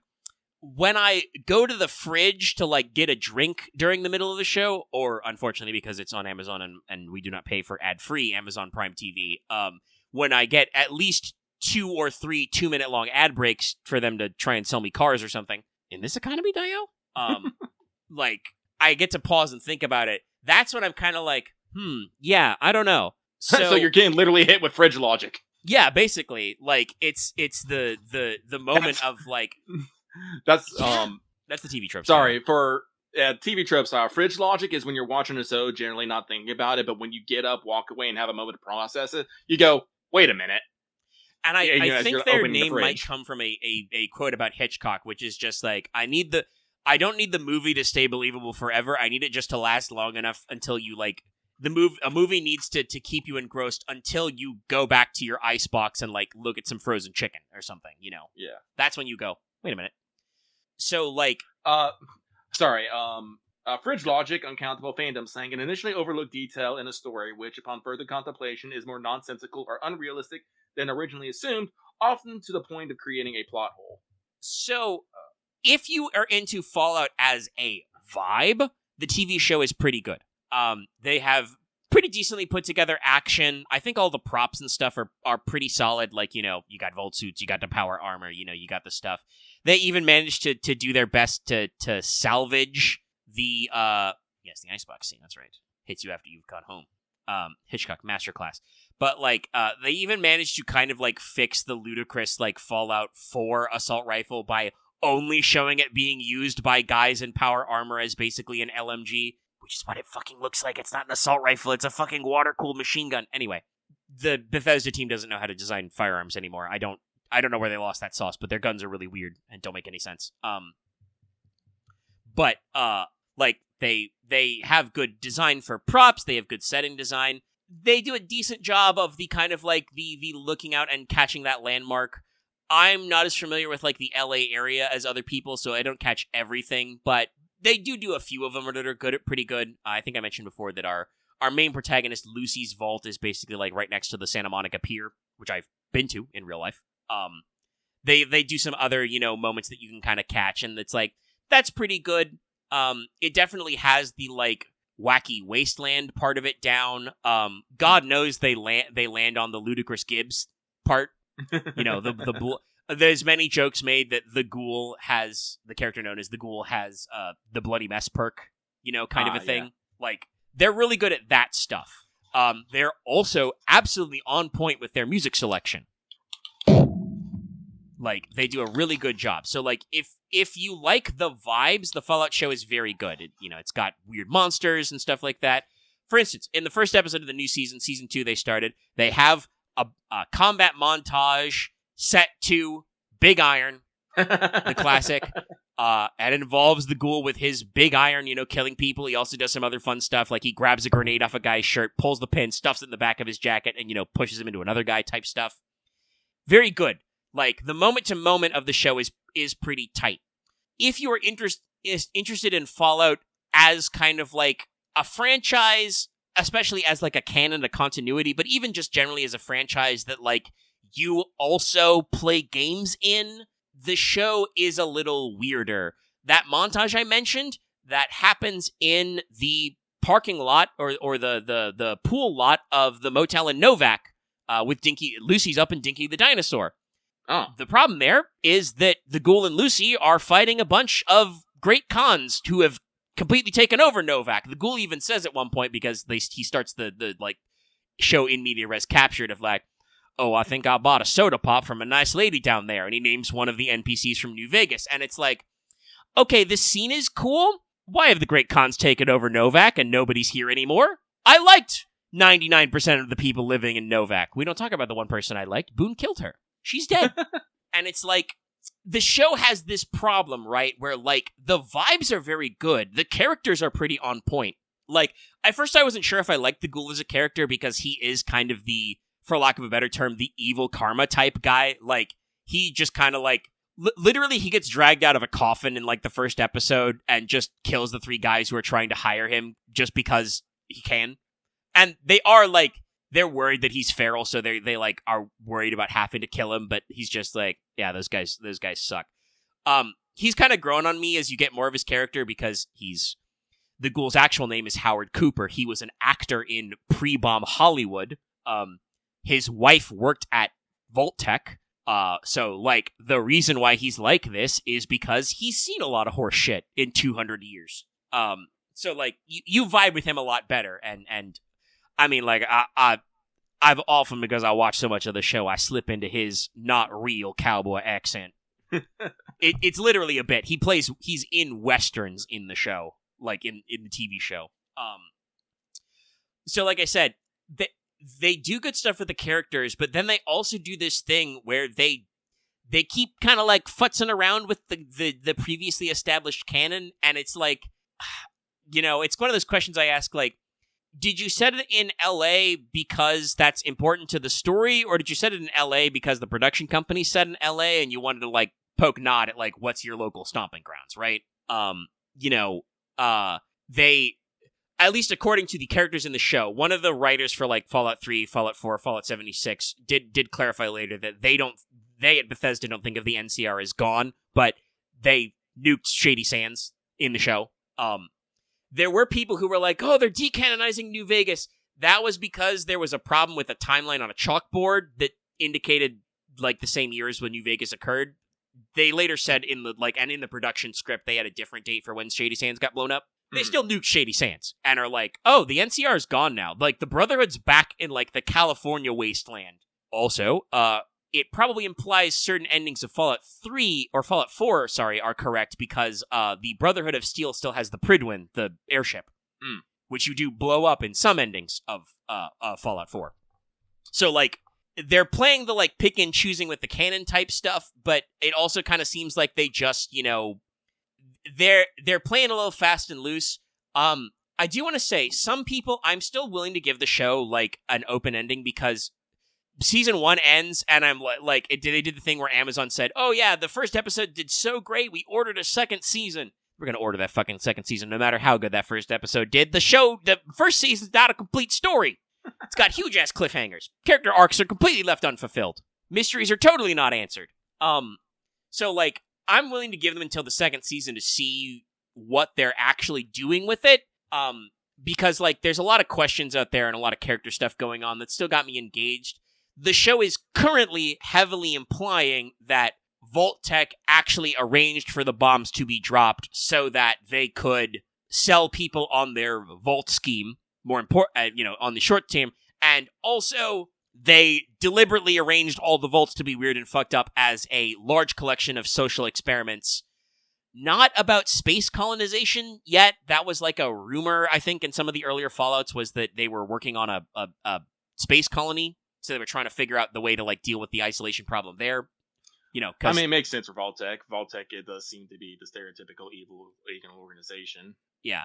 The show goes for more of a, like, oh, no. Their plan is they did a lot of different social experiments, and they're all connected to a network, because the idea is that Vault-Tec is responsible for the bombing of Shady Sands, right? It's not like an organic thing. It's like they blew up Shady Sands because the NCR was getting too close to a pre-bomb government. Vault-Tec's plan is to build these vaults out and have, them figure out the ideal long-term civilization, and then eventually they're gonna come out of the vaults and reclaim everything, and there'll be no more war, because we'll be in charge. And it's like, that's new, that probably breaks some previously established canon stuff, but I don't hate it, because, like, Vault-Tec has always been cartoonishly evil. Yeah. Like, many of the thought experiment vaults are really fucked up. Oh god, they are. So many of them are real bad. So, like, the implication that, like, pre-war Vault-Tec was, like, literally sitting around with a bunch of, like, moguls going, like, oh yeah, we could do this or that. We could do this fucked up shit. We could give them less rations than they need and see what happens, kind of a thing. Like, yeah, no, that tracks, but also is kind of against the original point of the canon, which is just kind of like, it doesn't matter who dropped the bombs, really. The bombs dropping were inevitable because, like, that's kind of how humans are. So turning it into, like, a thought experiment of, like, oh, Vault-Tec drop the bombs on themselves because they realized that bomb dropping was inevitable is kind of like, it's a little weird. But again, the show's not finished, so I don't know. Like, some people were like, oh, they're making Mr. House a good guy. And I'm like, no, Mr. House still sucks. When they're doing, like, a fucking big board meeting out, straight out of Dr. Strangelove, by the way, again, the visuals of this show are, like, pitch perfect, no notes. Mr. House is the one who just, like, is like, well, yes, it's all very well and good you've designed this system, but how do we guarantee they buy the product? And they're just like, oh, we'll drop the bombs themselves. And he's just like, yes, very interesting. Personally, I think that lines up. That just explains how Mr. House knew to build his anti-missile defense grid for New Vegas. He was in the room when they talked about firing the missiles or forcing the missiles to be fired, kind of a thing. But now they're also doing a weird thing in the second season with, like, mind control chips in the back of people's necks to, like, make their bodies, like, remote controlled. And I'm like, that's not Fallout, but that does seem like a big deal to be like, they literally show a flashback of Mr. House testing this technology, like, pre-bombs, and it's like, that's a little weird. I don't think Mr. House ever talked about needing mind control chips. Seems like we've gone a little too far. Would the Mr. House I know fucking love putting mind control chips in people's necks so he can just make their bodies do what he wants? Yes, that sounds like him. But also, if he was working on this technology, why didn't he have me go to the vault where they were, building it, iterating on it in the 200-year time gap and steal that shit for him in New Vegas, right? That absolutely sounds like something he would do, Like, he wouldn't have needed wouldn't need the silver chip. So it's weird. Like, they go back over canon, or they advance the timeline further, but they do it to change stuff, but also they do it to not change stuff. Like, Caesar's Legion's going to be in the second season somewhere. That's going to be really interesting. And it's like, I know they talked about, like, oh, well, if you're a fan of Fallout New Vegas, look forward to seeing all your favorite places. And I'm like, but if I like Fallout New Vegas, I don't want to just see Novak. I want to see Novak, like, as it was. I don't want to see the Great Khans squatting in Novak for some reason. Like, it's odd. I think they've already, like, shown promo footage of them, like Lucy and the ghoul fighting kings from I forget what the Outer Vegas area was called, like West Vegas, Freeside, like kings from Freeside, but they're ghoulified now, and I'm like, I don't want to see that happen to the kings. The kings are nice. Like, so the show is, like, again, like I said, if you like Fallout as, like, a series, a franchise, it's weird because, like, they just change a lot of weird little stuff, and you're kind of like, wow, so me busting my balls to, help the kings or save, preserve Novak or whatever, or run out get the Great Khans the fuck out of New Vegas, which I'm pretty sure most endings want you to do. Though, of course, they could have come back. There's no, if the NCR is gone, there's nobody making them stay out, kind of a thing, right? But, like, if I busted my balls to go through a gameplay story, or even for Bethesda games, if I finished Fallout 4 and I'm like, no, I killed the Brotherhood. I blew those fuckers up. And then you see the airship in Season 1 and you're like, wait a minute, hold on. So, like, it's weird. But otherwise, the vibes are perfect. So, like I said, I really don't know what to think of the show, because it's like, one moment I'll be like, oh yeah, that was perfect, no notes. And then on another moment I'll be like, hold on a second. You're introducing a lot of new shit all of a sudden that I feel like should have come up earlier. So it's like, yeah, it's weird. So, like I said, I'll see how they play out the second season and probably have a complete opinion, but it's an odd time. I did kind of like seeing Dinky the dinosaur, but again, it was very much like, oh, see, it's Lucy and the dinosaur, not Boone. Ooh, nod wink. And I'm like, that's okay. They did play Big Iron, though, and I did pog. Also, I mean, I do really like Big Iron, though. That's, like, a really good song. It is. Next thing you know, they'll hit me with the jingle jangle. But yeah, like I said, one of the writers did say that, like, oh, okay, Shady Sands is gone, but we're not planning on writing the NCR out of future Fallout games. Like, there would still be people around. It's just they're not on screen. I mean, I don't think it's the East Coast people. I do think it's, like, genuinely brand new writers. Like, they're consulting, I think, the Bethesda's current writing team. But it just kind of sounds like I said, like, they're just kind of, like, they got the license to do the show, so they're just kind of playing in their own playground. They're doing, like, their interpretation of events, which is, like, okay, it's an adaptation. It's just, I don't know, man. Todd Howard's out here being like, oh, no, Fallout 5 will be influenced by things that happen in the TV show. And I'm like, are you sure about that, Todd? Also, Todd, You're fucking lying to me. Fallout 5 is not going to exist for at least 10 years. You're telling me you're going to remember what happened to the TV show when you're making, Fallout 5 from the retirement home? I don't actually know how old Todd Howard is, but I feel like he's going to be pretty old by the time Fallout 5 comes out. So, yeah, I don't know. It's just one of those weird cases where, like I said, I'm kind of concerned about, what this is going to mean for, future franchise titles if we keep resetting to zero. But they did at least try to explain why the Wasteland kind of seems to always, return to zero, right? Trying to come up with a reasoning the reason why technology keeps stagnating and cultures keep fighting each other and just bad shit seems to happen when somebody gets their shit together is that's all Voltec's fault. It's a secret conspiracy since before the war. I'm okay, I believe it. Sure, why not? You're trying. But did you have to blow up Shady Sands? Did you have to take over Novak? Do you got to do those things? Ooh, by goodness, Caesar better be dead. That brain tumor better have got him if I didn't get him.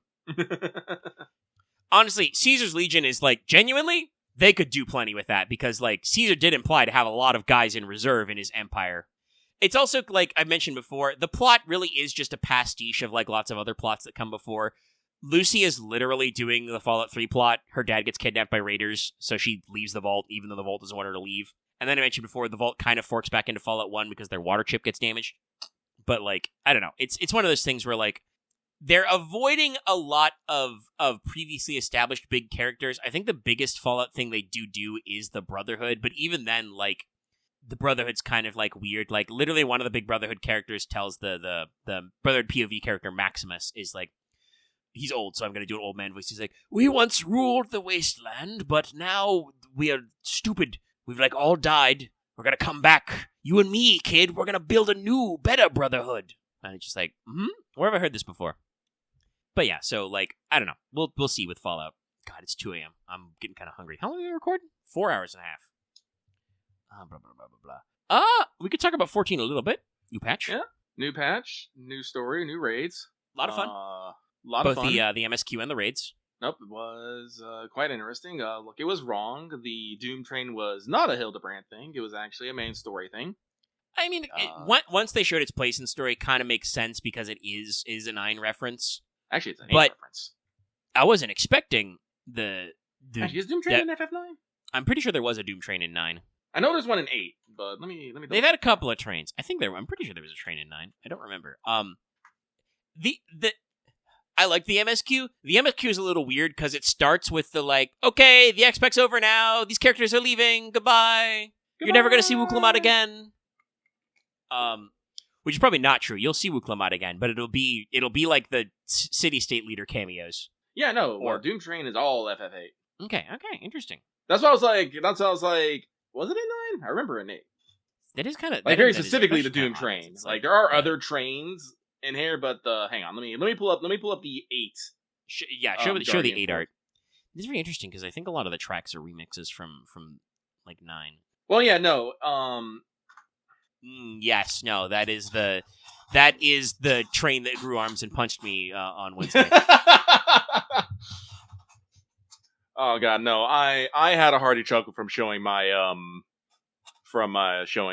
experience in when I did it because I got in a little bit earlier than everybody and I did Doom Train my own and me and the group that I was in, we had some things to say.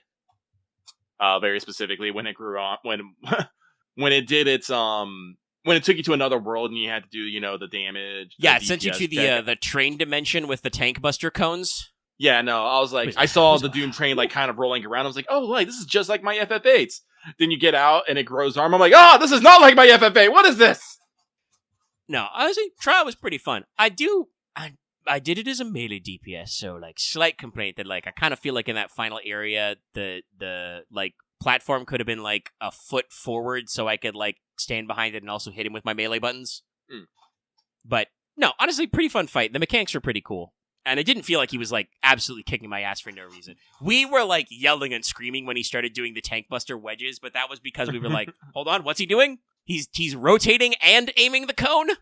Nah, they did some fun mechanics with it. And I also did a lot of the visual style of every time he would fucking destroy a platform, it just didn't vanish. No, it bounced on the track a few times. And you're just oh! No, and it has the big wind up for that. Yeah. No, it's great. And I can't remember no. his name, but the Malala who was piloting, just panicking up front, just oh no, we're out of train. No, that was honestly, again, MSQ was pretty good. Like, I don't know what I was expecting because this is the phase where we're kind of transitioning to the next arc. So like we had, like I said, the big send off where like everybody smiles and waves and like Erenville goes off and the twins go off.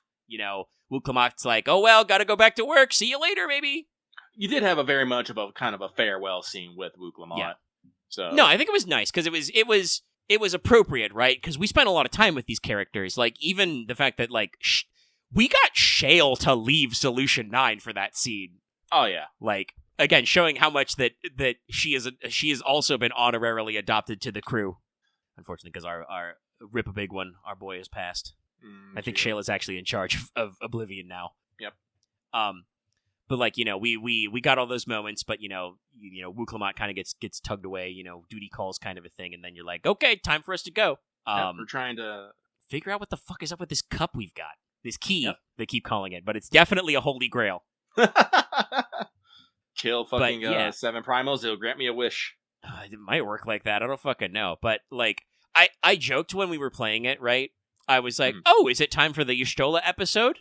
No, not yet, actually. It was double secretly a Grahan Kryl episode. Yes. Which was great. First of all, they did a really good job, I think, playing Graha and Kryl like off each other because like I kept turning to Kryl and being like, you really need to talk to Raha about this because like if there's a guy who understands having memories transplanted across dimensions, it's him. He knows. He looks like a young cowboy, but he is actually, a centuries-old ruler. He's old at heart. I mean, you want to talk about building a fortress against a dying world? That boy knows. I bet he was thinking like, we could put a crystal tower here. No, actually, I'm pretty sure like he actually referenced that because the story is you descend from living memory into the ninth, and you go to see if you can find a nearby city. What was it? Trenno, yes. Trenno, it's a city, and you find out that it actually had its own barrier.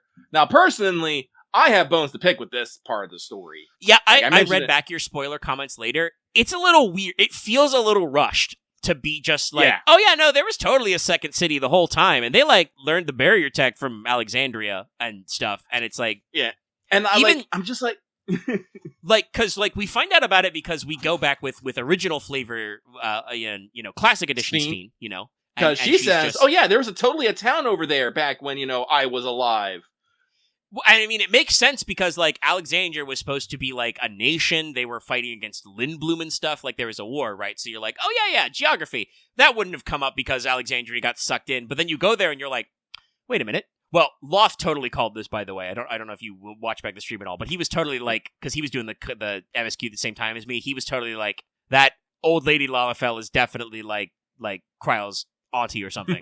He called that shit, and I'm like, damn, you were right, Loft. And it's just like, but then you're like, wait a minute, you're telling me that Kryl's mom came from this place? And like, I don't know. It makes me wonder if maybe if we didn't have to do, I guess we would call it damage control on the ending of Dawn Trail, like maybe we would have brought up some of this stuff earlier.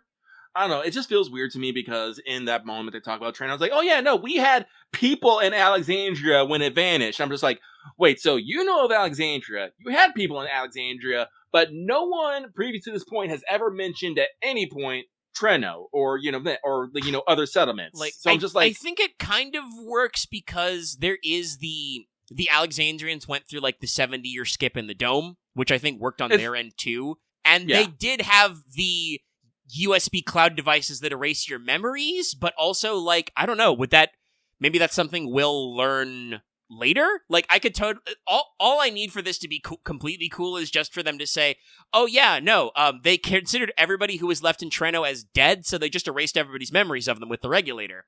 But we don't say that. So it's like, right. Did we know what was going on here? Like I said, this whole ass city, this big set piece, right? We spend a lot of time walking around here, just kind of like pops up out of nowhere, and we're just like, oh, neat, I guess. Neat, I guess. It has its own barrier. It's filled with friendly short peoples. Like that's the other thing. It's like I'm like these Lalafells are too friendly. I can't hate them. It's hard to cast suspicious on them.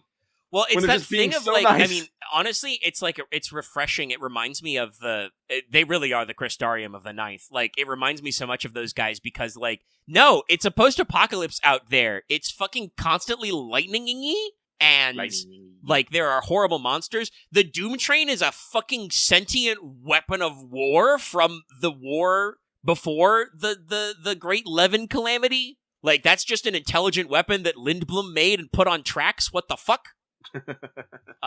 You know, so like, yeah, these people have to deal with some heavy shit. Of course, they're just like, oh yes, random strangers, come on in. You know, you need help, you need food, and you're like, no, we're good actually. We don't need anything. In fact, what do you need? And they're like, you want to help? You want to help? Huh? Oh, wow, you guys are so wild. amazing. Guests never need that. It's great. I guess you could help us, like, deliver this energy drink.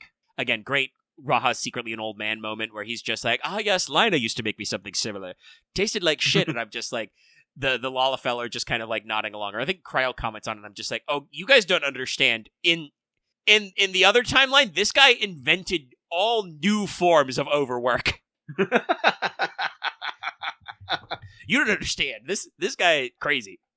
But no, like, they're just so friendly, and they do drop a line that, like, oh no, we have working rails. There are other settlements with barrier copies out there. So it's like, does that mean, is this gonna be like Endwalker style? Like, are we gonna do a whole, like, side quest in the ninth? Or are we working towards the next X-Pack? Because, I don't know, the ending of the MSQ, like, a lot of the big through line is, like, Kryl deciding, like, does she stay or does she go kind of a thing. Mm-hmm.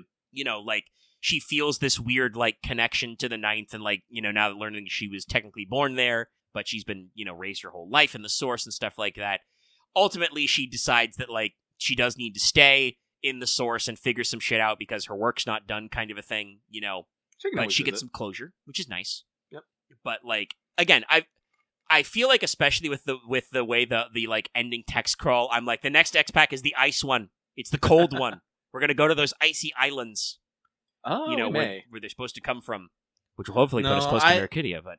No, like I said, the X-Packs wasn't necessarily about showing off our new location, but it was doing about showing off our next threat, I guess is the best term. Talking about the Renterers and, you know, maybe that, you know, maybe not, I did see this Loth from, this comment from Loth, you know, that maybe, losing our load-bearing primal is, not great. No, I think that's a pretty logical one for them to talk about.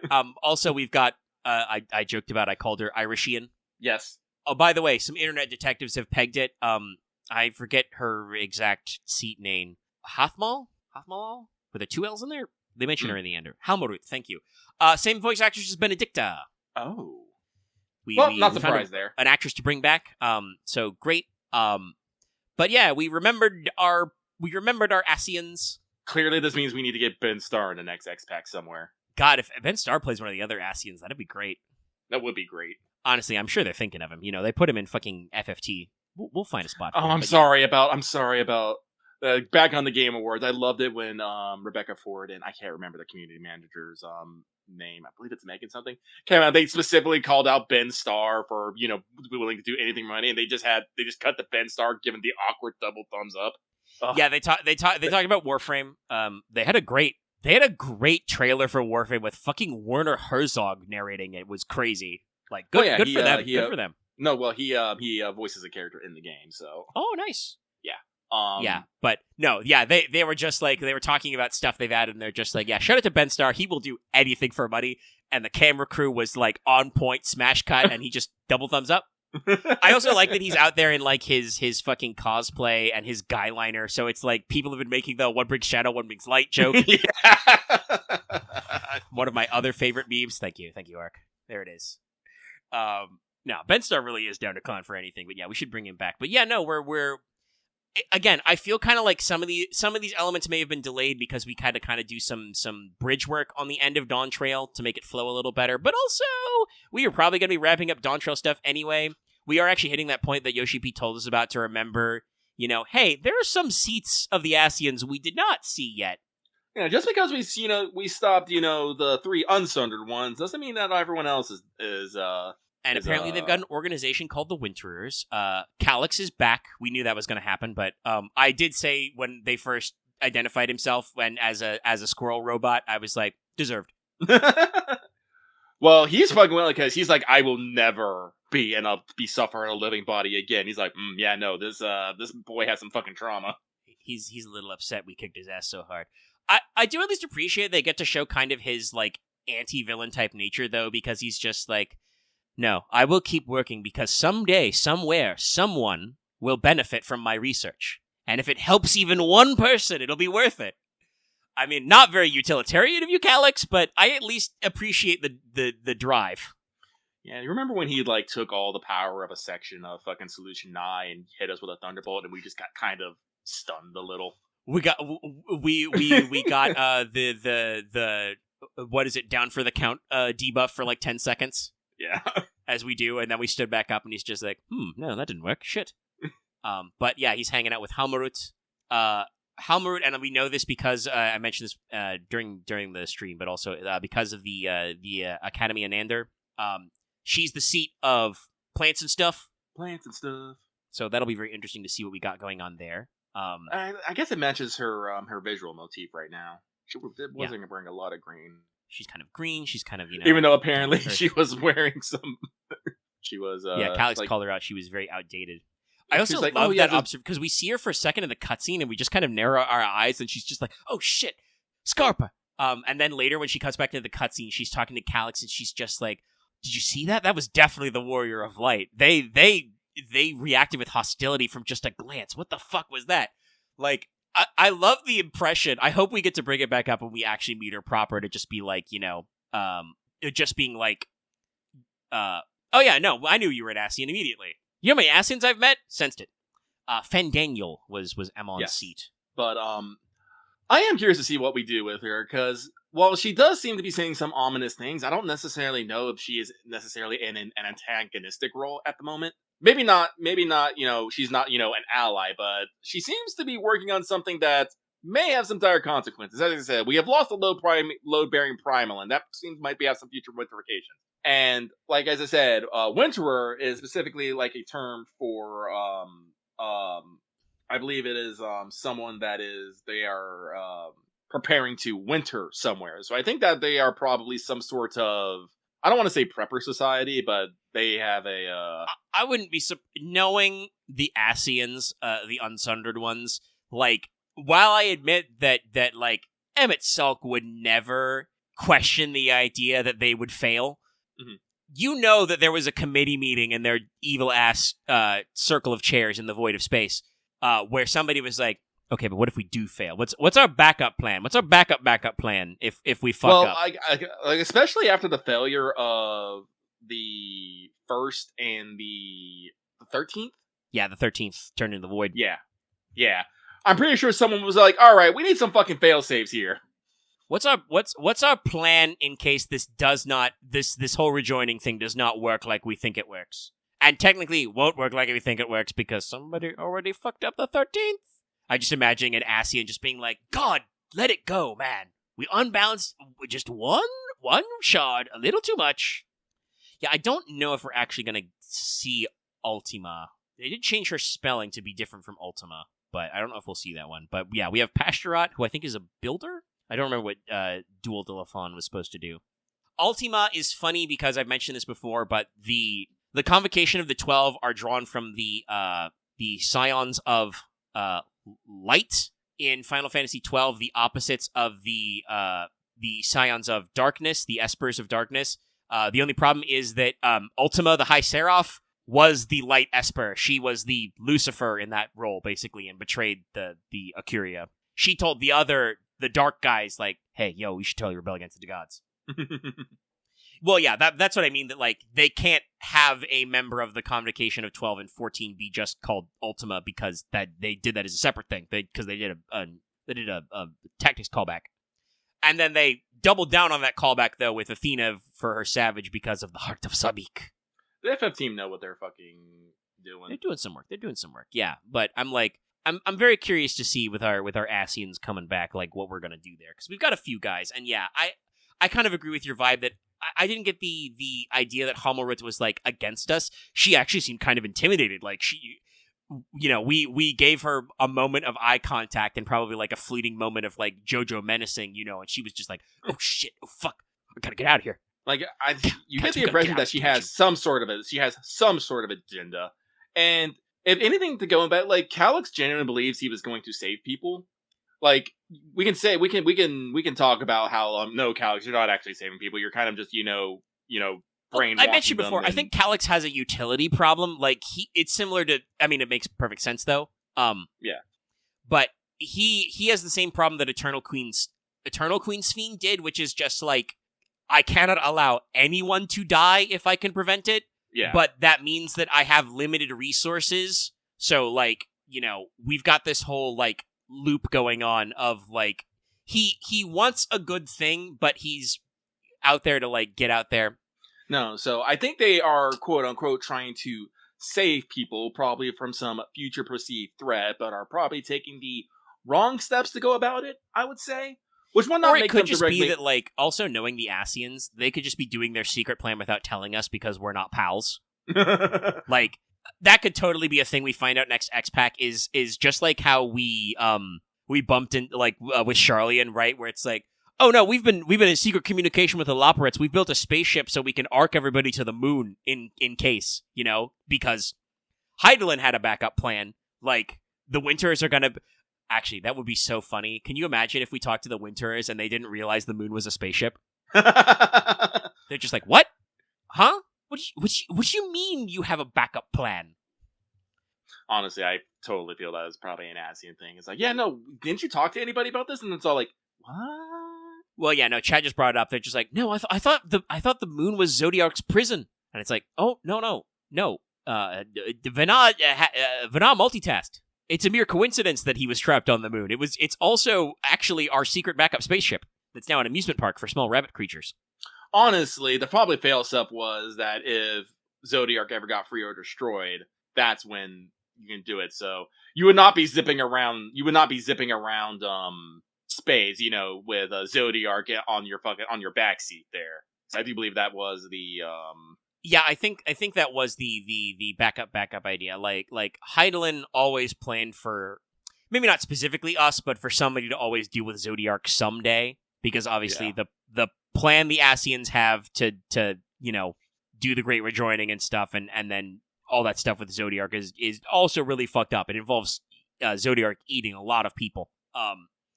But, like, Vena also knew that if Zodiark is gone, then the regulation of the Aether on Aetheris would also be gone, which would mean that the final days could happen again. Yeah, no, I think they had to understand it at some level, because, like I said, that was one of the functions of Zodiark, was Zodiark did the fucking bubble that prevented the Endsinger's song from reaching Aetheris. Yeah, he tightly controlled the Aether of the source, or of Aetheris even, unbounded to like, prevent that problem. I'm also kind of curious which, because she talks about it in the dialogue, I'm kind of curious which primal is actually the problem. Like, do they just think it's bad that we killed Zodiark because we killed Zodiark, and that was their whole plan? Or is it going to be like, actually, no, removing the regulatory system of the Elder Primals was bad, actually. They were very important. They were there for hundreds of years, guys. No, I'm pretty sure they're actually talking about both Zodiark and Heidelin, honestly. That's like... I mean, it makes, like... say nothing of, like... Actually, sorry, I was just thinking a thought, and it's very funny. I was thinking about how, like... It's funny that Heidelin is, like, the stagnation preservation one, but she was the proactive force, whereas Zodiark was never a guy. Like he didn't seem to have a will of his own. All of his will was in Elidibus. Yeah. Now, you can argue that Elidibus certainly did enough running around fulfilling the team's agenda, but how should I put this? Elidibus didn't seem to change his agenda by becoming the heart of Zodiark. You know what I mean? Like, yeah. Zodiark didn't do anything Zodiark-y because he's in prison. Heidelin was, like, constantly hear, feel, think, kind of a stuff. So, like, but she was very proactive, and also we are kind of, like, we don't make it a big deal in Dawn Trail, because I feel like Dawn Trail really is supposed to be our Warrior of Light's kind of like palate cleanser. Yeah, as much as people didn't want to do that. No, and like we can argue about, like, again, the efficacy and the themes. I'm personally very, very fine with Dawn Trail after all the patches to MSQ. I think mostly I follow along the whole thing with Alexandria and Tural and stuff like that. And God knows the Arcadion is hype as fuck. I cheered when the boy jumped out after we did the fight. The boy jumps onto the screen. I'm just like, hell yeah! DiCaprio point. Well, I am a little more meh about the fights themselves. Well, we can talk about the Arcadion a little bit. I think the fights are okay. No, like I do feel like there were some missed opportunities in there. Like the first fight with Vamp Fatal was okay. It honestly felt like fighting doing the Black Cat fight or the Dancing Group. It was a good step into it. Had interesting mechanics. But then when we got to the Extreme Bros, I'm like, all right, we could have done something a little bit more. We had some interesting mechanics in here, but the fact that we're fighting like a tag team match and we didn't actually get anyone to tag team on our side, I feel like was a super wasted opportunity. They start the joke. Fight with the like, oh well, we'll only fight you one at a time, but then literally halfway through, they're just like, fuck it, we'll fight you 2-on-1. You summon extra guys, and I'm like, yeah, but we're 8 small, tiny, unenhanced dudes. It's like I would have really liked for like someone to come swinging in on our side. I mean, it's kind of it is supposed to be the heel bit. I think mm-hmm. the whole thing is. Right up until the very end, where we get an extra fourth fight, is like the president has been planning. We are the true babyface. We are the grand champ. So like, but I'm saying, it's a common thing in wrestling work. Just for someone to come running up the fucking stage from the back to deliver justice with a chair. And I'm like, I kind of wish that it would have been nice, to get a little extra. That fight was kind of like, again, like you said, the mechanics are kind of cool, and like we were joshing about it. I did a bonus stream. Very late at night, but we did a blind run of all 4 Arcadian fights. We managed to get them all done despite getting sundered like twice. Literally got kicked out of the Lindworm fight. So we technically wiped because like all but 2 or 3 people got disconnected, and then the other people died in the great disconnecting. I'm pretty sure Tyrant and Bros we first tried. No. Vamp actually killed us like 2 times before we got her. You see, that was funny. I think we let's see here. Because unfortunately, Lucky was not feeling very social that day. Lucky just could not deal with people. Literally could not. So I went on that. So we one-turned Famp and Extremes. We had to do Tyrant again because he got us when he picked up one half of the stage to hit the other half of the arena. Yeah. Yeah. Oh, that almost cooked us. That got my ass. Like I got rezzed. And like Ark was on my side as one of the healers, and he just picked up the arena and we were just like, oh, I think we're dead. But yeah, no, crazy shit. Love that fight. No, that was good. And the final boss, I think we had to restart once because that guy got we didn't even get to the secret second stage just because some of that guy's hits. That guy hit hard. Lindworm was hard. He hit pretty hard. No, I think honestly the DDoS helped us because like. I at least was like, okay, I didn't get fully disconnected. I got like pokeballed for a little bit. So like I was like, okay. So he's going to move the head here. And then there's going to be cancer balls. Don't stand in those. And then, the rest is all just guessing, but we did pretty good. The fights are pretty tight, but yeah, like I think the Extremes was like, that's kind of the middle meh tier. I think it was very funny because of let me tell you, if you have this opinion, Lucky, their Disney Channel original movie ass theme. Oh God, yeah. Like it's so perfect for them. No, it was definitely something you would watch on fucking. It was definitely a Disney Channel original movie. No. Fuck. Vamp's theme Sinister is also very good because it's got kind of like orchestral moments, but also just got her singing. No, I was actually looking around for all the characters. I could not find her in the thing. She might be outside. Yeah, everybody's around. No, yeah, Sinister is a little more, not explicit, but a little more on point than you might think, but it's also very, very modern pop if you get it. I do love how Metum was all like, oh, she's draining everyone of their ether. Yeah, that was a great one. No. And then, of course, Absolute Tyranny is the champ's theme.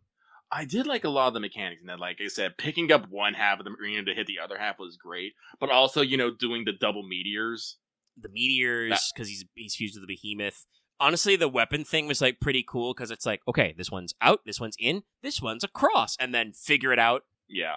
And of course, like we talked about it earlier, but the final fight has Everything Burns Fucking radical. No, that's so good. We're gonna have to keep running that one and pray we get the orchestration. We'll be hunting for it. No. Yeah, no, it's a grand old time. So like honestly, the fights were pretty fun. I do think that like they were a little, like I said, some of them were a little lean and mean, but all in all, honestly, all the mechanics are pretty good. I've been actually doing my fucking daily roulettes like since Wednesday. And guess what? When doing the level 100 dungeons, we get Mistwake a lot. Yeah. That one's pretty tight. Oh, Vamps in her apartment. Okay, gotta go hunt for her apartment building. I can see that. But no, she like, clearly won't mind if I just come busting in like, hello. I mean, you know, she's the one who kissed the camera in the promo. I was right! No, this is great. No, all the characters are really great. God, the fucking... The surfer bros are so lucky. My immediate thing, we're like, yes. I mean, there are so many people who joked about, let me take the tank buster. I got this. Because that's her kicks. Those surfer bros are so lucky that Medim showed up with the camera to cut a promo because, like, I was basically like, okay, if you did this for real, you're dead. This better be for the bit. It was, of course. But, God, and, like, in that promo with Vamp, the fucking fan who's just like, what do you mean unenhanced fights? I want to see an enhanced, fighter squeeze the life out of her enemies like she's crush the life out of enemies with her thighs like she's squeezing juice. And I'm just like, The team knows things. The team does know things. Like I said, Final Fantasy XIV has never been necessarily shy about kinks and fetishes and whatnot. I think they get the people's vibes. Yeah, no, like I said, the patch is great. There's still some stuff that I haven't gotten into. Like, I'm like, I need to go back in the Occult Crescent sometime and check out those new Phantom jobs. No, I need to as well. But look at some stuff. 9/11 and like I said, I've been actually like got me because I need to even out my fucking item levels again. So it's like I need to get off my butt and actually do some daily roulettes, do some stuff. And I've been having fun. And it's always fun to see some roulettes stuff. and Mistwake. Mistwake has, I think it's what, 655? Yeah, it's pretty good. Also, the gear set's good. By the way, also the glam update, fucking great. I love that stuff's not bound by class and level anymore. But also, they made it so a lot of my job gear can be glamour gear sets. I'm sub 700 again, guys. No, it's so good. Like Final Fantasy. I know that, like, I understand why some people didn't want to go for why pundits didn't necessarily think to vote it for best ongoing, but damn, I like Final Fantasy 14. We're good. No, we're good. Kicking. It's good. And of course, there's the level 1. Like I said, I agree with most people that is probably a Beastmaster asset that got snuck in somewhere. Yeah, I think people have said that those antelopes are normally like a hunt mark in Gridania, I think, is the model they used. If our Beastmaster things are hunt marks, that could be fun. That could be interesting. Could be interesting. But yeah, no, like reusing rare assets, but level 1 something, and I'm like, that could be interesting. I'm still interested for Beastmaster. Very, very interested to see how it goes. No, 14's real good. I like the plot stuff, and yeah, I did want to powwow with you a little about some of those plot points because I think you are the person I talk about the Final Fantasy 14 story with the most. I'll usually open up the floor in chat, and like I said, Law had some comments and some guesses because he was running it at the same time. But we've talked a lot about this story, and I like where we're going, but I did kind of agree with your comments that I'm kind of like, this Trino thing kind of is coming out of nowhere. I don't hate it because it's full of friendly little people, but it's definitely we went real ham on no guys, Treno's been here the whole time. Yeah, we need to get Aaron to catch it. We need to get Aaron some extra juice too. No, we can, like I said, I'm gonna try and remember to get on a little bit. Like I said, I've been so mentally blasted these past few days. Oh no, I understand. I have not been doing much of anything. I've been horrible on FGO, been horrible about Nikkei. Haven't really been playing Trick Call at all. I haven't been grouping up with other than the stream days. I haven't been grouping up with people. I've just been I'm gonna log in and do my dailies and do as many of them as I feel like doing, and just kind of minding my business. I mean, we've been having fun. You can get second walk on Alliance roulettes now. I know this because I've done it, and everybody was like, "Oh shit, is this Sandoria on roulette?" And we're like, "Yep." Having a lot. I did change my for Paladin. I got a serious glam for the X pack. I tried to not be immersion breaking. immediately after the stream, I put on the Nameless Saint gear and the Shiva weapon. So I've now just been doing daily roulettes as Santa Paladin. Got Arkveld earlier, which is a little like, oh shit. Honestly, I've been having fun. It's been good to get back into daily roulettes. Their Christmas special yet? Hmm? Has Rubik's? Oh yeah, that got posted today. Okay, I gotta go watch that. Yeah, you do. Oh, another one that had me in tears. It's crazy. Santa, I said 1419. This is 1914. What? We're in World War One. This is halfway through the video, by the way. No, I'm still. Oh, I'm you're still gonna. You're. No, I saw. You're a gonna clip love from it too. earlier. I left a comment on it. You'll see when I got it. But shout out someone to going J Raptor for using Okami's final boss theme, "The Sun Rises," for a moment. You'll catch it when you hear it, Lucky. I'm sure. No, it's great. Last Rubik's video of the year, and he talks about having a headache, but no, it's so fun. What the snowballs. No, I still like the clip that he posted of someone going to Tails, "Hey Santa, can I have 64 gigabytes of RAM?" And Tails just ends him with a snowball. Just kills him with a present, I think. And everyone's just like, "Woo!" No, that happens multiple times. I think in the actual video immediately after that, Darren, the medic, finally gets his bike, and he's like, "All right, I finally got my bike. I'm leaving. Santa Claus and Ignis, goodbye." And he just drives away. Or another, actually, Cypher's got a POV too. I should watch that because there's another moment where just like they're just fucking around pre the actual mission starting in Christmas Town, and then they're just like strike incoming, and like they're like, we got to get inside, and Jay turns, is like, "Cypher, get inside! They're shooting tomahawks at us." It's good. I'll have to watch that later. Yeah, it's a great video. No. Like I said, we don't want to take up too much time. It's almost midnight my time, which means it's it's almost 3 a.m. Omega's time, and he still got to edit this bitch. But, unfortunately for Omega, I want to talk about Rain. You do want to talk about Little Rain? Okay. I do want to talk about Rain. We had a good time. I think people liked it. People liked it. I did have one blow up. I did blow up at Dallas once. Like I said, Lucky wasn't feeling good, so my strained patience was only more strained. But Dallas didn't seem to be fair to Dallas, he was also sick, so I think he was just a little loopy. Yeah. Which is why he went way out of his way to make a fucking Namor joke, I think, was what he was going for.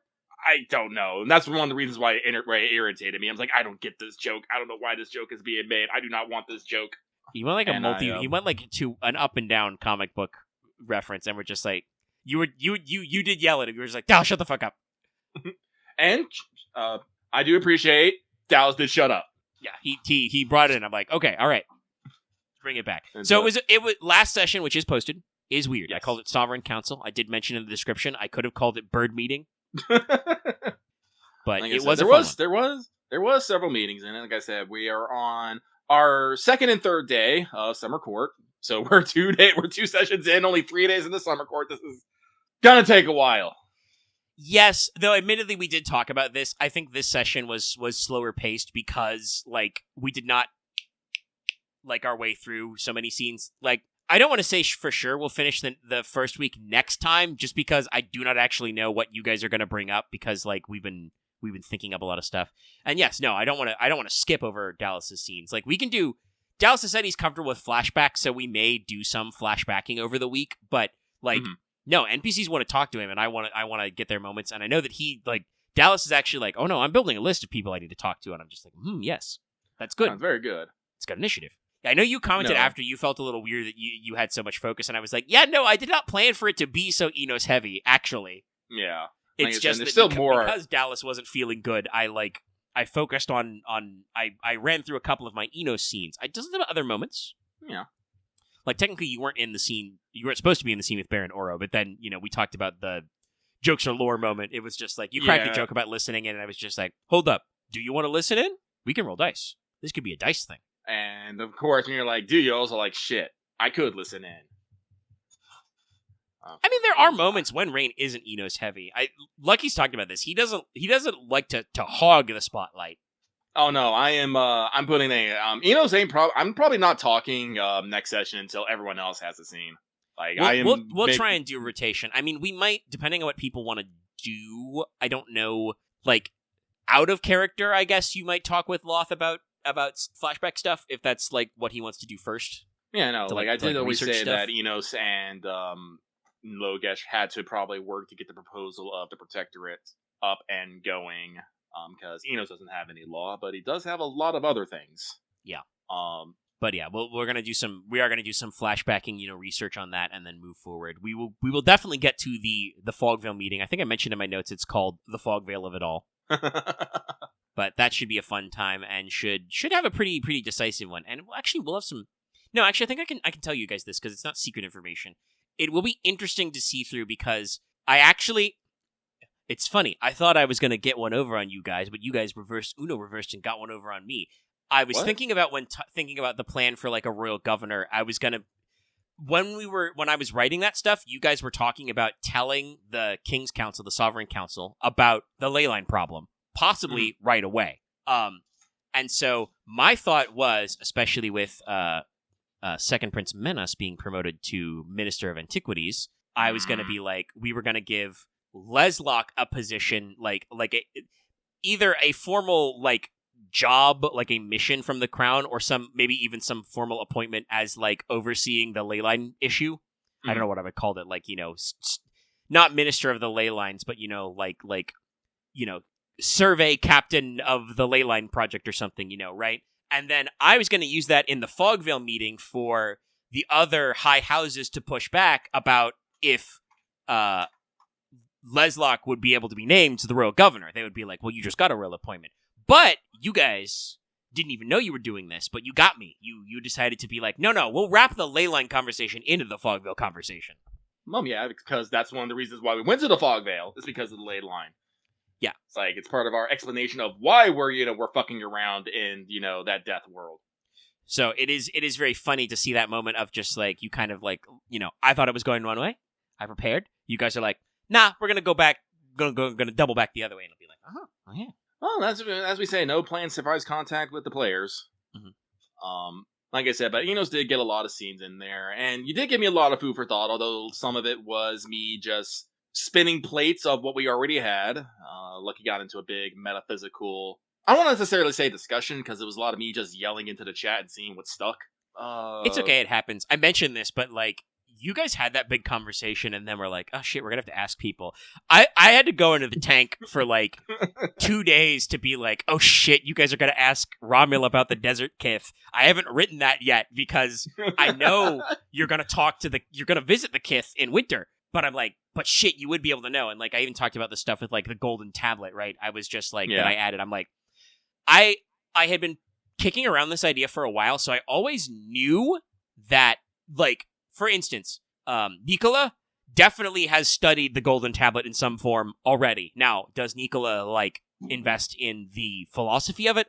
I don't know. I did not necessarily write it backport it for that reason. But I do think some of the things I talked about the Golden Tablet's philosophy might make more sense in terms of Nicola. The philosophical parts about it are like, the extension of life vis-a-vis the removal of suffering, the antithesis of harm. If you do harm, if you have to destroy, you must do so, as quickly and painlessly as possible kind of a thing, right? Like, I didn't write that stuff for Nicola, but I think retroactively it could be good for Nicola's character to be like, oh, well, he's been operating kind of from an alchemist's mindset this whole time. Well, it makes sense. Like I said, during our whole discussion where I realized that not everyone was necessarily in favor of taking Fogvale, we did talk about like how, Enos views everyone as a potential enemy. Nicola views everyone as a potential ally. And I think, that alchemist philosophy may, play into that as well. Yeah, so... I did kind of basically like, and preamble for a conversation with the Desert Kith about it. I've decided, like, even in the pre-Calamity times, those guys were nomads. They've always been nomads because their thing is spreading the fires of wisdom. So they are used to traveling around spreading knowledge and stuff. Knowledge and stuff. And that's kind of like worked into it. So that kind of reflects into the philosophy as well. The Golden Tablet, the sermons from Fornaxia. No, but like I said, like, while the meetings were very good and we definitely got some things, I still think I'm probably gonna have to go speak to the aggressive Harpuya just so I can at least say I listened to her side of it. I like the Harpies on my side, even that golden fuckboy, but never let it be said that I only listen to one side of an argument. Enos might get kidnapped, yes, and then he's gonna have to murk a fucking bird. At least I don't think he'll get kidnapped now, because she'd have to fly all the way back to Milieu. I mean, yeah, that's a lot of water to cover. Anyway, but the big thing I think is we got a little bit about the Sky Mother. Well, not a lot, just what little Harpy off the cuff and stuff, and that got me on a big metaphysical tank on like remembering the deities of Tricorone, our throne gods, and the relationship to each other. Making sure I figured out like which one was born when, and learning of their equal and opposite reactions, and discovering some holes in the process that are making me go, Doing a lot of it's gonna be here. funny. Like I don't think I said this out loud, but I was thinking about it. It's that funny thing of, because we decided to be like, we were all about primes. Like, no matter what, creation has to be slightly unbalanced because there's 13. Yep. But where is also, that unbalanced? and I mean, this is one of those things that I don't even know the answer to yet. It's like, I'll probably figure this out throughout the course of the campaign, but it's like, is it 13 thrones because like that's just all we had room for, or is that just we decided that's where we stop, or what? Because you guys are pretty sure there are more than 13 divinities. Yes. There are more than 13 divine beings. Yeah, I definitely at the very least, there's 14 because you met her. Well, like, yeah, that was the thing. That's like, I literally had that brain blast moment of, I was like, wait, there's only 13 thrones. That doesn't mean there has to only be 13 divinities. We literally met the Fairy Queen. Yeah. And so, And I think your conversation about Ramil, about Fornaxia, and kind of like how the Desert Kith understand where how they got here in the universe is also going to shed some light on that. No, so like, I'm very, like I said, I did a lot of thinking on that, and unfortunately, like, this is one of those things. It's a question that I cannot just go onto the internet and look up the answer for. I actually have to go piece by piece. We're in the campaign. We're world building right now. I mean, it's a smaller version of that, but this is kind of like what the appeal of, like, for the players anyway, the appeal of like big actual play scenarios, like I don't want to claim to be at the same level, but at the very least, I move in the same circles as, in this sense, as Matt Mercer. But like, the Critical Role guys talk about this. This is their fun, is that like they come up with a character, and then Matt Mercer or whoever the GM is, because they've actually got Brennan Mulligan from Dropout / Dimension 20 heading their 4th campaign with like 9 or 10 players divided up into multiple groups. That's the production value shit we can't match. That's crazy. God. But when you've got a TV budget, you can make that shit work. But like, you start out with these things, and then you just see these little moments, and like you figure out where your character fits into this wider world, and like all the breadcrumbs, and then also you just like discover shit. You guys are like right now scribbling in your notebooks about like just plot hooks I'm throwing out, and then you're like, wait a fucking second. And I mean, no, actually, I think I was thinking about, I was wondering, like, did I always plan for the empty thrones / the fallen gods to always be such a big deal? I'm like, no, I think I did, because I did write the gaps into the scenario like for them to fill, like as far back as like the session 0 time, like the early setup. Like there was always room for them to fill in. So I think that was definitely intentional, and there'll be other things that are kind of like intentional. I mean, kind of, I don't think just you brought that up, Axe. I think everybody kind of agreed when it got brought up, because I was not shy in saying that Final Fantasy 16 kind of finally got me off my ass to set up this campaign. And I think we did say, so clearly that means we're going to start off, punching guys, and then we end up fighting God. I think we all said that. Yeah, I know. I think everybody agreed when that sentiment came up. I mean, I definitely think you'll see both the 16 and, it's very unavoidable at this point, the 14 influence all throughout this. At the very least, you can be reasonably certain that you're not going to run into problems where you just put up your hands and go, Alligans. The first men were fuck-ups, but they were not that level of generational fuck-up. No. But, like, there's a lot of things going out there, you got to worry about, you guys have conspiracies and behind-the-scenes stuff going on, and like I said, I've got an endgame crisis kind of in mind of, like, just all the big things hitting you at once. Oh, there's definitely poison. There's gators in the swamp. That means there's poison gators. What's worse than the regular gator? Poison gators. Shit. But no, so Rain continues to be great. I'm always looking at Eno to be like, where do I want to take this character next? Because frankly, my skills my skills are basically where I want them, so it's probably just going to be again a lot of skills and esoterics. I mean, we had you've been expanding your students lately, so I had a lot of fun last session being like, hey, do you have student this, student that? You got this. Yeah. Well, it turns out, like, while espionage is still near and dear, history, kindred, religion, and sorcery all tie into each other. Little crazy. Yeah, you've got a lot of codependent knowledge. It's okay. Enos will definitely get to flex his espionage, just not right now, ironically, unless you really want to run a... I guess you could run an intel op on the houses while they're at Summer Court, but that kind of feels like that's secondary to your shit. Like, I am way too fucking busy right now to be doing. Yeah, that's what I mean. Like, fucking... your primary goal is you want your house to look good at Summer Court, not use this as an opportunity to figure out what the other houses are doing. No, we can do spy stuff later. I need to make sure that everything is going swimmingly and no one thinks that we're, having a problem. Thanks, Miss Fairy Queen, making me sprint through the halls of fucking Stonehearth at, maximum velocity. That was great. Thank you.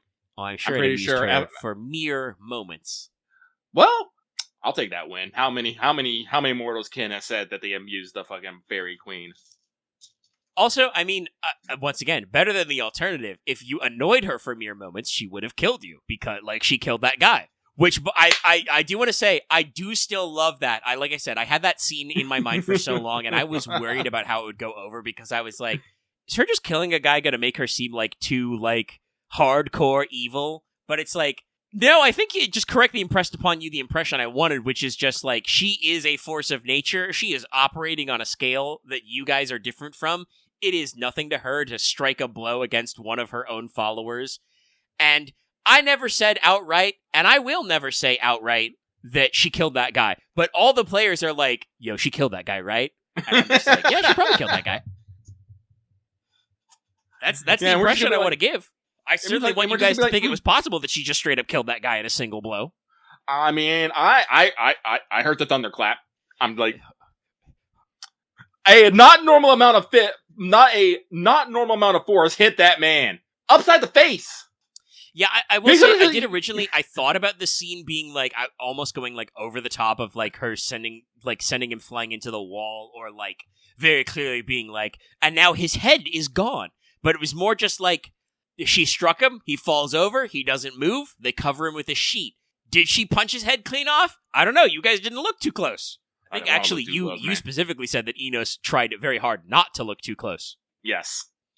I mean, I will also say this, Axe saying in chat, took it as her ability to snuff out any face she wills it. She probably can do that because she knows all their names.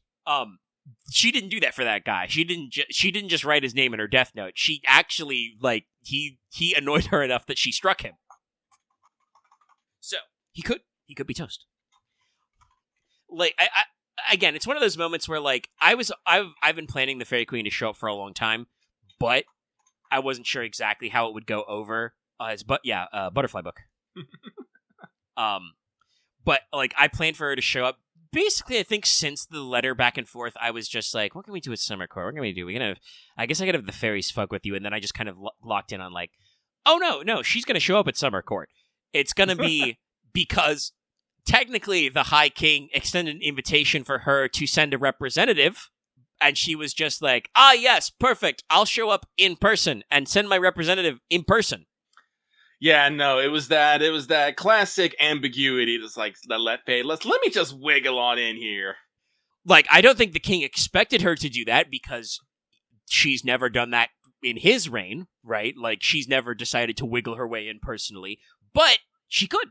And she did. And thematically, I think it works out because you guys are also crunching so many numbers on this god thing to be because I already pitched her backstory through Lady White and stuff to just be you guys to be okay, now we've met her, and yeah, no, she's the child of a god.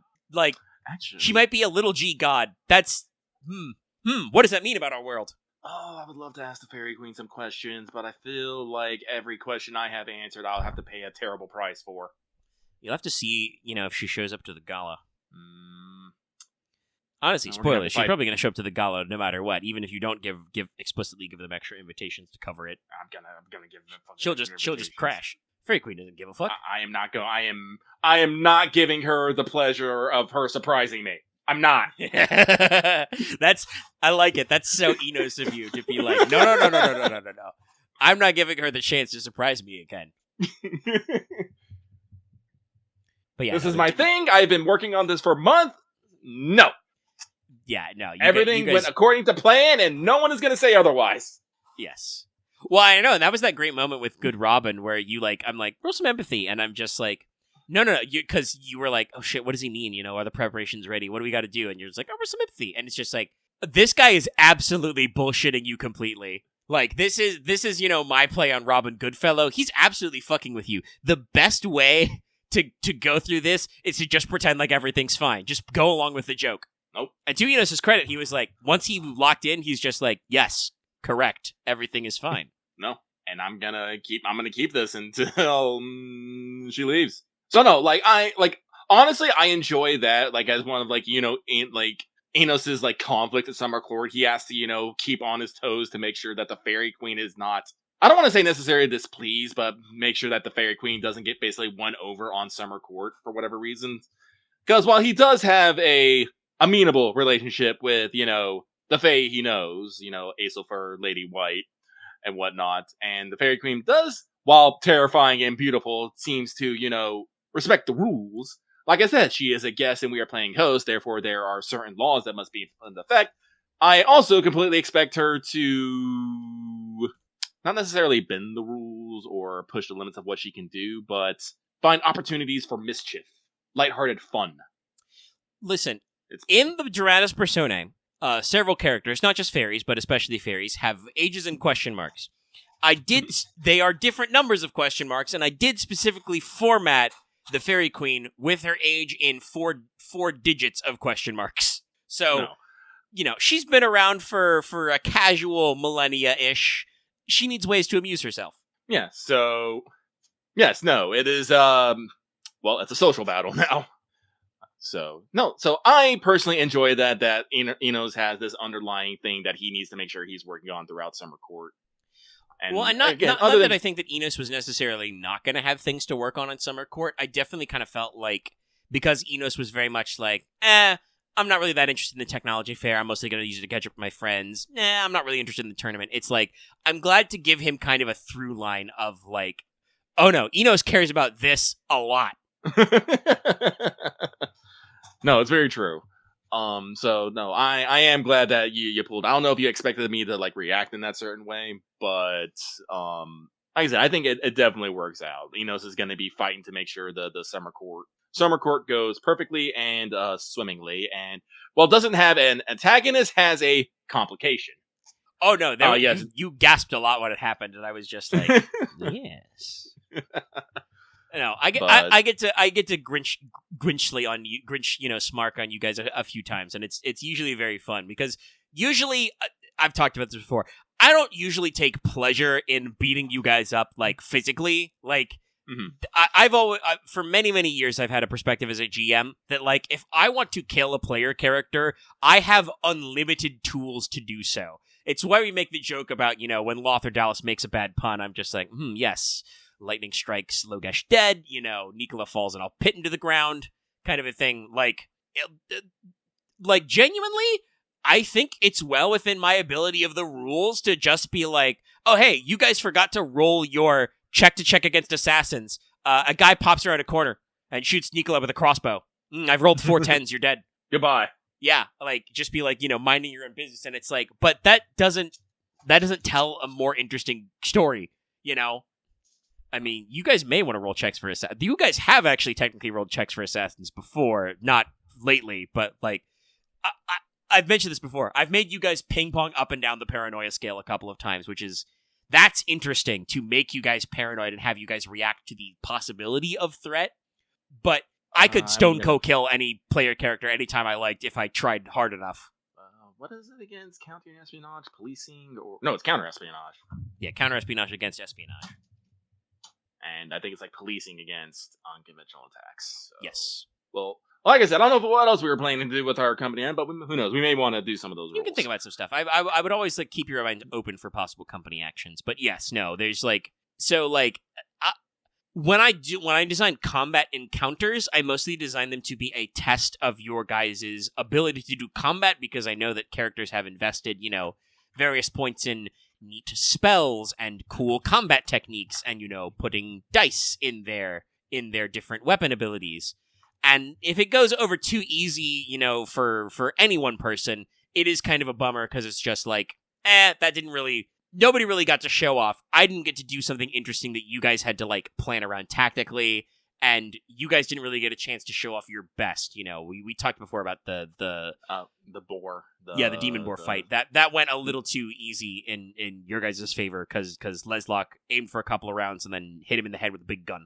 And we did kind of debate back and forth about stuff. I think actually we decided after that because of the role the Arquebus plays for me to drop the 1 AP. Yeah. It's still shotgun killing. That's still pretty nasty.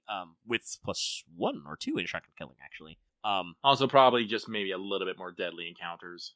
Instead of 1 demon boar, 2 demon boars. Well, yeah, no, I also said that after that, I'm just like, no, I don't think I can get away with action economy of you guys versus one big boss unless they're, like, really special. Because there are provisions in the system of, like, monster design to be like, and this monster, can roll its full combat pool, 2 or 3 times per round, basically, without penalty. Like, just, like, not even, like, multiple actions, just like, no, they get to roll their dice multiple times, Kind of like the old, the Genesis Nemesis style thing where they get multiple activations. Oh, yeah. Or other fun stuff like that, like moves like that. So, like, that's where I'm at now, where I'm like, okay, on a personal scale, we either need ads, like mooks to distract from a boss, or kind of like tar pit you guys, crowd control you guys, or I need enemies who act multiple times or split between multiples. Yeah, like some kind of reason you guys can't, because I know we don't feel it all the time, but we are, like, raw experience point wise deep enough that, like, the 5 of you can be reasonably perspective to go out there. Yes, if I can arrange a one-on-one fight, that can probably be much more dynamic. Mm-hmm. And we'll see a little bit of that. We'll get to test pilot that a little with a tournament. Because at the very least, we'll be rolling some limited pools of things. Maybe we'll be accounting for hit locations. We'll see. We'll see how dramatic the big finish is for sure. But yeah, like if I can arrange one-on-one fights, that's good. But also, like, I have to be careful because, just like how there's all these same rules, you guys can sometimes decide to go against the grain just to get me. Like, nothing says that, like, physically, some guy couldn't go, yes, Marquis Leslock, you've found me out at last. You accuse me of a terrible crime. I challenge you to a duel over it. And you could just go, nah, draw a gun, bang. Like, you can do the fucking Raiders of the Lost Ark thing, Now, that can have social consequences, but it's the kind of thing where, like, I have to keep in my mind that that's possible. So, like, that would be a situation where I can't necessarily force a one-on-one fight. But there will be other times where we can arrange it. Like I said, we'll see what stuff we've got going on. But yes, we've been thinking a lot about combat design. That is why we do combat design certain ways. Like, I've talked about this. I design combat encounters either as kind of a tactical exercise to be like, I give the players a puzzle and it's like, hey, who you guys got in your toolbox that can solve this? Or it's an action set piece. It's like, you are John Wick. There are 40 nameless dudes in this room. How cool are you? Like, because I totally think that's got a great merit. Part of that I think I got from catching on from, like, Star Wars RPGs with the minions is a one, but also I think 4th Ed Dungeons and Dragons also had a minion rule of just, like, enemies with 1 HP kind of a thing. No, being able to mow down mooks is a great feeling. Yeah. Actually, no. That would also be Wild Talents because Greg Stolze also wrote that. That has minions, which are similar to unworthy opponents. Yeah. So, like, yeah. No, just like being like, no, faceless goons are here. What do you do about this? What's your move? Like, that's always a really great way for characters to show their stuff, and just, like, be cool. Like, even in Eclipse phase, I think I designed a lot of combats. I mean, obviously, violence is sometimes, like, violence can be a source of horror. Like, it can be freaky to be like, oh, there's a terrible monster crawling up this space tunnel at me. I've got to get the fuck out of here, before he catches me. But also, a lot of it is kind of like that sci-fi action set piece of, like, God, I remember, you guys, fighting in like when I had, like, a Damaged Titan Warbot boot up in that cylinder hab, right? And so it was like, you guys don't have to help fight, but you could. That was a long time ago. I was playing Envoy of the Yellow King back in the first edition of Eclipse Phase. I think Ron's character, like, ran up a scaffold with a sniper rifle to try and like take that guy down because you guys were like, shit, we can't leave that guy here. So it was a weird, run and gun battle inside a cylinder hab, and other interesting set pieces go on. Moon pits. I do always love the zero-G. interesting set pieces.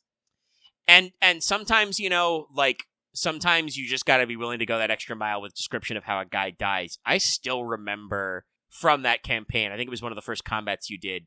I think it was Marth's character had a particle beam bolter. I just rolled hilarious, double excellent max damage on a guy who was just in a normal splicer or something. And I was just like, oh yeah, you killed that guy. You guys ever seen Psycho-Pass? Yeah, you know how the lethal mode works? It's like that. The particle beam bolter, flash boils all the water in his body and he explodes. And it's just And you're just like, yep. oh, great. Whoops. I love this.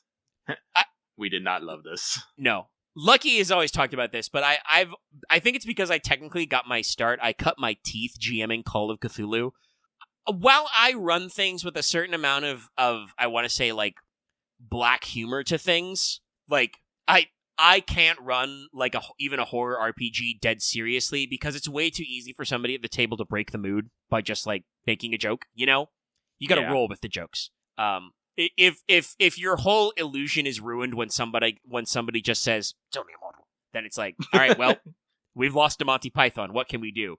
But at the same time, because I am used to doing some of those descriptions of the freaky and/or deaky, it's like, no, I don't think I've ever been afraid in combat to be especially if we are also playing a horror-leaning game, to be like, yeah, no, that guy did not enjoy what you did to him. That kind of sucked for him. Oh, no, you do this every time we set someone on fire. Every time. Listen, I love flamethrowers in video games, but also hitting a guy with a flamethrower really fucking sucks for him.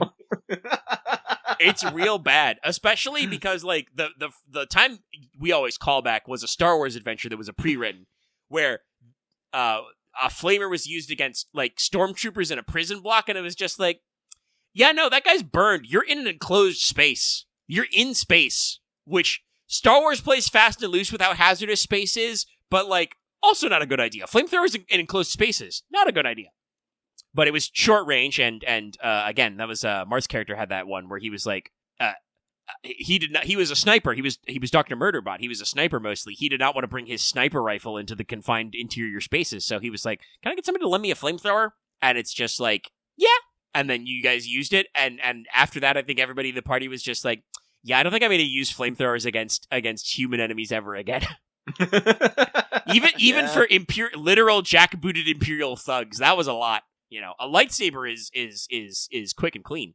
And then I think that was that same campaign with Taquette where I hit you with the flamer so hard I burned your arm off. Yes, no, you hit that hard on the crit table that it actually removed his arm, and he had to get a cybernetic replacement. Yeah, it was I blasted you with a flamer was vicious 2 or 3 and just rolled the stones. That was the first time Taquette really cut loose with the Force. You blasted that guy into the next zip code. Well, I just got my arm blasted off. It was a stress response, okay? Yeah. I think you did use some dark side points too, so it made sense. I think that guy technically lived because he was a nemesis. I think you just auto gave him a crit because it was the equivalent of falling a long distance, and he did not die. Move is bullshit, okay? No. If you put the points in the upgrades to be able to do stuff with move, basic TK can be crazy. They did actually make it so you can grab spaceships, which also Taquette did do. Taquette was you once fell off the back of a Sil 3 or Sil 4 spaceship where Omega, I don't instantly fall to the ground, right? And I'm like, yeah. Can I use move to pull that spaceship back under me? And I was like, you could certainly try. And you did spent the force points, and you basically forced that ship to do a fucking loop-to-loop to catch yourself. Which is Jedi as hell. Honestly, this is why I started wanting to record, basically everything I do tabletop, just because we had some real great stories from before we started recording things. No, Mayhem Squad was wild. That was the true Wild West of the Star Wars game design. It was because we were doing a lot of weird things, and we weren't necessarily following rules, that the cat got to do a lot of weird stuff. He was basically a Jedi Batman. I mean, I think literally you took the Sentinel spec. Yeah, I took the Sentinel Artisan spec. So he's really good at crafting and building. Like, he had his multi-tool was actually his lightsaber, and I did so many stupid things to that goddamn thing. Oh, I also really love that of like the multi-tool lightsaber of like disguising it so you could flip it out of your handle. I also love the first time I think you used it for real, because you'd built it but like kept it to yourself because we were playing an Imperial era campaign. You guys were stuck in a lab underwater with like a vent that was like lodged, and you didn't want to blow it up, so you were just like, "Hey, everybody, turn around for a second." All right, you can turn around now. Vent's open. Nobody asked me what that was, and I think everybody was just like, "Sure, okay, we want us to cut about that." No, we had a great time just fucking freeballing. I mean, not everything was great all the time. That was the time where we had a little bit of time where the rest of the party was a little annoyed with you because you fired some proton torpedoes at a wall and flew through the debris. Yeah. But that's the thing I was going to say. This was the thing I was going to say earlier when I talked about like offering you a check to eavesdrop. One thing I can always say and I do treat this as a positive for Lucky as a player, is if I'm like, you could roll some dice. Lucky is almost never scared of rolling dice. If he genuinely wants to do it, he'll roll those dice. He doesn't care how tough the check is. Yeah. Like, there are times when like you understand that rolling the dice will be risky, and you will be like, no, I don't actually want to do this that bad. We won't do it. But if you're like, no, I'd really like to do that thing, you'll roll the dice. That's where a lot of our crazier stories come from. It's not our only stories, because like I remember you guys falling out of that ship, right? You grabbed it and fell it back. Dr. Murderbot just like Mars character BX just pulled his he was wearing a repulsor lift chute anyway. I just pulled his chute.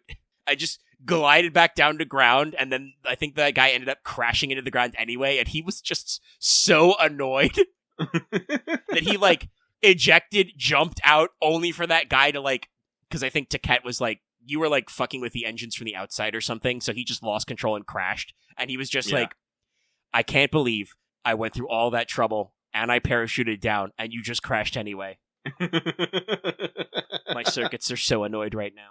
Oh god, what was the other crazy one? Like, the time we fought a fucking tank, multiple tanks, and we're just like, and Dr. Murder just got blown up constantly. We're just like, ah! Yeah, you guys got caught out by some enemy tanks, and just, he took a shot, and it was like, well, actually, so, vehicles don't, at least the way I understood the Star Wars rules, planetary scale weapons, they do extra damage to you.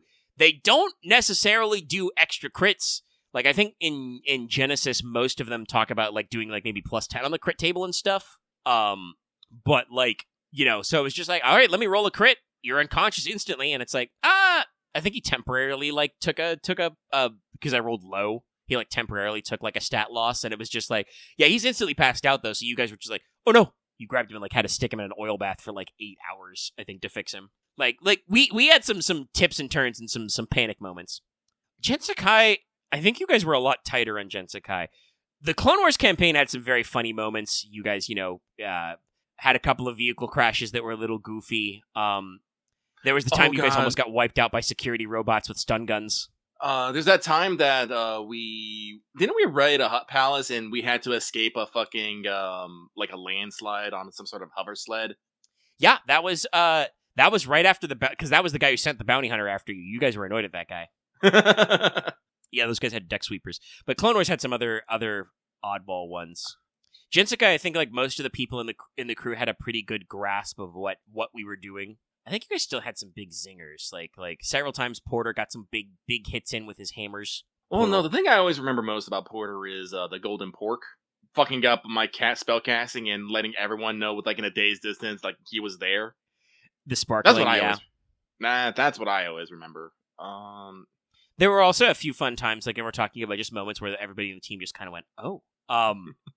Like, again, talking about cutting loose with, like, force-type stuff. Aaron as Rion just being like, nah, I'm going to cast a big spell. I'm going to cast a big-ass spell. And just being like, yes, math. Yeah, that's going to be, 20 damage. And I'm just like, he's dead. He's blown up. Vaporized. Reduced to atoms. Like, much like Force use, the magic system in Genesis is very fun to use, so you get to do some very goofy things when you decide to cut loose. Yeah, no, like honestly thinking, ever since like the Star Wars game, I think like, ever since, I pissed off people and, we got a little crazy, I tried to scale back me doing weird stuff. Like, I try to still be like interesting characters and do interesting things, but I'm not just batshit insane. I was kind of batshit insane with the cat. Because that's there was a reason why you guys did not necessarily pick the name Mayhem Squad. It was just like, I kind of asked the team to come up with a name for their rebel cell, and I think you were just like, man, I don't know what we do. We just cause mayhem. I'm just like, Mayhem Squad it is. Because that was it. You guys were just chaos. It was a weird bridge of me cramming random plot hooks and ideas and adventures together while also doing like a handful of pre-written stuff, and you guys just kind of were like, just seeing what stuck, doing lots of weird stuff. Like, the reason why we called him Dr. Murderbot was because he was a soldier career, so he was the sniper, and he was also the medic, the battlefield medic. Yeah. So, like, literally, he was like, and I think we talked about in the backstory, he was a BX commando droid that, like, Taket had found. Yeah. And, like, repaired and installed, like a healing module into. So, like, he had doctor programming, but was also still a stone-cold sniper. No, but, like, there's a lot of jokes that stuck with me. Like, personally, like, because this is, like, everyone has the joke of, calling the bot Steve. We had that in Mayhem Squad because Taket found a little, like, maintenance droid while we're infiltrating his ship, and he's all like, but we found him. He can't go home anymore. We have to take him with us. Yeah, and you guys like hacked him or something to get map data, and we're just like, no, he's got to come with us. Yeah. And, we just took around Steve. And, like, I tell this story every time, but I love it every time. Just anytime something happens, like, Steve, do something! And Omega would just, every time, just go, beep. Yep, just like that. And we'd be like, thanks, Steve. Hey, Steve had stab blocks. I think he was a rival. He did stuff. He did stuff. I can track down exactly what model of droid he is, because that was from a prefab. Think about other funny Mayhem Squad things. We don't talk a lot about the third guy, Curbs, because he doesn't play with us anymore. But he was in it, and he still had some moments. I remember there was one time, because he went pilot gunslinger, like smuggler gunslinger in pilot. Mm-hmm. Some guys came to like shake you guys down at the ship like right away, and he just did the gunslinger dual guns thing and just got all of them. And even he was impressed by that. He was just like, I knock you all down. Like, just quick draw and wiped out like 4 guys. And just like, yeah, no, they're all down. I was just like, whoa, nah. Like I said, we had fun, but it was also so unfocused. We were just absolutely all over the place. There were all kinds of like dropped plot hooks because I would like write an adventure. You guys would like run out there and then, you'd find it, and then I'd be like, all right, I'll pick this up next time. In the meantime, you're going to do something else because you guys want a chip or something. We were everywhere on this. I am trying to think. There were good moments. I think there were... I don't want to actually take this the wrong way. I actually ask you about, like, memories from our more recent games or recorded games. I do want to say for Jensica, I kind of feel like... I feel like I remember action scenes less because, like I said, there was less of that kind of, like, moment. It's more like recurring bits. Like... Genuinely, I think Leona had some pretty good sequences of just, like, talking to the crew about stuff. Like, I still do remember you guys talking about, like, the cursed sword, and then, like, you guys having that conversation about, like, Leona, I don't think that sword's good for you. Like, like, talking, like, soulfully staring over the side of the airship type stuff. And you guys having kind of, like, your funny interactions jumping up and down. I think, I'm trying to remember with...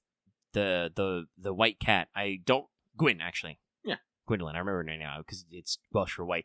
I think Leona was the one who like chased her out onto the rooftops. That was after we met. What was it? Granny Tiger. Yeah. Yeah. Like he went up to the attic. I think because Leona. It's funny. Like Axe talked about it because he kept buying talents for stuff. But like, yeah, like whenever you guys needed an agility character, it was Leona that did it. It definitely wasn't Porter. Nope. Not right now. No, Porter and Rion were definitely firmly locked in the not physically able, and Dallas's gimmick was to ping pong a couple of times, but I think even when he was a magic wrestler, he was not that kind of physically fit. You guys had some moments I think about. Honestly, like I would maybe I could listen back to the audio. I have all the audio for that reason, but I do kind of feel like Genesis to me, I remember more about like very solidly like you guys' character like vibes, your character elements, and like future plot hooks. Like no, honestly, I think like like, oh god, no. I'm like, unfortunately, I know my characters best, so I don't remember my fucking character's name in Delta Green. It was Doctor. Oh my god, tip of my tongue. Kara. Dr. Kara. I think it was Yes. Kara. That was your first name. Edwards, it might have been your last name. I'm not sure, but Dr. Kara, and how I'm actually very proud of it, how I kind of played her very weird. Like, very, like, I don't want to say unethical, but definitely aethical. You definitely played your damage. Honestly, Delta Green has some other good moments in there of just, like, there were so many conversations of you guys just, like in your fucking motel room at the whiteboard trying to figure shit out. Like, I know this was before, like, Axe and all that, but I still remember when we did, what was it, Lover on the Ice? Yes, that was the prototype. That was the first thing we did with the new Delta Green, because I got that. I love that when we figured out where the thing was, we didn't actually fight it. We actually, fucked with the house, and then we set up the fucking seal and me on, like, several rooftops away and just blasted it when it tried to escape.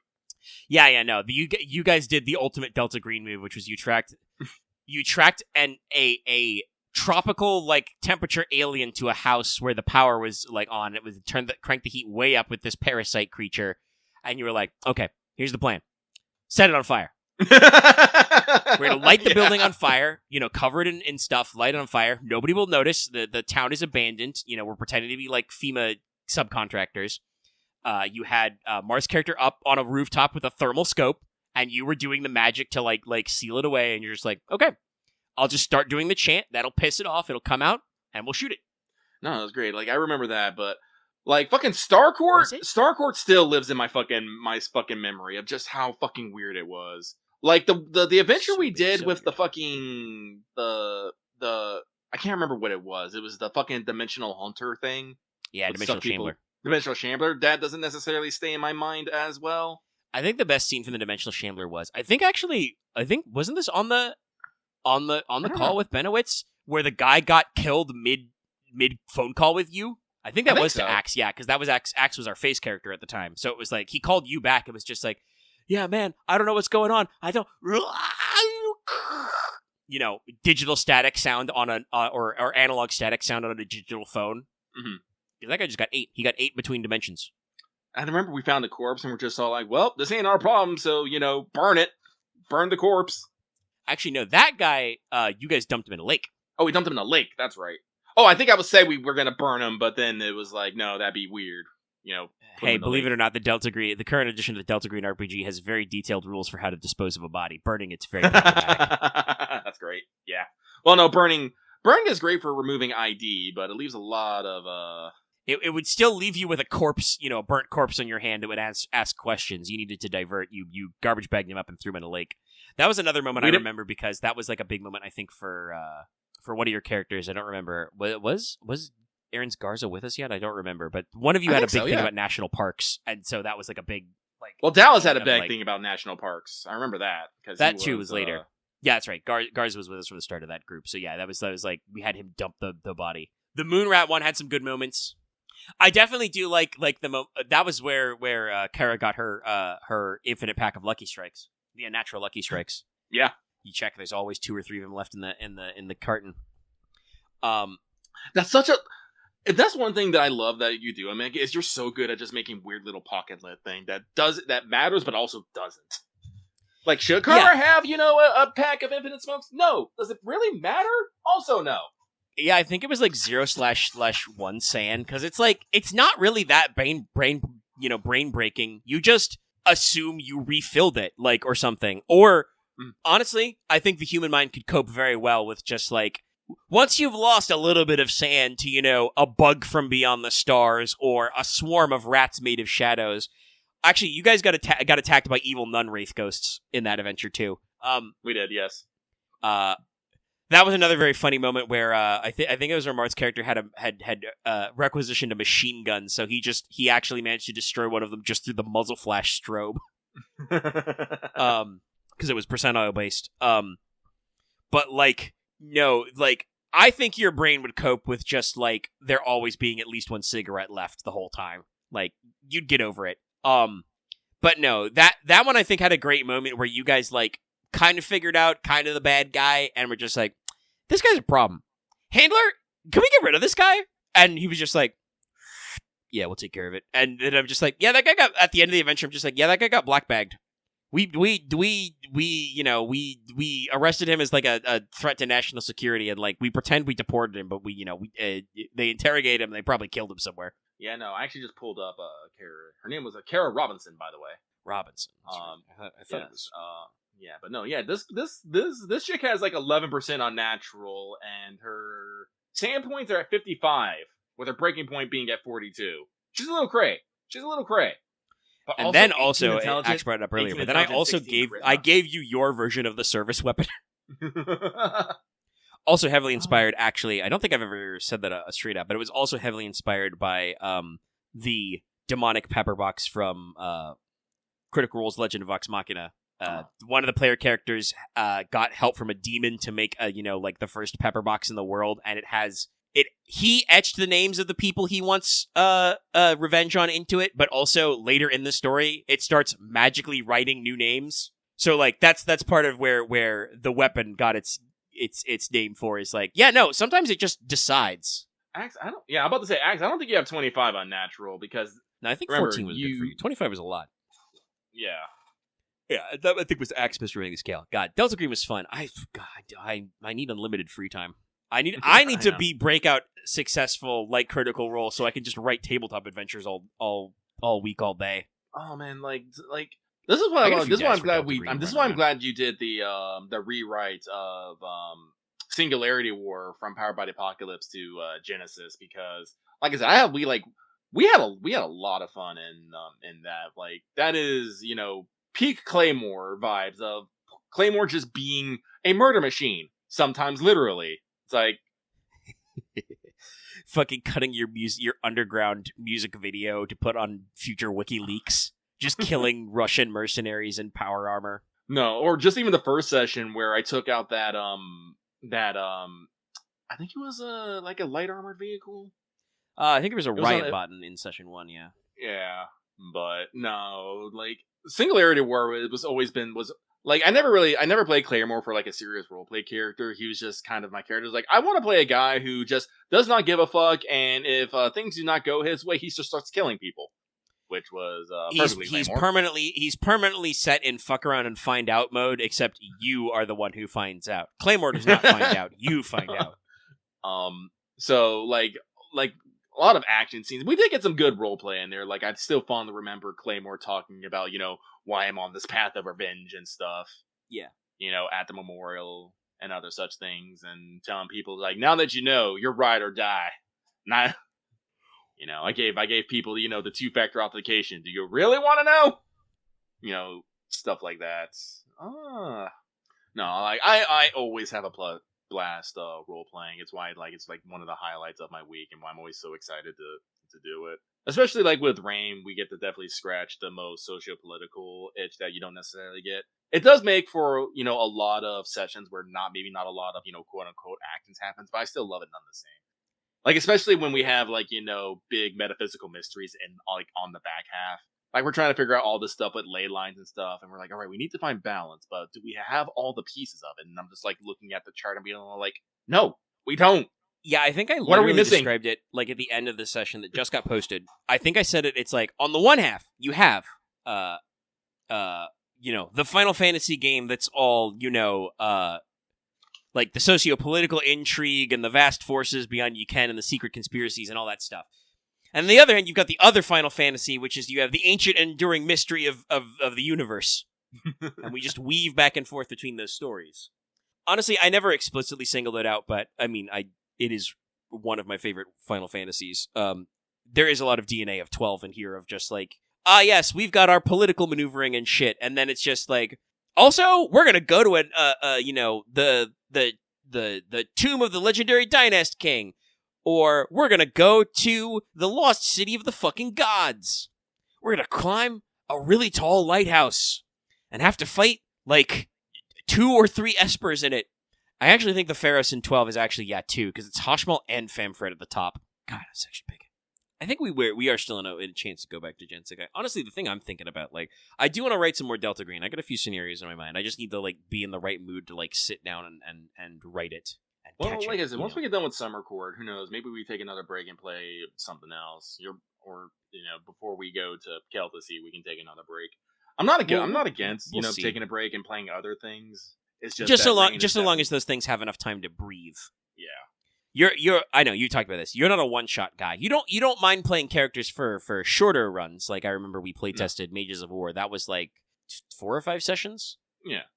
We haven't gone back to those. We had two Mages of War campaign. One was significantly longer than the other. Yeah, one was an actual campaign. One was the classic Omega wrote it as a one-shot, and then it turned into like 4 sessions. Yeah. No, I don't like one shots of just one and dones. Like if I can bring back my character, sure, that's fine, because that's how we like with our Benison Island characters. We're probably not done with our Rogue Trader campaign either. So we talked about that. That's how Delta Green started. It was like, hey, I've backed the Kickstarter for a new edition of Delta Green, and we've got some adventures. Would you like to try this out and see if we like it? Mm-hmm. And if we do like it, you can probably keep those characters because they're all in the same system. Yeah, but just like one and done things are like super short campaigns that once we're done, we're never visiting that again. I'm like, nah, I'm not about that. I have too much fun envisioning what my character can do to just consign them to the void after this is I've been thinking about it for a while. I think the next thing I want to go big on writing project is like I could go back to L5R, but I've been thinking a lot about Mages of War again. Like I've talked about this. Really? Yeah. I think Aaron brought it up after there was that one Rubik's episode, and it hasn't quite left my brain of just like the thing that bothers me as a writer about Mages of War is like I never really did take a proper crack at the alternate history part of it. Like I left the kind of like timeline backfill open, and I'm just like, man, that was not my most creative brain. Honestly, it might be a good time to go revisit mechanics and rethink them. And like honestly, considering we did the entire alt history for like Singularity War and how much thinking we actually done on that, it's one of those things of like you thinking about. It's like I could go back and do that better now. Yeah, no, like I and that's the thing. I'm like I remember. I think part of it started because I was just like wiki walking and like was reminded of like the Temeraire series by Nemo Novak, which is like is actually a proper alternate history that's like, yeah, dragons are real. And it's like in the later books it's like, oh yeah, no, there's like an Incan empire in America. Now, they still had a bad time when they ran into Europeans because of like disease transfer, and it's just like shit, that's the thing for like Mages of War I should have like actually thought about is like, we want some things that reasonably resemble the normal life, so I can set up this whole analog to World War I. But I could have busted my chops a little. Like I think I mentioned this before, but I'll mention it again. I'll say now I've mentioned this plot hook, but it's something that I'm kind of like a little disappointed in myself. I'm like, I could have done that, but it's better. Like I had a whole section about like religion and stuff. And it's just like, it's just real world religions. Just I changed the proper nouns, and I'm just like, nah, that's not evoking the right feel. I could go way, way more alternate in that. Like I could figure out shit, and like, yeah. So like I've been thinking about it and doing like another thing that reminded me is just like we did the failed portrayal on Trench Crusade as a special because it was around X's birthday, and it's just like that's another like hyper magical World War I. Wouldn't go that far because they've been stuck in a forever war hell on earth for like 800 years, which is actually the opposite of how Mages of War is supposed to go. Mages of War is a cold war with the demonic forces of evil since the First Crusade. Everybody thinks the First Crusades like actually worked and they were about wiping out all the demons, and the force of demons has definitely been wiped off the face of the earth. They are definitely not hiding in the trenches, manipulating people behind our backs. Yes. Smash cut to the AP where, the buddy cop duo runs into a literal fucking demon, the enemy, and she starts shooting, anime laser beams. Yeah, that fucked up a port. She blew up some boats with that. But like definitely like some of the more, again, that setting is like they embrace their conceit whole hog in the weirdest way, and it's like, no, I could do some more work, but it's right now I don't got the time for that because I've been fucking ill and not writing, and I need to make sure Summer Court is wrapped. Because like that last week is still in bones, in structures. Bones. Like I'm pretty sure it'll flow. I could do my fate thing. I don't know. I don't know if the I still have my like loose. I've always got my loose brain idea up here, but I don't know if the Cabal would be as interested. I've God knows they've got so many other games. I gotta write Space Truckers. We gotta do some Space Truckers playtests. Do want to run the Final Fantasy 14 TTRPG, but I gotta like make sure I understand it good, and be able to walk people through picking character stuff. Honestly, at this point, I feel like you should probably combine the Space Truckers and your 4X game together somehow and make it one project instead of two. I don't know if the themes would flow as well, but I think I've talked about some crossovers, some begs and borrows and stuff.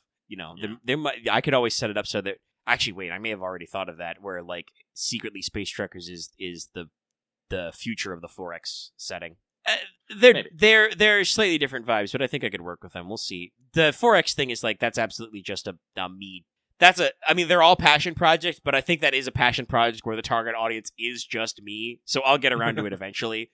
The Space Truckers thing, I think I've sold it to people on. And then there's actual commercial RPGs to play. Like, at some point, I don't know if I want to play or run it, but we should do Lancer with the giant robots. Oh, what was the one that you found, the free one with the radio and stuff? Shit. Oh, Trespasser. Yeah. Yeah, that one's another one interesting that we should try out. That, and also those guys had cool mechanics that I like. I like the art. That one could be like that game is like, it's meant to be kind of like a compact con game, but it could definitely be kind of like a recurring missions thing. Yeah, like people are always coming up with cool stuff. I was not in a position to back it, but the I Swear Europa guy did kickstart it, and I think that got funded. I mean, I talked about this with Lancer. It's like, I don't know if I want to run that or if I want to play that, because, like, I don't get to play lots of games. I have lots of fun doing it, though. And I like fiddly bits. I like mechanical builds. And I know you can do some very...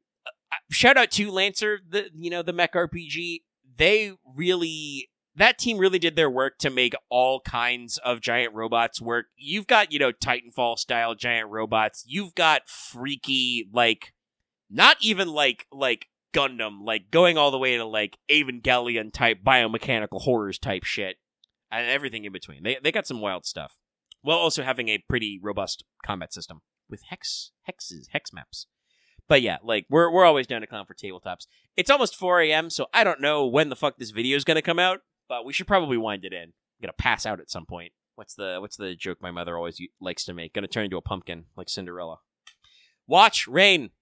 Watch all of our tabletop stuff. We have a lot of fun doing it, and we got there. Lancer has room for some boots on ground stuff. I think it's just very, very narrative freeform. I think the right crew can handle it. Oh, we love to turn a short show into a long show. It's why I think I made sure not to say at the beginning of like, well, if this show is short, I don't know. But we've been recording for 6.5 hours basically. Yeah. Hey, it's probably the last show of the year. We give you a big old one. Yeah, I think I remember what I was going to call this. Let me do the outro. Let's get out of here. We should probably rest occasionally. My voice is getting a little scratchy. I mean, I will say just as a slight closer thought there, like it is one of those things of, I think, the human mind is an incredibly flexible organ. And you can put a lot of stuff out of mind when you're working on something interesting. Just this Wednesday, like Loth, who, once again, to remind everybody, got a tooth extracted. The toothache was a real thing. He got a dentist appointment. The tooth came out. Oh, damn. Yeah, that was that. He talked about it. That was like before stream on Wednesday. He got it done, and he was coming off of that. But we talked back and forth, and like after the stream, he was just like, "Yes, I had a fun time in 14. I'm feeling a little tired. Maybe I'll log out and do something else, and then like stand up and be like, I am 80% more tired than I was." And it's just like, he probably didn't feel it because we were having fun playing 14, So we're having fun talking about stuff. We put it all out of our minds. But I'm getting a little rambly. It's because I'm tired. We're going to wrap up the show. Thank you so much for everybody tuning in. Hope you have a happy holidays and a pleasant start to your new year if we don't get back to you before that happens. Be sure to check out, previous episodes of the podcast. Like I said, hit up Rain if you haven't. If you're stuck on a car ride or an airplane travel on your holiday season and you need more of us, our actual play episodes are a great way to kill some time. There's 64 episodes of Rain out now, so that's a huge amount of hours you can get into. We'll be back on Monday planned for a Thank Goodness You're Here stream. We're gonna have a fun little, a very British comedy little adventure, and then probably in the new year we'll just kick down the door and start RE5, I guess. Yeah, sounds like a plan, Stan. I mean, it'll be kind of relevant because they decided to release RE9 in like February.